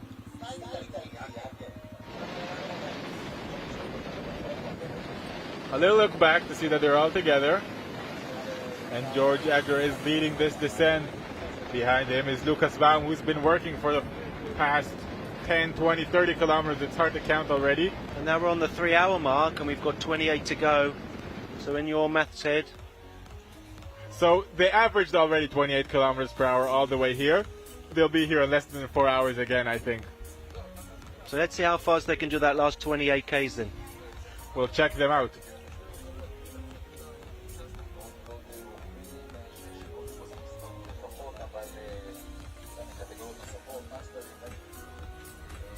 More riders make their way into the feed zones, and it's still George Egger on the front, Lucas Baum behind them, going through those wide gravel roads. They have them all to themselves. And after all of this racing, the ups and downs, the single tracks, many couples will be on themselves. It's all stretched out. I don't think we'll see too many groups. Does it work like that in the Masters category as well? Do each couple find themselves on their own on a stage like today? Yeah, the top podium places they will fight until the end. And excuse me, we'll just go over the results and go back to that. So Yuval Friedman and Noam Strashnov have a very big gap on Sharon Peer and Dvir Almog, 5 minutes and 20 seconds. Another 2 minutes behind are Arnon Rosenbaum and Roy Hacker. And fourth, Nir Zohar and David Resnick, just 12 seconds behind Arnon and Roy. What we see here, we're not seeing bad results for the second, third, fourth places. We're seeing we're just seeing a fantastic result from Yuval and Noam here. And I'm sure they'll come here at the end of the stage and look like they haven't done that much. Let's hope they've sweated. They look a bit sweaty at least. I hope for that too. So you were saying about how riders form groups at a stage like today. Yeah, I mean the Masters, which is 40s, and the very top the Grandmasters, who are 50-year-olds, they're so competitive. There's no free meals. There's nothing. They'll be fighting until the end. Sometimes in the middle of the group, when you go back into the middle of the groups of the Masters, there is sort of a joining up of teams because they're not that competitive to want their co-riders to lose, if you see what I mean. They always want to get, everybody wants to get as high as possible on the lists, on the finishing list, but they won't do it to the detriment of their competitors. There isn't a camaraderie there. And if someone's feeling bad, they won't just... First of all, you can't stand it when someone's faking it and not pulling their work, doing their work. That's always annoying. But if someone's feeling bad, there's no problem. If his partner comes and helps you pull in the front, then just sit on the back. We don't mind. So the competitive masters are as competitive as our elite riders, as we have another road crossing. Looks like Route 6 that we will cross now and keep on heading west towards the race village. Ooh, a little quick in that corner, but staying on the bike. Not muddy this time either. No water down there. No, and struggling to see who we see there. I think it may be Leah. No, it's number 7. Excuse me. These are. There's the Spaniards. There, the Spaniards. Yes. The two Spanish duos. Yeah. Adrian, Unai, and number 3, Victor Fernandez and Manuel Cordero. So they've obviously joined up together and maybe helping each other out. Yeah, there's a common language there as well. Makes sense. I'm pretty sure they may have known each other before. And both of them were together, I think, around 9 minutes and 40 seconds off the pace of the Germans in the intermediate check, the second intermediate check.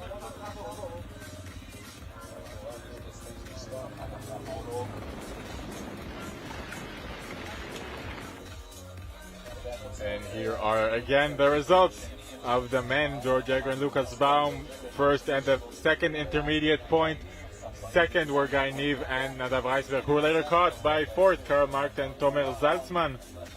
And I can see that the 7th place Marek and Paul were with the 4 Spaniards earlier on, and they're not there now. So maybe they've fallen off the pace. Well, they came into the feed zone a few seconds after, so you could see they may have suffered a little bit getting into that feed zone, and maybe continued suffering as the stage continued going on. It is 70 kilometers into the race, and they do have another 40 kilometers they have to manage their efforts. Now our Germans have 25 kilometers to go before they reach the finish line in the race village. They'll hope to do that with no big mistakes or technical issues. As we're back with the Spaniards, let's talk a little bit about them. The Spaniard duo of Victor Manuel and Manuel Cordero finished 3rd last year in Bara Epic Israel. That's the guy in the black shirts, right? The blue. Number 3. Riding for Bihi. Last year they were wearing white. Yeah. And one of them, Victor, finished 5th in the Marathon National Spanish Championships, while his partner Manuel finished 8th at the same Spanish National Championship. And you can see he's got some sort of backpack on with a little bit of water bag on his back there. Well, some riders prefer to go that way. And talking about the riders in the black jersey, we're trying to understand what the gap is. Yeah, I think they're trying to communicate there with the rider to find out how far they're off the back. So we're looking now at Adrian Garcia Montes and Unai Mateus Garrido from Spain. He's probably feeling better than the other 3 because he's been on the front now for a little bit. Yeah, he looks good. And if you can talk to the rider, the camera next to you, then you've still got something left in there.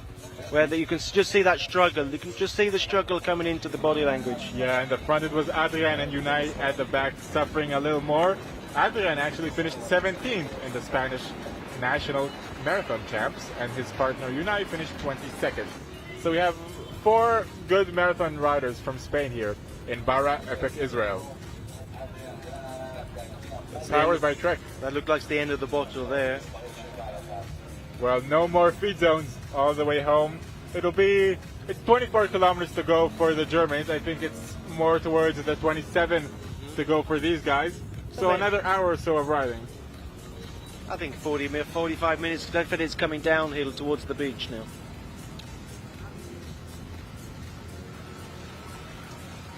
Looks like they are working. They don't know the gap, but they want to make it as small as possible. I assume Victor and Manuel, number 3, will be slightly disappointed with today's result after finishing 3rd yesterday. Losing such a big time is not something that they planned on doing. We can go and ask for our viewers what happened, but sometimes riders have had a bad day. Generally don't like to tell or have an interview, do they? Yeah. They want to have a little bit of quiet time by themselves and think about it.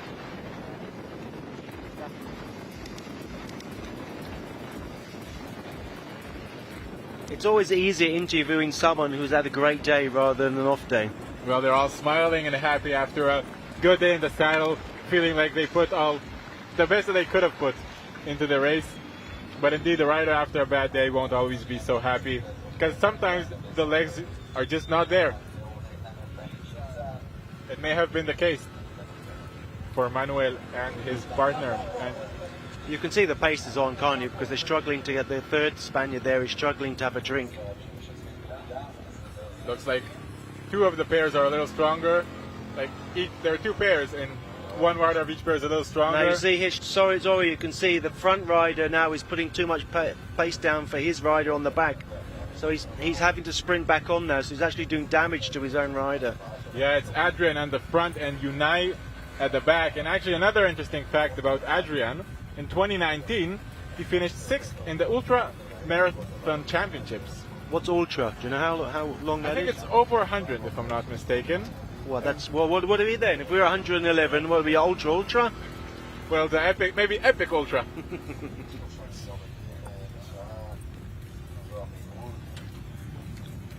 He seems calm today, Adrian. He seems like he's in a good place, in a good working place for himself. And actually, he also has a YouTube channel. If you like to follow, if you know Spanish, maybe you can follow him. He already uploaded a video about the Epic, talking about the stages and what's to come. Didn't understand any of it because it's all in Spanish. But he does have 11,000 viewers or subscribers who are following him and see what about his adventures. So maybe we'll have some more Spanish people coming next year after he'll upload some Epic videos. Well, these past years, social media has become a big part of the sport, isn't it? Also, it allows access to the riders.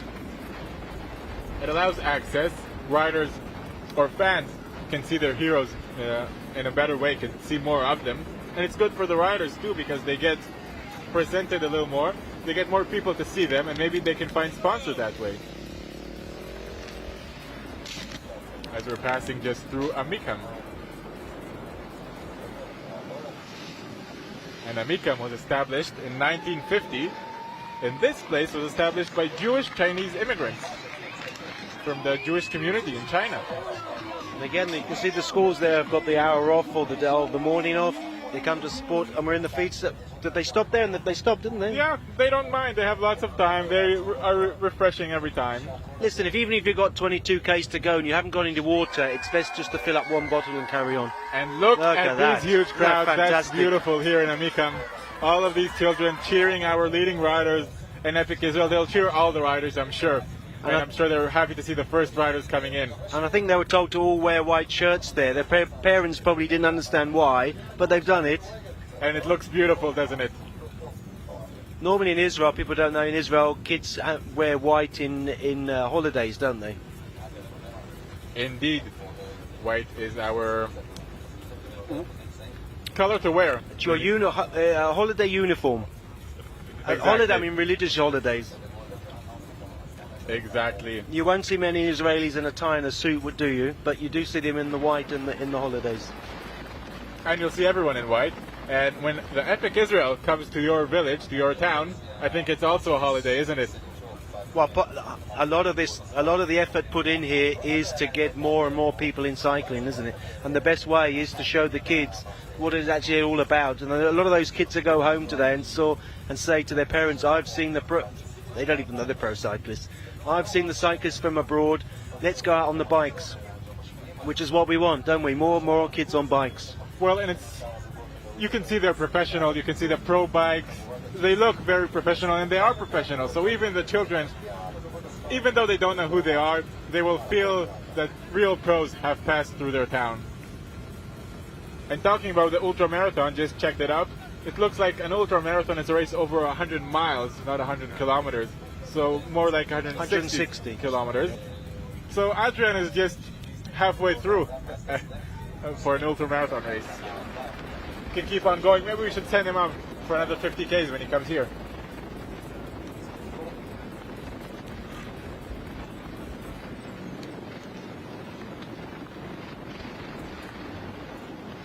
A quick stop, and George Egger is again at the front. An interesting thing to see here is they don't take quick turns, they take very, very long turns. I think it says a lot about how calm they are, because usually when you want to go fast, you'll take quick turns, maybe a minute, maybe half a minute, when you really want to push up the pace and you're really on the edge. But when you're riding a controlled effort, you could do dozens of minutes of turns at the front. And that's what we see here from the Germans today. Now we're in the Alona Regional Council. And Alona Regional Council contains only 3 towns. One of them is Amikam, and it's the regional council with the smallest number of towns. How come they haven't been gobbled up by another regional council then? I think they have their pride and they want to stay the Alona Regional Council one day.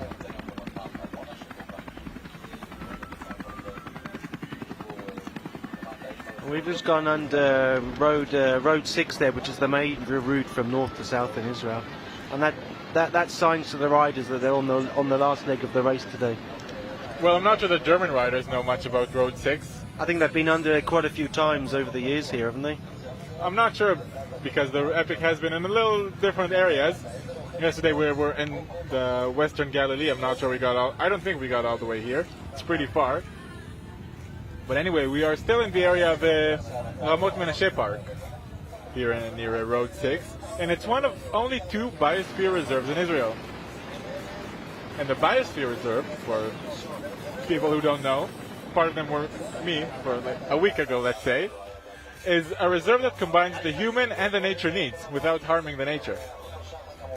And talking about not harming the nature, we can see how much damage the Grandmasters have done.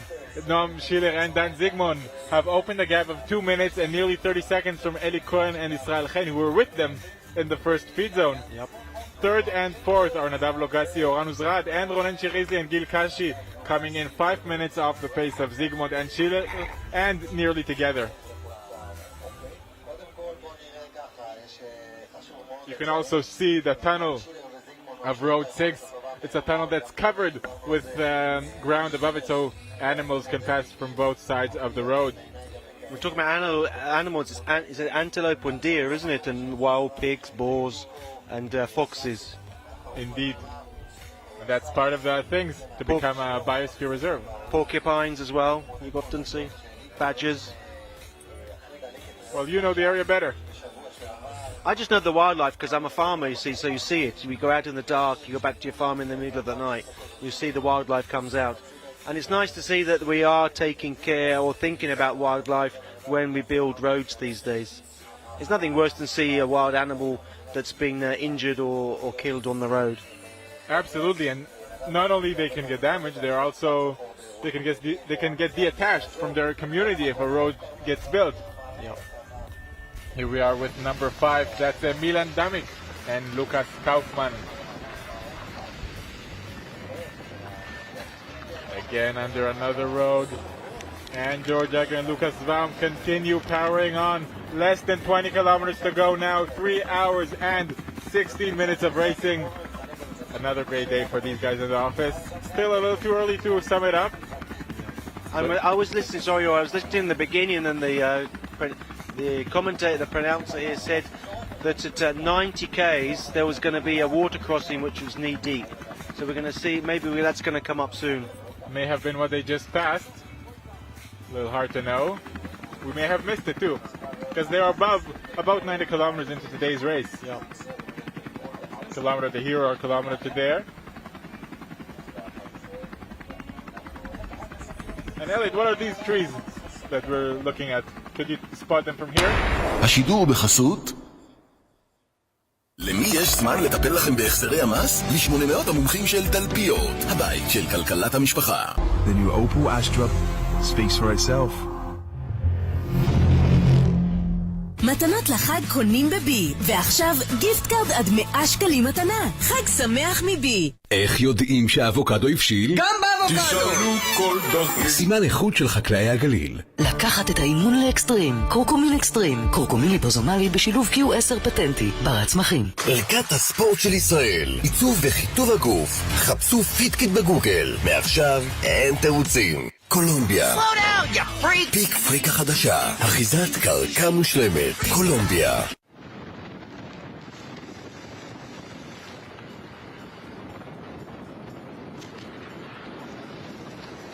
And a little swap of biddens over there between Egger and Baum.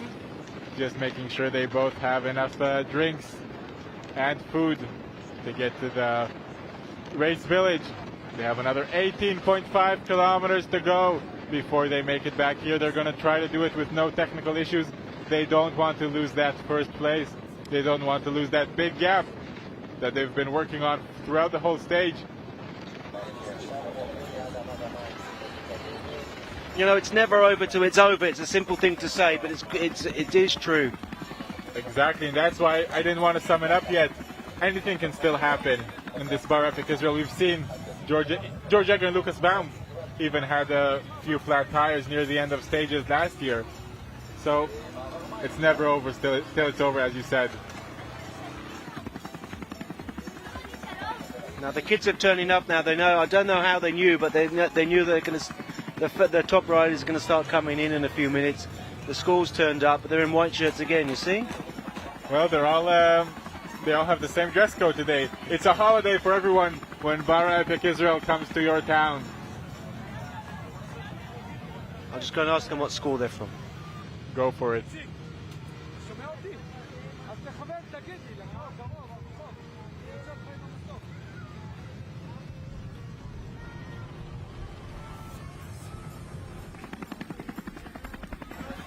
Yeah, the kids have just told me, and the teacher, they're from Carmel and the sea.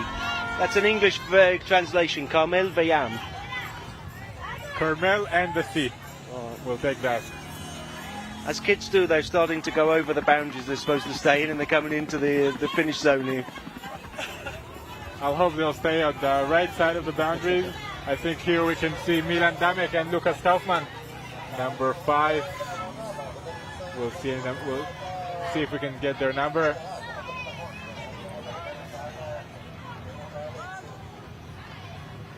No, this is number 11. Number 11-1 and 11-2. We'll get to you with who they are in a moment. Again, you see one rider with a backpack and the other one without. Everybody has their own little techniques and things they have.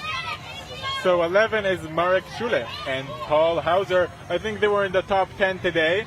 And let's see how well they did yesterday in the men's prologue. Yeah, I talked to Marek when he turned up on. They came on Tuesday, and he'd been in the Worlds as well in Denmark.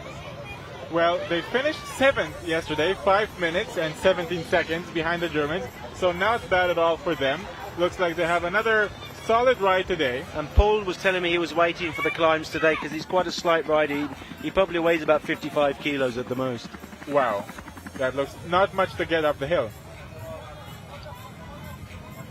And both of them are marathon riders. Marek had a good result today, this year in a marathon in Switzerland, finishing 17th. The same marathon Paul did with him, and he finished 21st. And they both raced the World Marathon Championships last year, finishing 38 for Marek and 47 for Paul. Well, that's good, solid riders, isn't it? Absolutely, good, solid riders. And they had a good, solid 7th place yesterday. They may go a little bit better this year. Excuse me, not this year, but this stage. Here we can see our cameraman Aviram on the motorbike, getting us great images of our leaders, George Egger and Lucas Baum. Is it still George on the front? Looks like they may have changed. George is slightly bigger.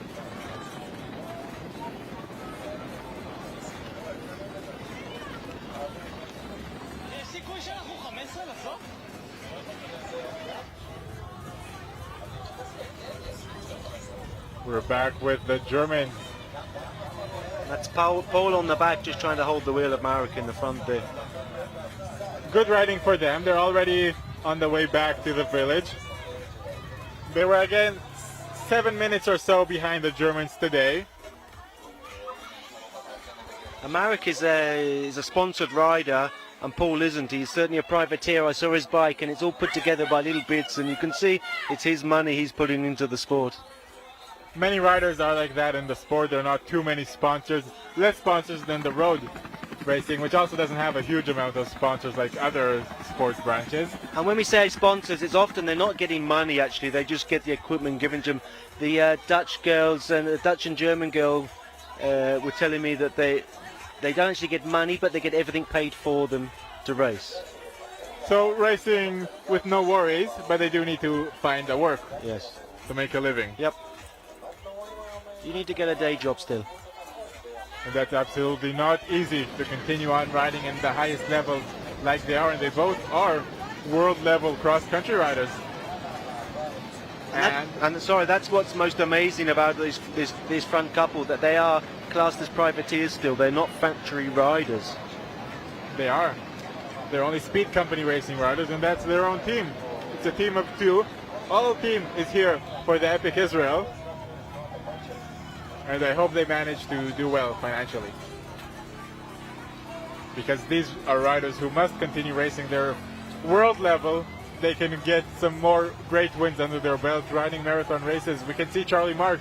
He's 42. They have another 15 years of racing if you compare them to Charlie. Well, you can see the pain on Paul's face there. Well, it's and also warm. the concentration, sorry. It's warm, it's hard. You can see him totally red. But now you can see that Marek is letting him climb at his pace. All he has to do, he has to get over the top and they'll go off again. I think they're getting into a Mikam as well. They'll probably get into the feed zone in a moment. Oh, you can and see then the we'll pain. see their timing. He doesn't have much left to go, though. He can be consulted by that. That's a long close-up on a painful face. Guys, if you want to get into the sport, don't look now. Watch away, because that's what's waiting for you if you take it to the limit. Yeah, and these guys are both young riders, 24 and 23. 24 for Marek, 23 for Paul. So they still have many years in front of them as well. Yeah, and when we say take it to the limit, it's your own personal limit, isn't it? Obviously, each rider has its own limit, and you need to know it. You need to take it to your own limit, not try to go to other people's limits, because that can burn you or not let you ride at your best, not let you get the best out of yourself. So it looks like it's still George Egger on the front looking now. Lucas Baum is behind him, number 1-2. And as you can see, Lucas's rear tyre is quite low pressure. You can see him bouncing up and down a little bit. Do you think that's intentional?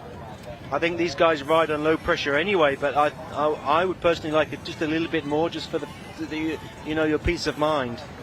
Well, maybe we should ask them on the way back. It'll be interesting to hear if that's intentional or something that set them back, and nevertheless they still have a huge gap.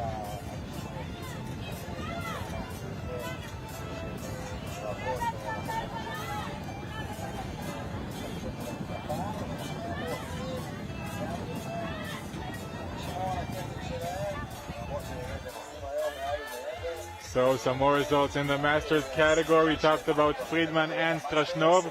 We got all the way to Nir Zohar, and David Reznik will continue. Matan and Eyal Katzenstein, 15 minutes off the pace. Lior Zachmor and Zur Brandt, 20 minutes behind.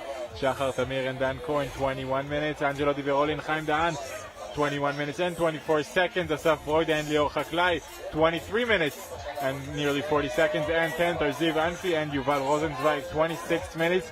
The gaps in the Masters category are huge. I can see just popping in there, Angelo and Chaim seem to be losing more and more time as the race goes on. That probably means that one of them isn't feeling too good today. And it wasn't a technical. Yeah, looks like a bad day for these guys. And an amazing day for Friedman and Strashnov. The nearest riders are 5 minutes. And from 5th place, it's over 15 minutes. Could you imagine that before the race started? No, that's... but again, we said yesterday, Yuval and Gal isn't, I've just forgotten his name, Friedman. Yuval Friedman and Noam Strashnov. Noam. Yuval and Noam are young 40-year-olds. And they've come in now to boss that category. They're totally bossing it right now. 5 minutes gap with the closest rivals. 15 minutes gap to every rider, to the rider's 5th position and more. It's a huge gap. It looks like it may be a done deal for today.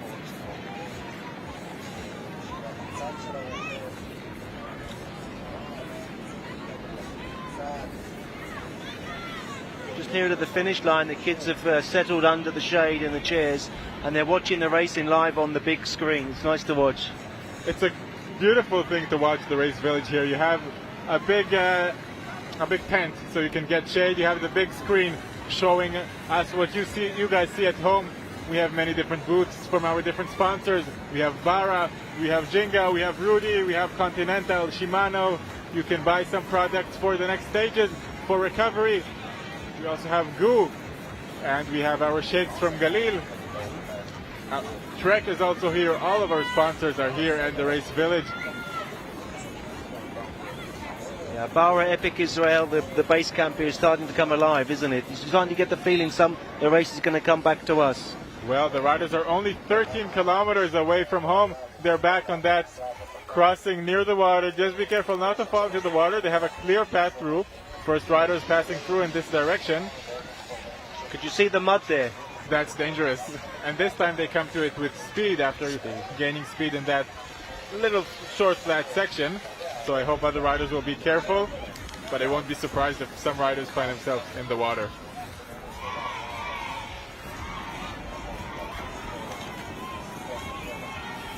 Another little switch here. George Jagger is taking a drink. Lucas Baum is going to the front, taking advantage of this slowdown, offering a drink to George.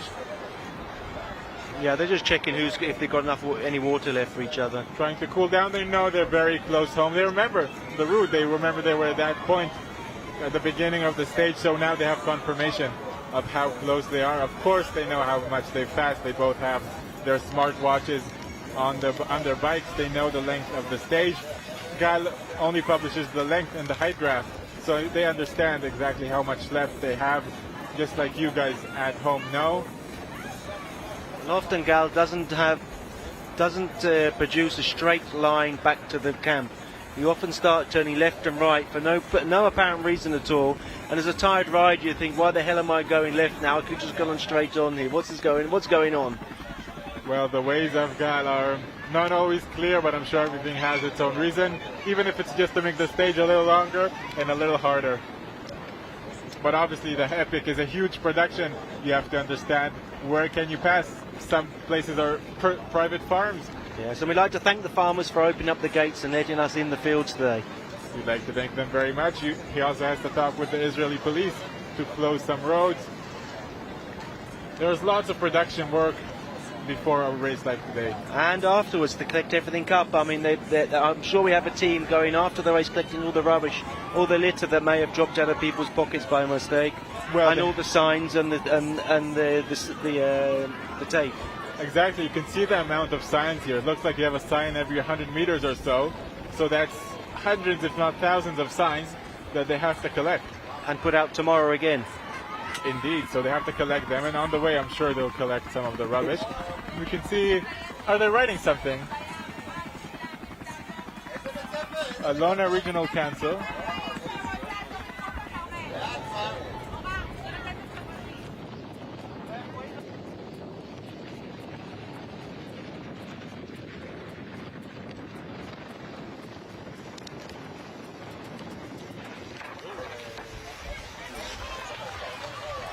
And another little water crossing. You see Lucas is going to the rocks. They don't want to get in the water too much. Yeah, that was the water, knee-height water we were told about. Yeah, so they can't try that. They're going to have to walk it.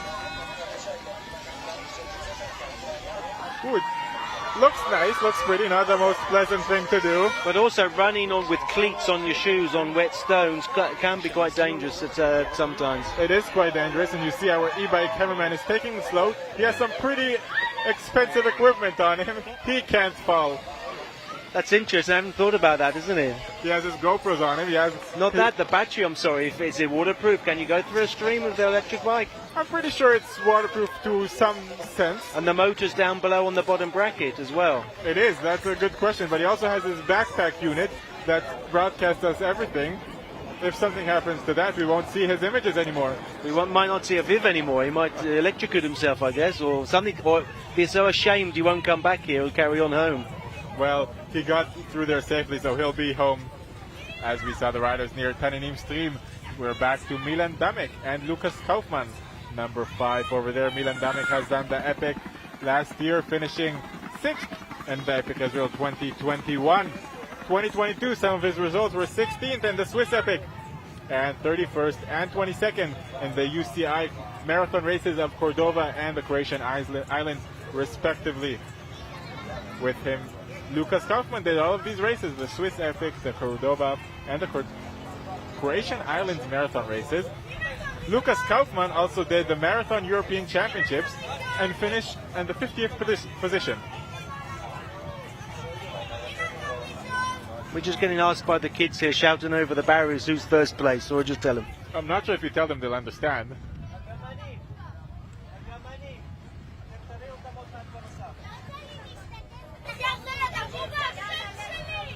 Anyway, talking about Lucas Kaufman, and there's an interesting thing about him that I haven't gotten straight in my mind yet. He's Austrian and Brazilian, and a few years ago I saw him racing both Austrian National Championships and Brazilian National Championships. I wonder how that works. I was sure you have to choose.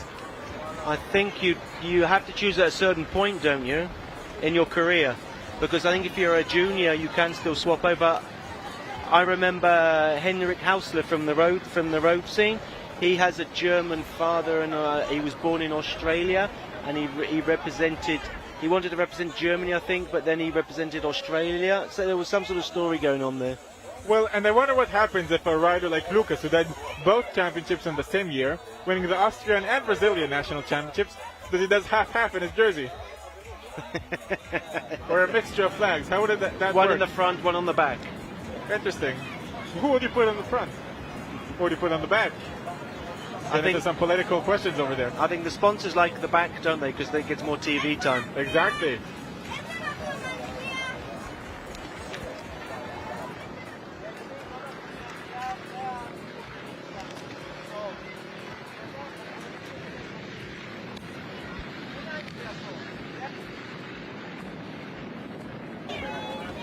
We're back with George Jagger and Lucas Baum. Lucas Baum is again at the front of the race, leading George Jagger. We don't have gaps for you yet. Last time we checked, it was around 3 minutes to Guy Niven and Reisberg.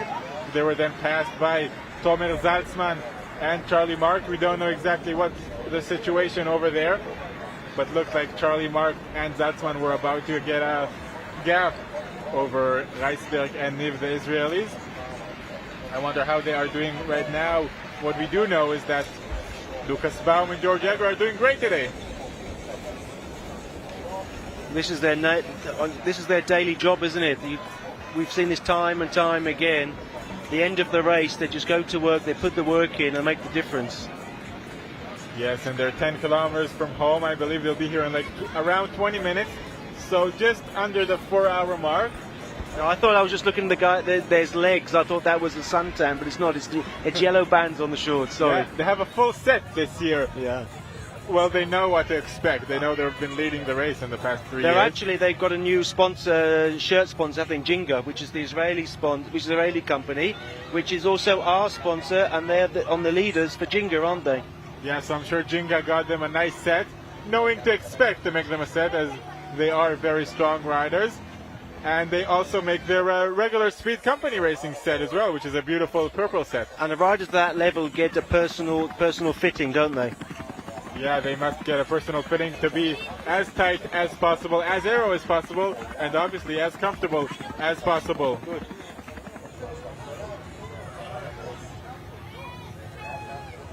We're back with the riders in the black jerseys, if I'm not mistaken again.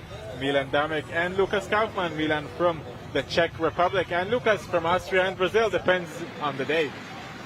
I find it very amazing how many marathon riders are coming out of the middle Europe, Austria, Germany, Czech, that area. There's something about the hills there that produces so many quality riders. Produces quality riders for marathon and also for cross country. They enjoy very much mountain biking. They have great routes and tracks over there. The great mountains, the great climbs, the great descents as well. I wish I would ride there my mountain bike as well. Well, these days you can work abroad, can't you, on your computer and live the dream somewhere else. Some people love to live on the beach in Barbados or in whatever, and some people like to live in the Alps cycling and do the work on the computer. Yeah, some people do that. I'm sorry it's not us. Why aren't we there? We need to work on it. Maybe next year we'll broadcast the Epic from the Alps. We should talk to golf. I don't think it's going to help us much. I think we're stuck here. Yeah, I think we're stuck too. But I enjoy being stuck here in the Bara Epic Israel. It's not a bad place to be honest. Absolutely not.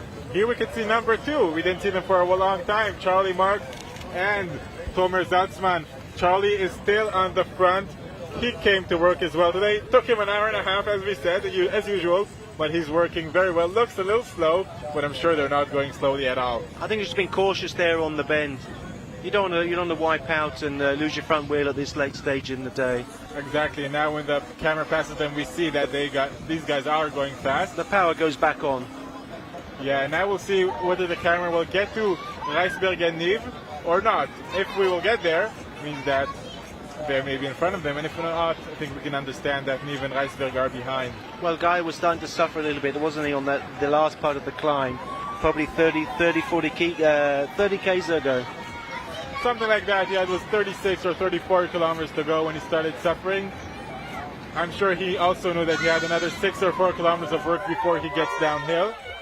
And let's see how he did. Now we can see Charlie Mark. Charlie again. This is going for the water. What decision time? What do we do? And they understand pretty quickly they need to get on the stones. Now as the riders go more and more across the zone, they're only the fourth rider to go across, so it's still quite dry, the stones, I would imagine. By the time the masters turn up, it's just going to be very, very slippery. And that will be very dangerous. I hope they'll be cautious when they do that. I think we can see an Epic Israel marshal over there to help riders in case they need. We didn't see a lifeguard. No, we didn't see the lifeguard, and we didn't see any crocodile yet, too. This is the Taninim stream that they're crossing. Is that a true story you were telling us yesterday? I don't know. That's a legend. That's a legend. There's a difference. There's lots of legends on this cycling group. I can't promise anything. That's only what I read online. These guys are turning themselves into legends by their own work. They are turning themselves into legends in cycling and in practice in the Epic Israel as well. You see, Tomer got out of there a lot quicker than Carl did. Maybe a little mistake. Maybe the chain fell when he tried to get on the bike. Happens often if you change the gear off your bike. We are 8 kilometers from the race village here in Achsholim Beach. George Egger is now at the front. They look like they're getting a little more tired. You see their bodies moving a little more. They're not as stable as they were earlier. That's expectable. We're 3 hours 40 and it says 7 Ks to go, so we're going to go under 4 hours. We are. I'm not. They are. Or we're not. They are. Yeah, they'll be one of the only riders who managed to do that, I'm pretty sure. I mean, sitting here talking to you and watching and commentating, we do feel that we actually are in the race, don't we? I feel part of them. I feel like I've done, well, not exactly, but we've done some epics with these guys, haven't we? We have. Obviously, they have a way harder work to do, and it's not, for us, it's mostly here. They need to practice a whole year to get to this race in such good condition. And as you see, the first rider there is in the lowest gear. You can see his derailleur is quite loose, isn't it? So that means he's in the hardest gear he can push. And that means these guys are flying. Like they've been doing for the whole stage. All they need to do now is grow a pair of wings on the side, and then they can just fly over the tracks. They'll take off and land here at the beach. You're getting used to this man crush, aren't you? This Greek god thing, aren't you? I'm totally used to it. I want to see if they've even sweated, if they're wet from sweat when they finish. Because they look quite clean, don't they? You can't see any salt marks on their shirts or anything. No, they look clean, they look cool. I'm sure they have sweat a little bit, but they are just such a good riders. So we got the commentator on the back speaking over us a little bit. Quite often you can see a rider that's had a really hard day, you'll see the salt on his shirt, won't you? And this is a hard day. 3 hours and 40 minutes in the saddle, the longest stage they'll have. I'm sure we'll see it better when they get here. I'm sure they'll be exhausted, but they just know how to keep on riding, even when they're exhausted. That's part of being a pro rider. You need to keep on working, even at the end of the race, and keep on with the same pace that you rode throughout the whole stage. Part of a good way to do it, the best way to do it, is to ride the same pace throughout the whole stage, to manage your effort, to know your pace, and then to keep on going, keep on pushing on. You don't want to start on too strong and then slow down later. You want to keep on maintaining a good solid pace all the way home. Now we are with Tomer Zatzman and Charlie Mark, who seem to be second on the road.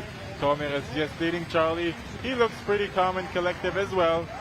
Behind him, Charlie looks pretty good.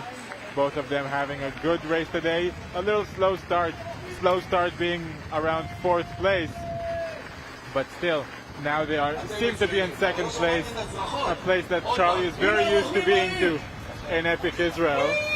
And I can see Tomer now. Tomer, in the end of the day, is taking his turn. So I mean, it must mean he's still feeling quite good. Yeah, it looked like Charlie was doing lots of the leading earlier, but Tomer riding very well and managing himself to be able to work with Charlie now. That's very good for this duo. Well, if you're suffering there, generally if you see someone suffering, he'll stay on the back, and you have to nurse him back home. But Tomer is proving himself worthy of being partners to Charlie. He has big shoes to get into. Last year, or the last few years, it was Gregor Ragel who used to ride with Charlie. This year, Gregor Ragel has switched teams. He's no longer riding with Charlie. I think both of them have switched teams. So Tomer Zatzman is going into Gregor's place very well. Looks like they're on to another 2nd place. Tomer was just flicking his elbow a few seconds earlier, marking or telling Charlie without words that he needs a switch. I think Tomer today is cementing his place as the top Israeli mountain bike rider, isn't he? With the Shlomi Chemi retiring, there's a place to take, and I think he's up for it. I am sure he's up for it, and he's had a good year as well. His first year riding in the elite category. After that, he was in the under 23, and he had some good results in cross-country World Cup races. In Leogang, he finished 34, and in Val Nord, he finished 41st. So that's not bad at all for his first year. To remind you, he was under 23 just a year ago, having an amazing year, finishing 9th in the cross-country World Champs and 5th in the cross-country European Champs.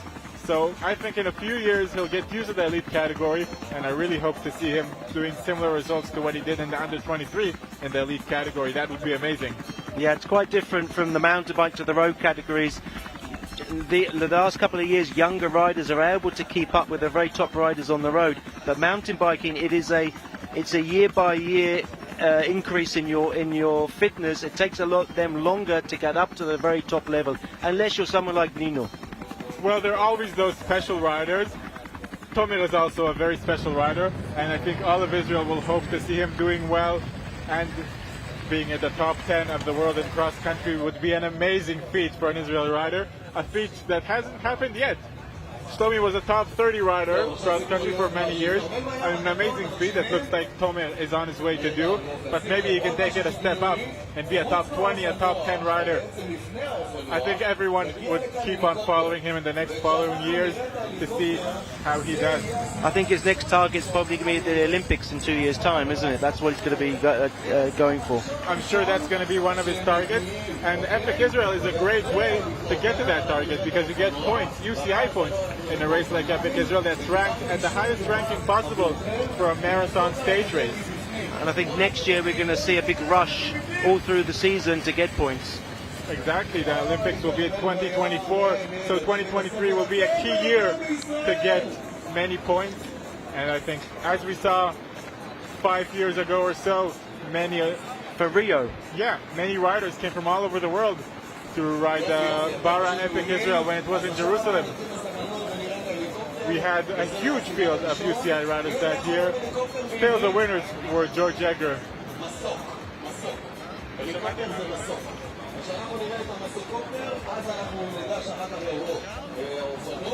We're just getting indication of a strong headwind on the way back. It makes sense. They're going west, and the wind comes usually from the west, from the sea to the east. So they have a strong headwind. That's why the riders are exactly one behind another.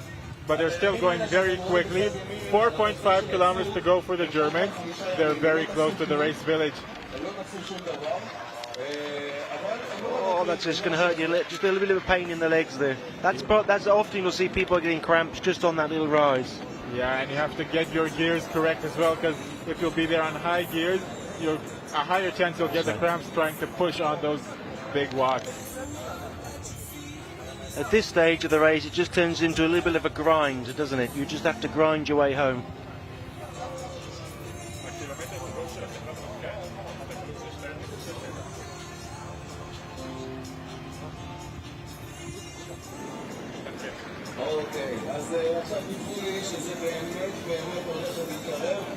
Here is Lucas Baum on the front. They're still working now. They'll have the side wind from the sea. You can see the beautiful sea.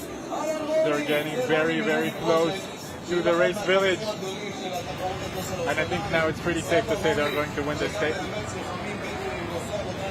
They could probably run on the flat home and still win. But you can see they're such professional riders, they won't let up until they finish the line, just to put that extra time they may need in the future into their competitors. They understand this kind of racing better than many riders here. They may be only 27, but they had great experience in the Bara Epic Israel and other epic races. One of them is the Absacate Epic that they won this year. They know what it takes to win an epic race. And they know that they need to keep on riding as strong as possible as long as they can, because each day is a new day. They can have technical issues and they can just have a bad day. I'm not sure they specifically can't have a bad day, but in general riders can have bad days in stage races like this one. And you never know it's going to turn up until it actually just turns. You can feel good in the start of the race, but then halfway through you can just lose all the energy and it just goes. Things like that can happen even to the top riders. Exactly. You forget to eat. So you see it on the road a lot, don't you? The riders, they forget to eat on the climb and they bonk. Yeah, and sometimes you just recovered well enough only for 50 kilometers and can't go all the way through. We're getting some more images from our Isracopter helicopter. Here are, again, Charlie Marks and Tomer Zaltzman. Pretty safe to say they're second. Well, we can't see behind them, can we? We can't see the behind them. And we can't see what's in front as well. Yeah, we can see a bit of sand there. It'll be a bit annoying for them in the end. A little slowdown over there for the second rider. Egger seems... You can see he's starting to suffer just a little bit. He is, but he is very close. You can see the dropping of the head. That normally means they're looking for just that little bit more energy to come out. Yeah, around 1.2 kilometers to go. They'll be here any moment now. And you see he stood up, he just changed his position just for a second to rest certain muscles. When you stand, you use different muscles in your legs, don't you? It is. And the kilometers to go mark has been dropped, so it means we're around a kilometer to go or even less from the race village. We can't see it yet, but we can see the fish pond of the area. And here are Tomer and Charlie. Charlie's still in the front, so Charlie is doing most of the work. But again, as we said, you need to be strong enough to sit on your partner's wheel. You need to work well together. Tomer did give him a few minutes of recovery earlier, and maybe even for longer periods that we haven't seen. Didn't get their images throughout the whole race. But what you can see is that Tomer is still comfortable with that pace. When the rider's not comfortable, the second rider, you'll see him drop off on a turn and have to try and catch back up again. Tomer looks very comfortable, very calm. And here we can see George Egger and Lucas Baum are entering the race village here in Naksholim Beach. Wow, what a stage we've had. And they're going past the dates. I mean, if they're ready, they could pick a date on the way. They've got enough time. They do have enough time to even swing that tree and try to get a date out of it. And let's see, the kids have disappeared. I think they've gone up to the finish to welcome them. Yeah, I think they're near the finish line where George and Lucas will be any moment. They attacked 80 kilometers to go in this stage, and then all the other riders couldn't see them for the rest of the stage. And here they come to the finish line. They opened the gap, and it growed and growed. Nothing stopped them, not even technical issues. You can say they own this race. They bossed it, haven't they? They bossed the prologue, and now they bossed stage one as well. I think it's going to be a very big gap, 3 or 4 minutes for these guys. They are in their yellow jersey. They're riding like they're the yellow jersey, like they're the race leaders. Well, they ride like champs, don't they? They ride like champs, and they are the champs. Some high fives to those kids. And the champions of stage one, George Egger and Lucas Baum. What a ride for these guys. Look at that, and they look okay. They're not completely finished at all. They've controlled this race and controlled their effort today. Yeah, and you can see some smiles from Lucas as well. They must be satisfied. They passed 3 hours and 52 minutes. Now it's the countdown to the gap from the other riders, stopping those watches. And we're just going to let them recover a little bit. The TV's got hold of them. They're not going to release them to us, are they? But maybe a little bit later we get one of them over. We will get one of them. Lucas, I will wait for George because this is important. לא חייבים, תראה אותם. George, I want to go in between you two. We can see Lucas there saying thank you to the Shimano mechanic. You look dead. I would imagine James Last is year real, you real looked much for him stronger. in the middle of the race. What's happened with the kid? The kid is over his rabbi.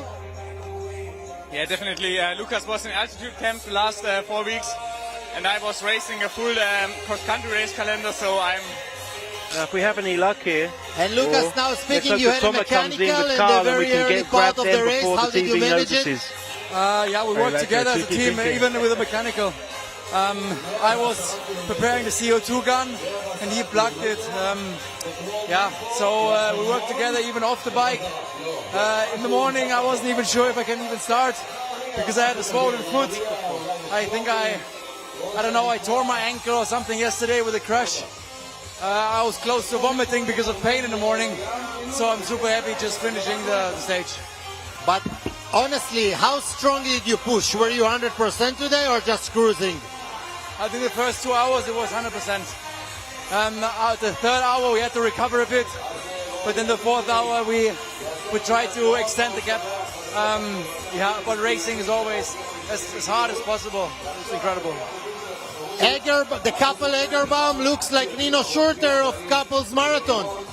Yeah, I'm super excited about our marathon future, and I think we got a great future ahead. Congrats again. Yeah, Ori, did you notice the time they finished in? If I'm not mistaken, 3:53, 3:52, something like that. Now we're just about to be joined by Lucas. Oh, thank you. Respect. Hello, Lucas. How was today's race?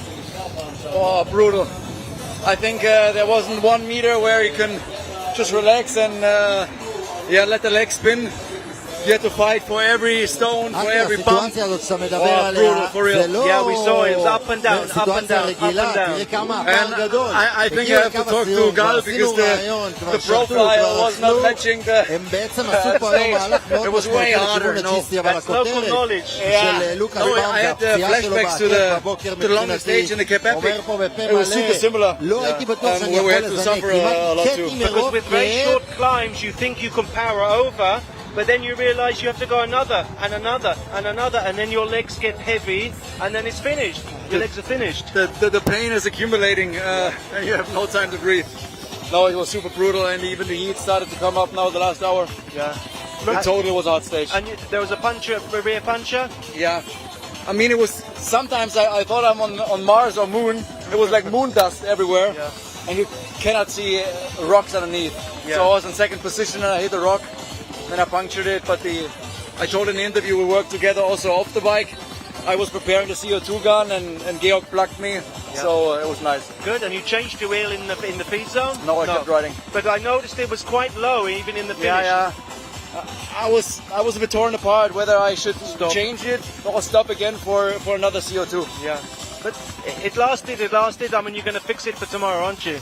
I think so, yeah. I think so. Yep. Yeah. Well, thanks a lot. Yeah, thank you. Thank you, Lucas.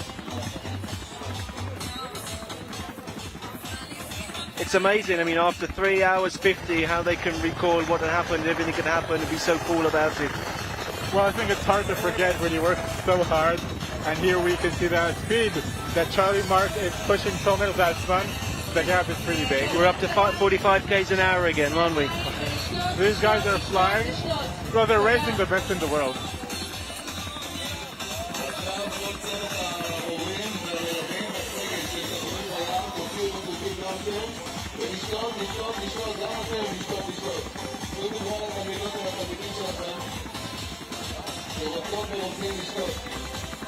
You can get some great images of Charlie Mark and Tomer Zatzman both getting to that aero position, trying to get as fast as possible to the race village. The race for the first place is not over because, as we said, things can always happen, but it's become a little bit out of reach. Now the major race is for second place, where Charlie and Tomer would really want to keep. And how were they doing yesterday? I've already forgotten, there's so much going on. Well, yesterday they finished 1 minute and 50 seconds off the pace of the winners. And behind them, another minute behind them, were Victor Fernandez and Manuel Corredo, the Spaniards who had a bad day today. Well, having a bad day. We don't know what's going to happen in the end. Well, they're having a bad day indeed. Guy Nives and Nadav Retzberg were about a minute and 15 seconds behind them.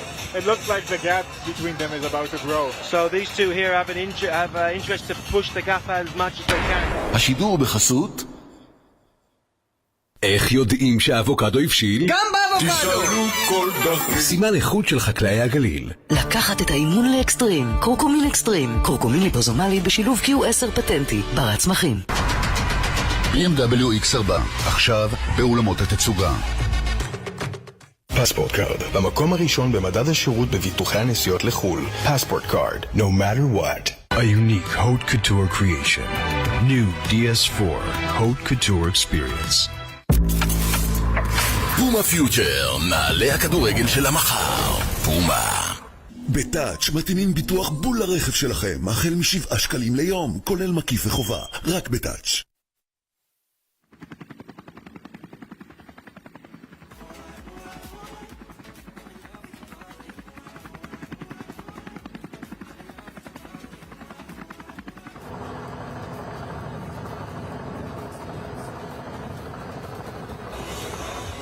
Back with Charlie Marks and Tomer Zaltzman making their way to the race village.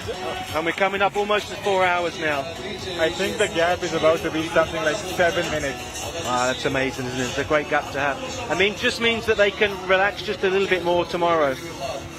But will they? No, they don't have to relax, but it means if they have a puncture, to have a technical, they've got time to fix it.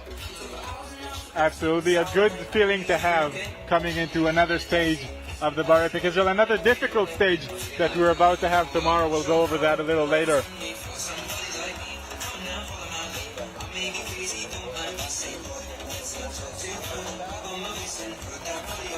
So a little brief about tomorrow. Tomorrow is shorter, still not easy, 78 kilometers, accumulating a little more height, 1,300 meters of climbing, and we have slightly longer climbs tomorrow. Yeah, it's less up and down. It's more, you can get into your rhythm in climbing more. If you imagine we're going west and then we're going to go to the north. Today we went west and then we went to the south area. It's a different terrain. Indeed, and Charlie Mark and Tomer Zaltzman are reaching the race village now. They'll be in the finish line in about a minute or so. So again, George Egger and Lucas Baum are setting a mark that no one else can do. The only riders to be under 4 hours back. To take only less than 4 hours to get back to the race village will be Baum and Egger. This is still a fantastic time for them. It's still a fantastic time. It's a fantastic ride. The never-ending Charlie Mark and the new Israeli top rider Tomer Zaltzman are about to make it to the finish line. I mean, Charlie's just proving that if you live professionally, a professional sport life, you can extend your career these days to a lot longer than it used to be. And they're coming off the round. A great ride for these guys. Another second place for Charlie Mark and Tomer Zaltzman. They deserve a smile. There's the smile and the recognition of what they've done together today. They've done a great ride. That's what they've done. And Carl looks absolutely filthy. He's full of dust. But it's a badge of honor, that dust, you know? It is a badge of honor, and they're going straight to the smoothies. They know what's good already. I think they've been dreaming about those smoothies for the last 20 Ks. Well, Carl didn't let his feet off the bike until he got to that smoothie. That's the first thing he's putting in his mouth. He knows what's good. And Tomer needs to cool down. As Lucas just said, it's become warmer here. Yeah. You need to cool your core temperature down as quickly as possible. And again, we were talking about yesterday, it's recovery now. That's the race to recover. It is the race to recover. Looks like they've recovered pretty well. And Charlie's already working on it with the more smoothie. Carl looks so cool, doesn't he? Well, you don't stay at the highest level without being so cool. He's living the life, he's loving it. Well, I don't think he would continue to the age of 42 if he didn't love it. No, you have to be. So that commitment. I mean, this is the result of the whole year's training. And then he's got to start all over again in January, February. Well, that's how they work. Yep. it's not exactly starting in January, February. We'll take 2 weeks off or so and then keep on training just without racing. Maybe a little more time at home. I'm sure his wife's got some chores or jobs he needs to do around the house. I think the list only grows as he has more and more races.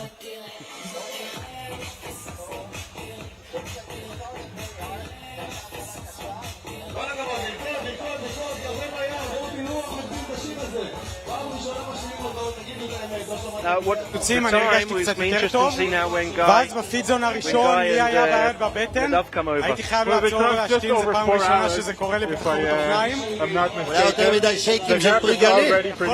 כן, ומשם עבדנו בקצב שלנו ובסוף זה השתלם, כי כל השאר הגזימו, דילגו אפילו על עצירה בפידזונים, אנחנו כל פעם התרעננו לקח את הזמן והשתלם. הבוקר, but I think we need Charlie for that. We heard Lucas Baum twisted his ankle this morning and complaining for some pain. So is it possible to push them tomorrow on more cross-country style course and maybe upside down the result? On the right. Hopefully, but today there was so Number 3 is the Spaniard. That's the. Ooh, looks like an unpleasant crash. כמה זה מתסכל, That looks like a high-speed crash on a turn-made gravel turn. What we call in Hebrew schnitzel. בסוף אם אתה מסתכל על מי שמקדימה זה ישבור אותך. The shower later won't be pleasant at all. Not the shower, not the sleep either. If he's used, everybody likes to sleep in a certain position. If he wants to sleep on his right side, he's going to keep on turning all night long. He's going to have to switch sides this night. We just heard earlier Tomer touching the point of the feed zone. He said that other riders skipped feed zones and they decided, Tomer and Charlie, they're not skipping any feed zones. And it worked out, as he said. Because we saw earlier Guy Nieve and Reitzberg racing through the feed zones. Guy Nieve didn't even stop at one feed zone. So maybe that was a big mistake. So Tomer did stop? Tomer did stop. Yeah, it's no point trying to go through and then getting deep into the race and then finding actually you're missing liquids. As we saw, how long did it take to fill up 2 bottles? Half a minute. At the most. And we see how much time Guy Nieve and Adam Reitzberg have lost. We'll wait to hear from them if that's one of the reasons, but I won't be surprised if it is. I'm not going to go and ask what a guy why he's having a bad day. I think I'm going to leave that one to you. I'm not going to ask if We'll give him a bit of space and ask him later how he's feeling.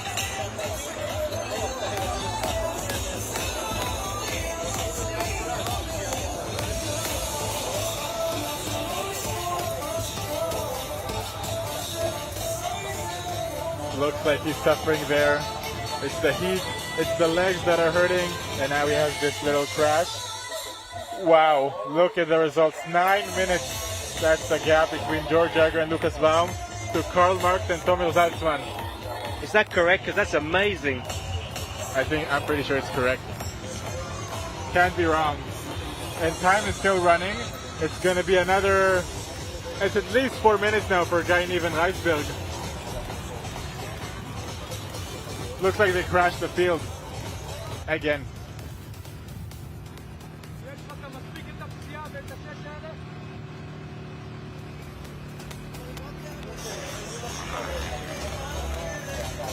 Yeah, we just had confirmation that is the correct time. That's an amazing gap they pulled out. It's unbelievable to open 9 minutes on the first stage. They already opened 2 minutes. Excuse me, I'm just so excited. They opened 2 minutes yesterday, another 9 today. It's already over 10 minutes the gap between George Jagger and Lucas Baum to their closest competitors.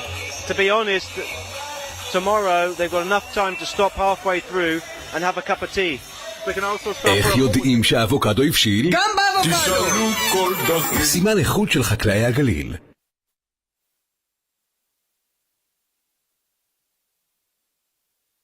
לקחת את האימון לאקסטרים. קורקומין אקסטרים. קורקומין ליפוזומלי בשילוב Q10 פטנטי. bara צמחים. זה סמוקי דואו.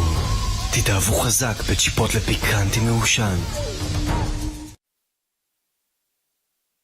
Israel end of summer and it's so dry and it was really difficult to ride because some parts are so loose and sandy, but we had a good ride and second place it was.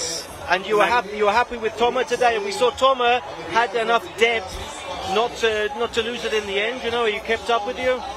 Yes, Thomas stopped there, I think, in the first feed zone. Then we had a small gap to the second place. Yeah, and we need, I think, 20 Ks to catch them up.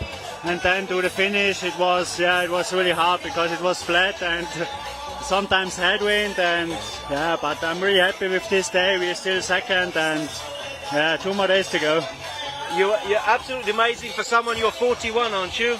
No, 42. 42, sorry, I'm missing a year. How long are you going to keep this up? Yeah, for I think, I say every year, next year is my last year, but... You tell your wife next year is next year, or she doesn't know? No. No, you don't tell her? I think next year, look at how it's going. Maybe 24, but then it's over. Then I had to be... But listen, even then you're going to go out on the top. You're such a fantastic, you're an example for a mature athlete to still be at the top. Yeah, but this is hard work, I think. Of course, you have a 20-year difference with Tommy here, it must be hard. Yeah, my teammate from Switzerland, he's 20 years younger than me, and he's still now the same fast as me. He can't be my son, but this is fun, I think. Yeah. This is the sport. So thanks a lot, go and have a recovery. You're welcome. Thanks. Well, while you were interviewing Charlie, we just had third place coming in. Thanks, Charlie. And these were the Spaniards, Victor Manuel. So we're still missing Guy and yeah, Nadav. so it looks like Guy and Nadav had a tumble or something happened to these guys because they're not with us yet. And now we can see Guy Niv and Nadav Reisberg making their way to the race village. The Spaniards finishing third again today, although it looks like they had a bad day. Managing to get to third, Victor Fernandez and Manuel Cordero. Now we have the Italians, the Samparisis, just coming in fifth for today.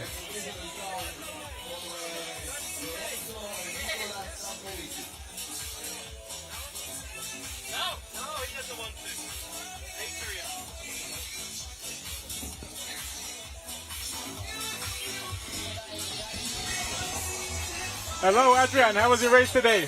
Well, today the race is very good, and I'm very happy because I finished in a sprint for the third position with the Spanish rider Victor and Manu, and I worked very hard in the finish line, and very happy because in the first clean I start with the first group, but my partner is in the second, and I stop, and I commence very slow, and in the finish fast.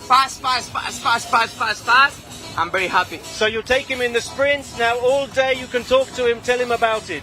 Yes, but in the sprint I decide no dispute for the Spanish rider because my partner is very fatigued, and I decide to work for the team Spanish and my partner in the final group and very little. Yes, we saw you working on the four. Yes. Most of the day up the hill. We saw it that your partner was suffering and you were on the front.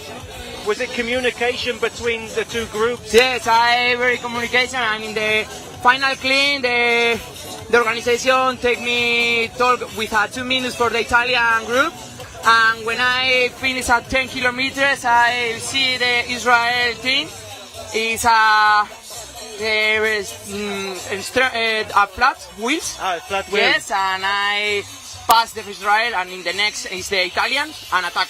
When you see someone who is suffering or has a puncture, it gives you more energy. Yes, today I'm very more energy because this stage is a long kilometers, and I like the long kilometers, and I a suffer man. You like to suffer, that's great. Thank you. Thank you. Go and have a shake or something. Okay. Well, so Adrian likes to suffer, and he's done a really good work here today. Very happy with his results, coming in third and fourth. He's super happy, wasn't he? He had a great time with his friends out there. Yeah, he looks very, very happy. Now we can see Guy Niv and Nadav Reisberg are just getting in the race village. And he said they had a puncher. You understand, they had a puncher. So it looks like a day that started good for them doesn't end as well as they could have expected.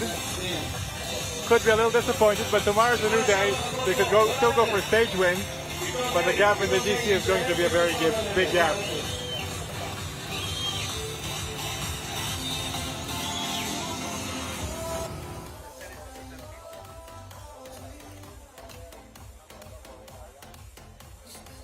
We can see now Tomer Zaltzman just cooling off, getting prepared towards the podium ceremony. Here are Guy Nieve and Adav Reisberg finishing 20 minutes behind the Germans, George Egger, Lucas Baum. They're not satisfied with their result today. Happens, sometimes you can have a bad day. This is cycling.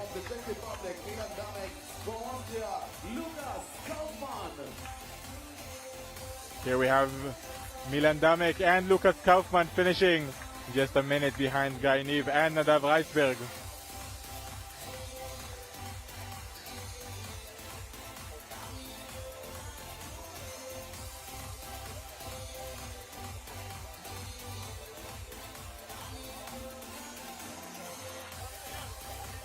And here we have confirmation of the results. First are George Egger and Lucas Baum, 9 minutes behind them, Charlie Mark and Tomer Zaltzman.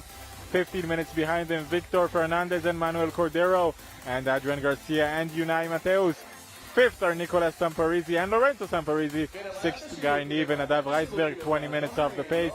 And seventh, Milan Damek and Lucas Kaufmann, 20 minutes and 50 seconds behind the Germans. השידור בחסות למי יש זמן לטפל לכם בהחזרי המס? ל-800 המומחים של תלפיות, הבית של כלכלת המשפחה. The new Opel Astra speaks for itself.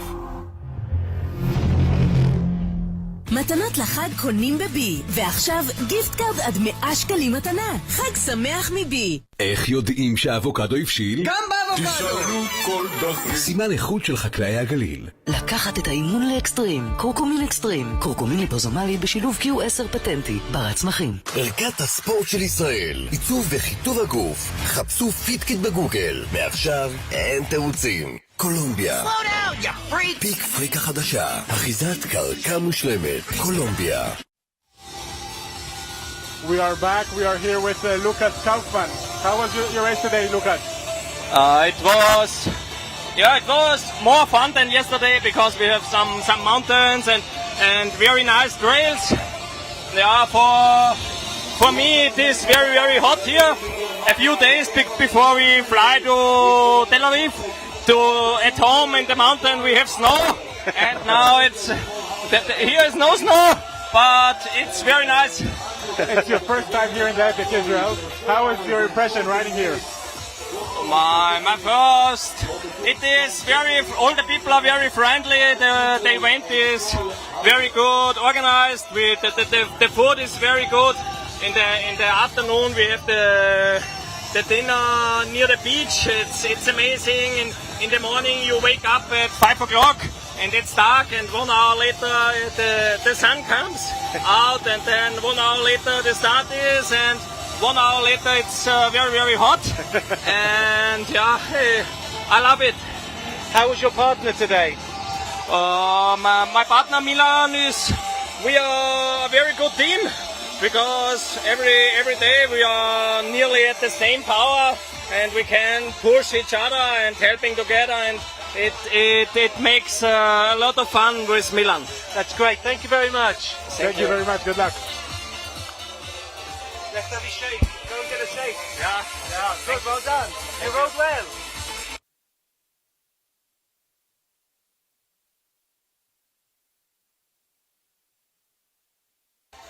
Looks like the leading master riders, Yuval Friedman and Noam Strashnov, leading the blue jersey. We can just see Milan Damek and Lucas Kaufmann, who were just talking, the Germans. Behind them is Lucas Kaufmann, who just talked to us and joined us.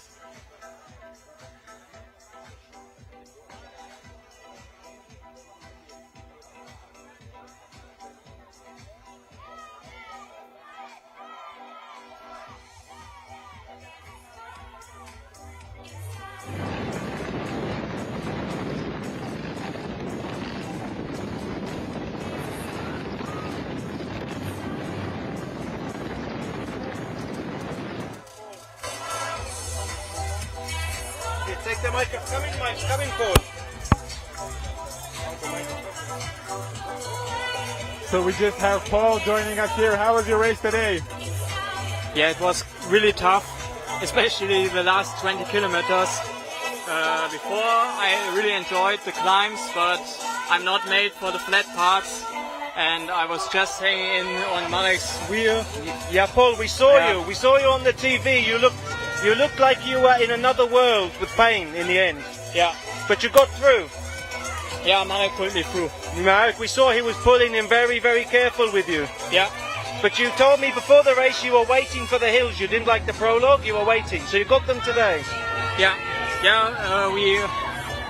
It was much better than yesterday. I think we were in a group with around 4th place. But first, Marek got a rear flat. Okay. And we had to, It's hard to remember when there's no brain in the head. No, I'm not sure what's... It's gone. The oxygen is gone. No, we had to put a CO2 cartouche in, so inflate his rear wheel, and then 2 kilometers before the main feed station, I had a front flat and rode with a flat front wheel. Yes, that's very hard. So we both had to change wheels there and lost the group. So Marek had to do all the work alone for the last 20 kilometers. Thanks a lot. Go and have a rest. Thank you and good luck tomorrow. So we can hear many riders encounter technical issues throughout the race. A front puncher is the worst puncher, isn't it? You can't keep the speed up. It's hard to steer like that.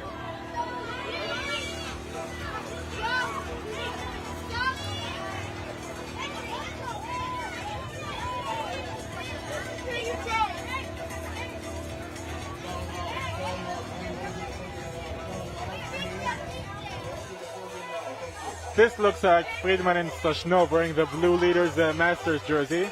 Sponsored by Wahoo.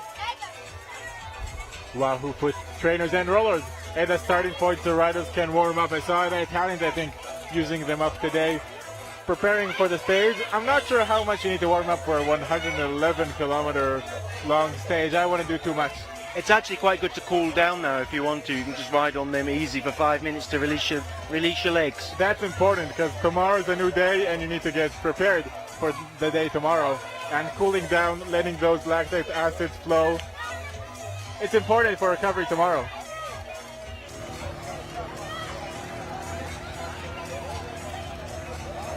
I don't know if he's angry with the cameraman or saying hello. It looks like he was pretty angry.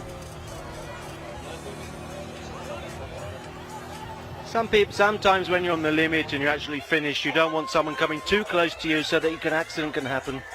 Number 23 over there was Noah Lashevsky and Rouse Charlie Angelo Huss from Austria. Both from Germany. And they've got exactly the same outfits on and the same bikes. I think they went to the same shop at the same time. You can't tell the difference. One's got an aero helmet and the other one's got a normal one. You're talking about number 10 who just finished. I was talking about number 23. We just sorry. saw on the screen. Each one sees someone else. Number 10 here just finished and the race village is now on the screen. You can see Buzz Kopen preparing the podium ceremony. Number 10 is indeed Thomas Schogel and David Schogel, and Thomas Gerber from Austria. Yeah, they're from the KTM team.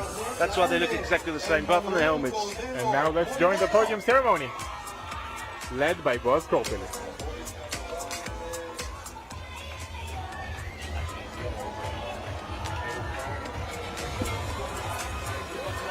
In the second place, please welcome from Austria, from Israel,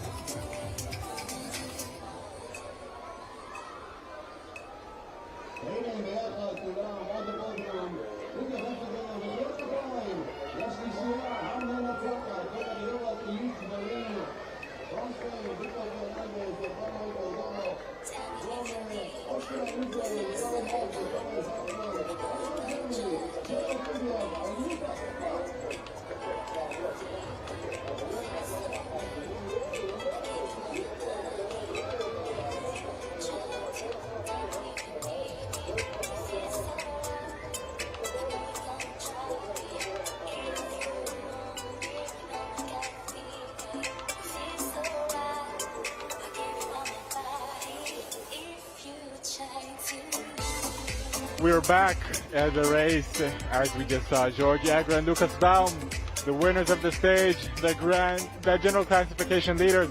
Well, the stage podium and the general classification podium are identical. They did get the yellow jersey, and they also won the stage today. A great ride for these guys. Another great ride for these guys. A great ride for the Austrian, Charlie Mark, and his Israeli partner, Tomer Zaltzman. And in third were the Spaniards, Victor and Manuel. And we're just about to be joined to another interview.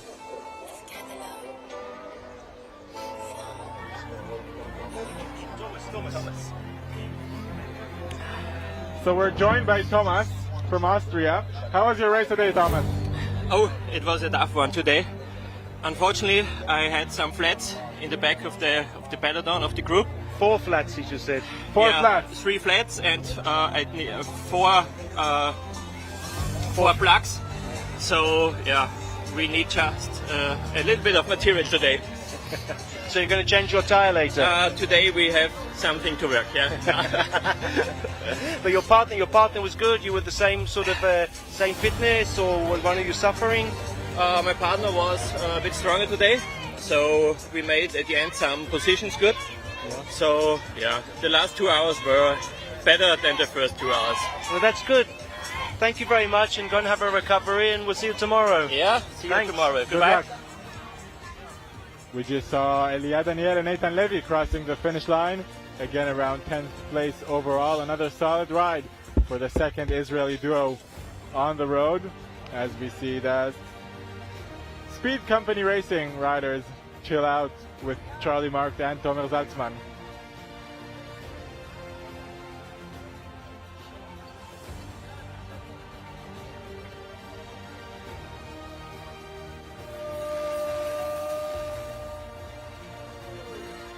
Some more results. Eitan Levy and Eliad Daniel came in 10th. 9th are David Chogel and Thomas Garber, who we just talked to. 8th are Marek and Paul from Germany, we also just heard. And we are just joined by Eliad Daniel. Hello. Eliad, how was the race? Suffering and suffering and suffering. But you did a really good time today from the suffering. You're the second okay. Israeli group on the track. Okay, thank you. Yeah, but you know, I am. You're finished. We can see you're finished. Yeah, thank you. But we can see your grey hairs as well. You're not young, and you're showing the young guys here how to do the job.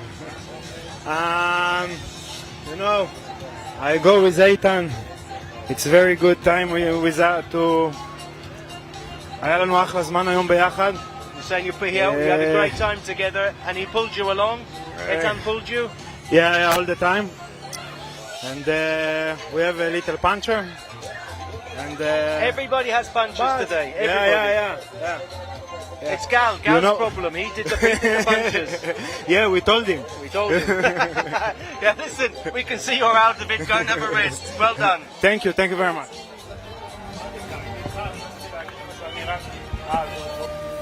Well, we just were joined by Eliad Daniel, and we see what happened earlier today. The ride had started at 7 a.m. in the race village in Achsholim Beach. 500 riders left the race village in different boxes. According to the results they had on the prologue, they then had a neutral start behind the motor and the sponsored car. And then the race started with George Agra and Lucas Baum attacking from the top, forming a top elite group with 10 or so duos at the front. The riders passed near the beautiful ponds of the fish ponds of Ma'agan Michael before they started climbing up towards Ramat HaNadiv and Zichron Yaakov. George Agra and Lucas Baum didn't rest for a moment. When it was flat, under the road and above, they were just leading the race and winning it from the front. They later on created a gap that grew and grew and grew. Started with around 45 seconds in Ramat HaNadiv, and they just kept on working on. The riders encountered some road crossing going onto the road and back up to the tracks. There was a group of 3 teams behind Agra and Baum, the Austrian Israeli Charlie Mark and Tomer Zaltzman. The Italians, the Samparizis, and the Israelis Guy Niven and Nadav Reisberg were the main chase behind Lucas Baum and George Egger, who kept on working throughout the stage. They didn't work so well together, this team behind, but who did work well together was George Egger and Lucas Baum. They switched turns in the front, doing long turns, having a very strong ride, both of them.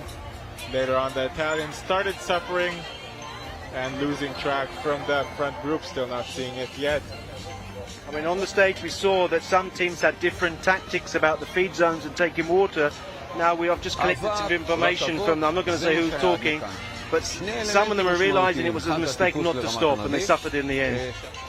Well, feed zones are very important, and after the feed zone, they had some beautiful single tracks for the German Egger and Baum. They then had a very narrow and short road crossing.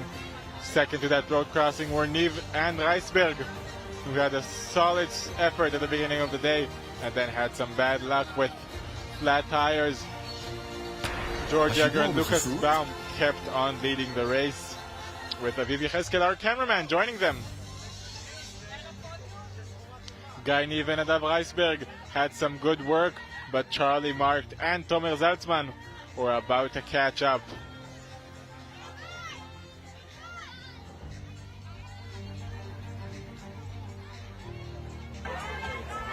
Racing wasn't easy for everyone today. It was a hectic day, 111 kilometers. This face tells everything. Not many big climbs, but short and painful climbs. As we were told that in the end, as we were talking earlier, the damage was done in the legs because they were trying to power over them, and it accumulates in your legs at the tiredness, and then in the end you finish. And George Egger and Lucas Baum accumulated time throughout those little inclines, throughout every part of the race, and got first to the finish line 9 minutes ahead of their closest rivals.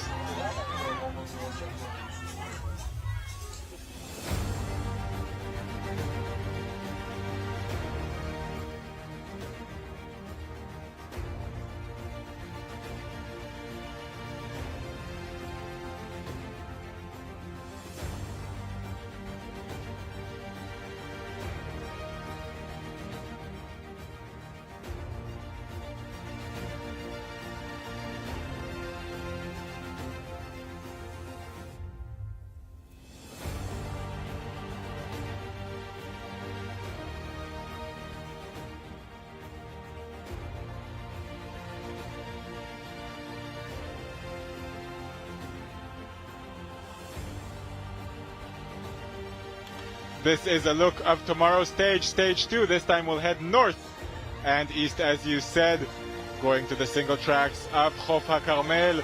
It's going to be a 78-kilometer long stage, some more of a cross-country stage, you could say, 1,300 meters of climbing, a shorter stage, a little more climbing, another tough stage in the Bara Epic Israel. Well, we have to see the graph. The riders are going to check the graph to see how long the climbs are going to be. I think they're longer and hard, and not so hard as today, not short ones, but they'll be able to manage their climbing a lot better. Yeah, we do have some longer climbs today. We'll see them later. We see the beautiful race village here, the beautiful beach near the race village. We can't wait to see you guys here tomorrow, same time, 7 a.m. Nach Sholim time. We'll see you at the beach. I think we're going. Well, thank you, Elliot, for another great stage. It was fun, wasn't it? I had fun today. I'm not sure the riders had much fun. Some of them did. It's going to be another epic stage tomorrow in the Bara Epic Israel.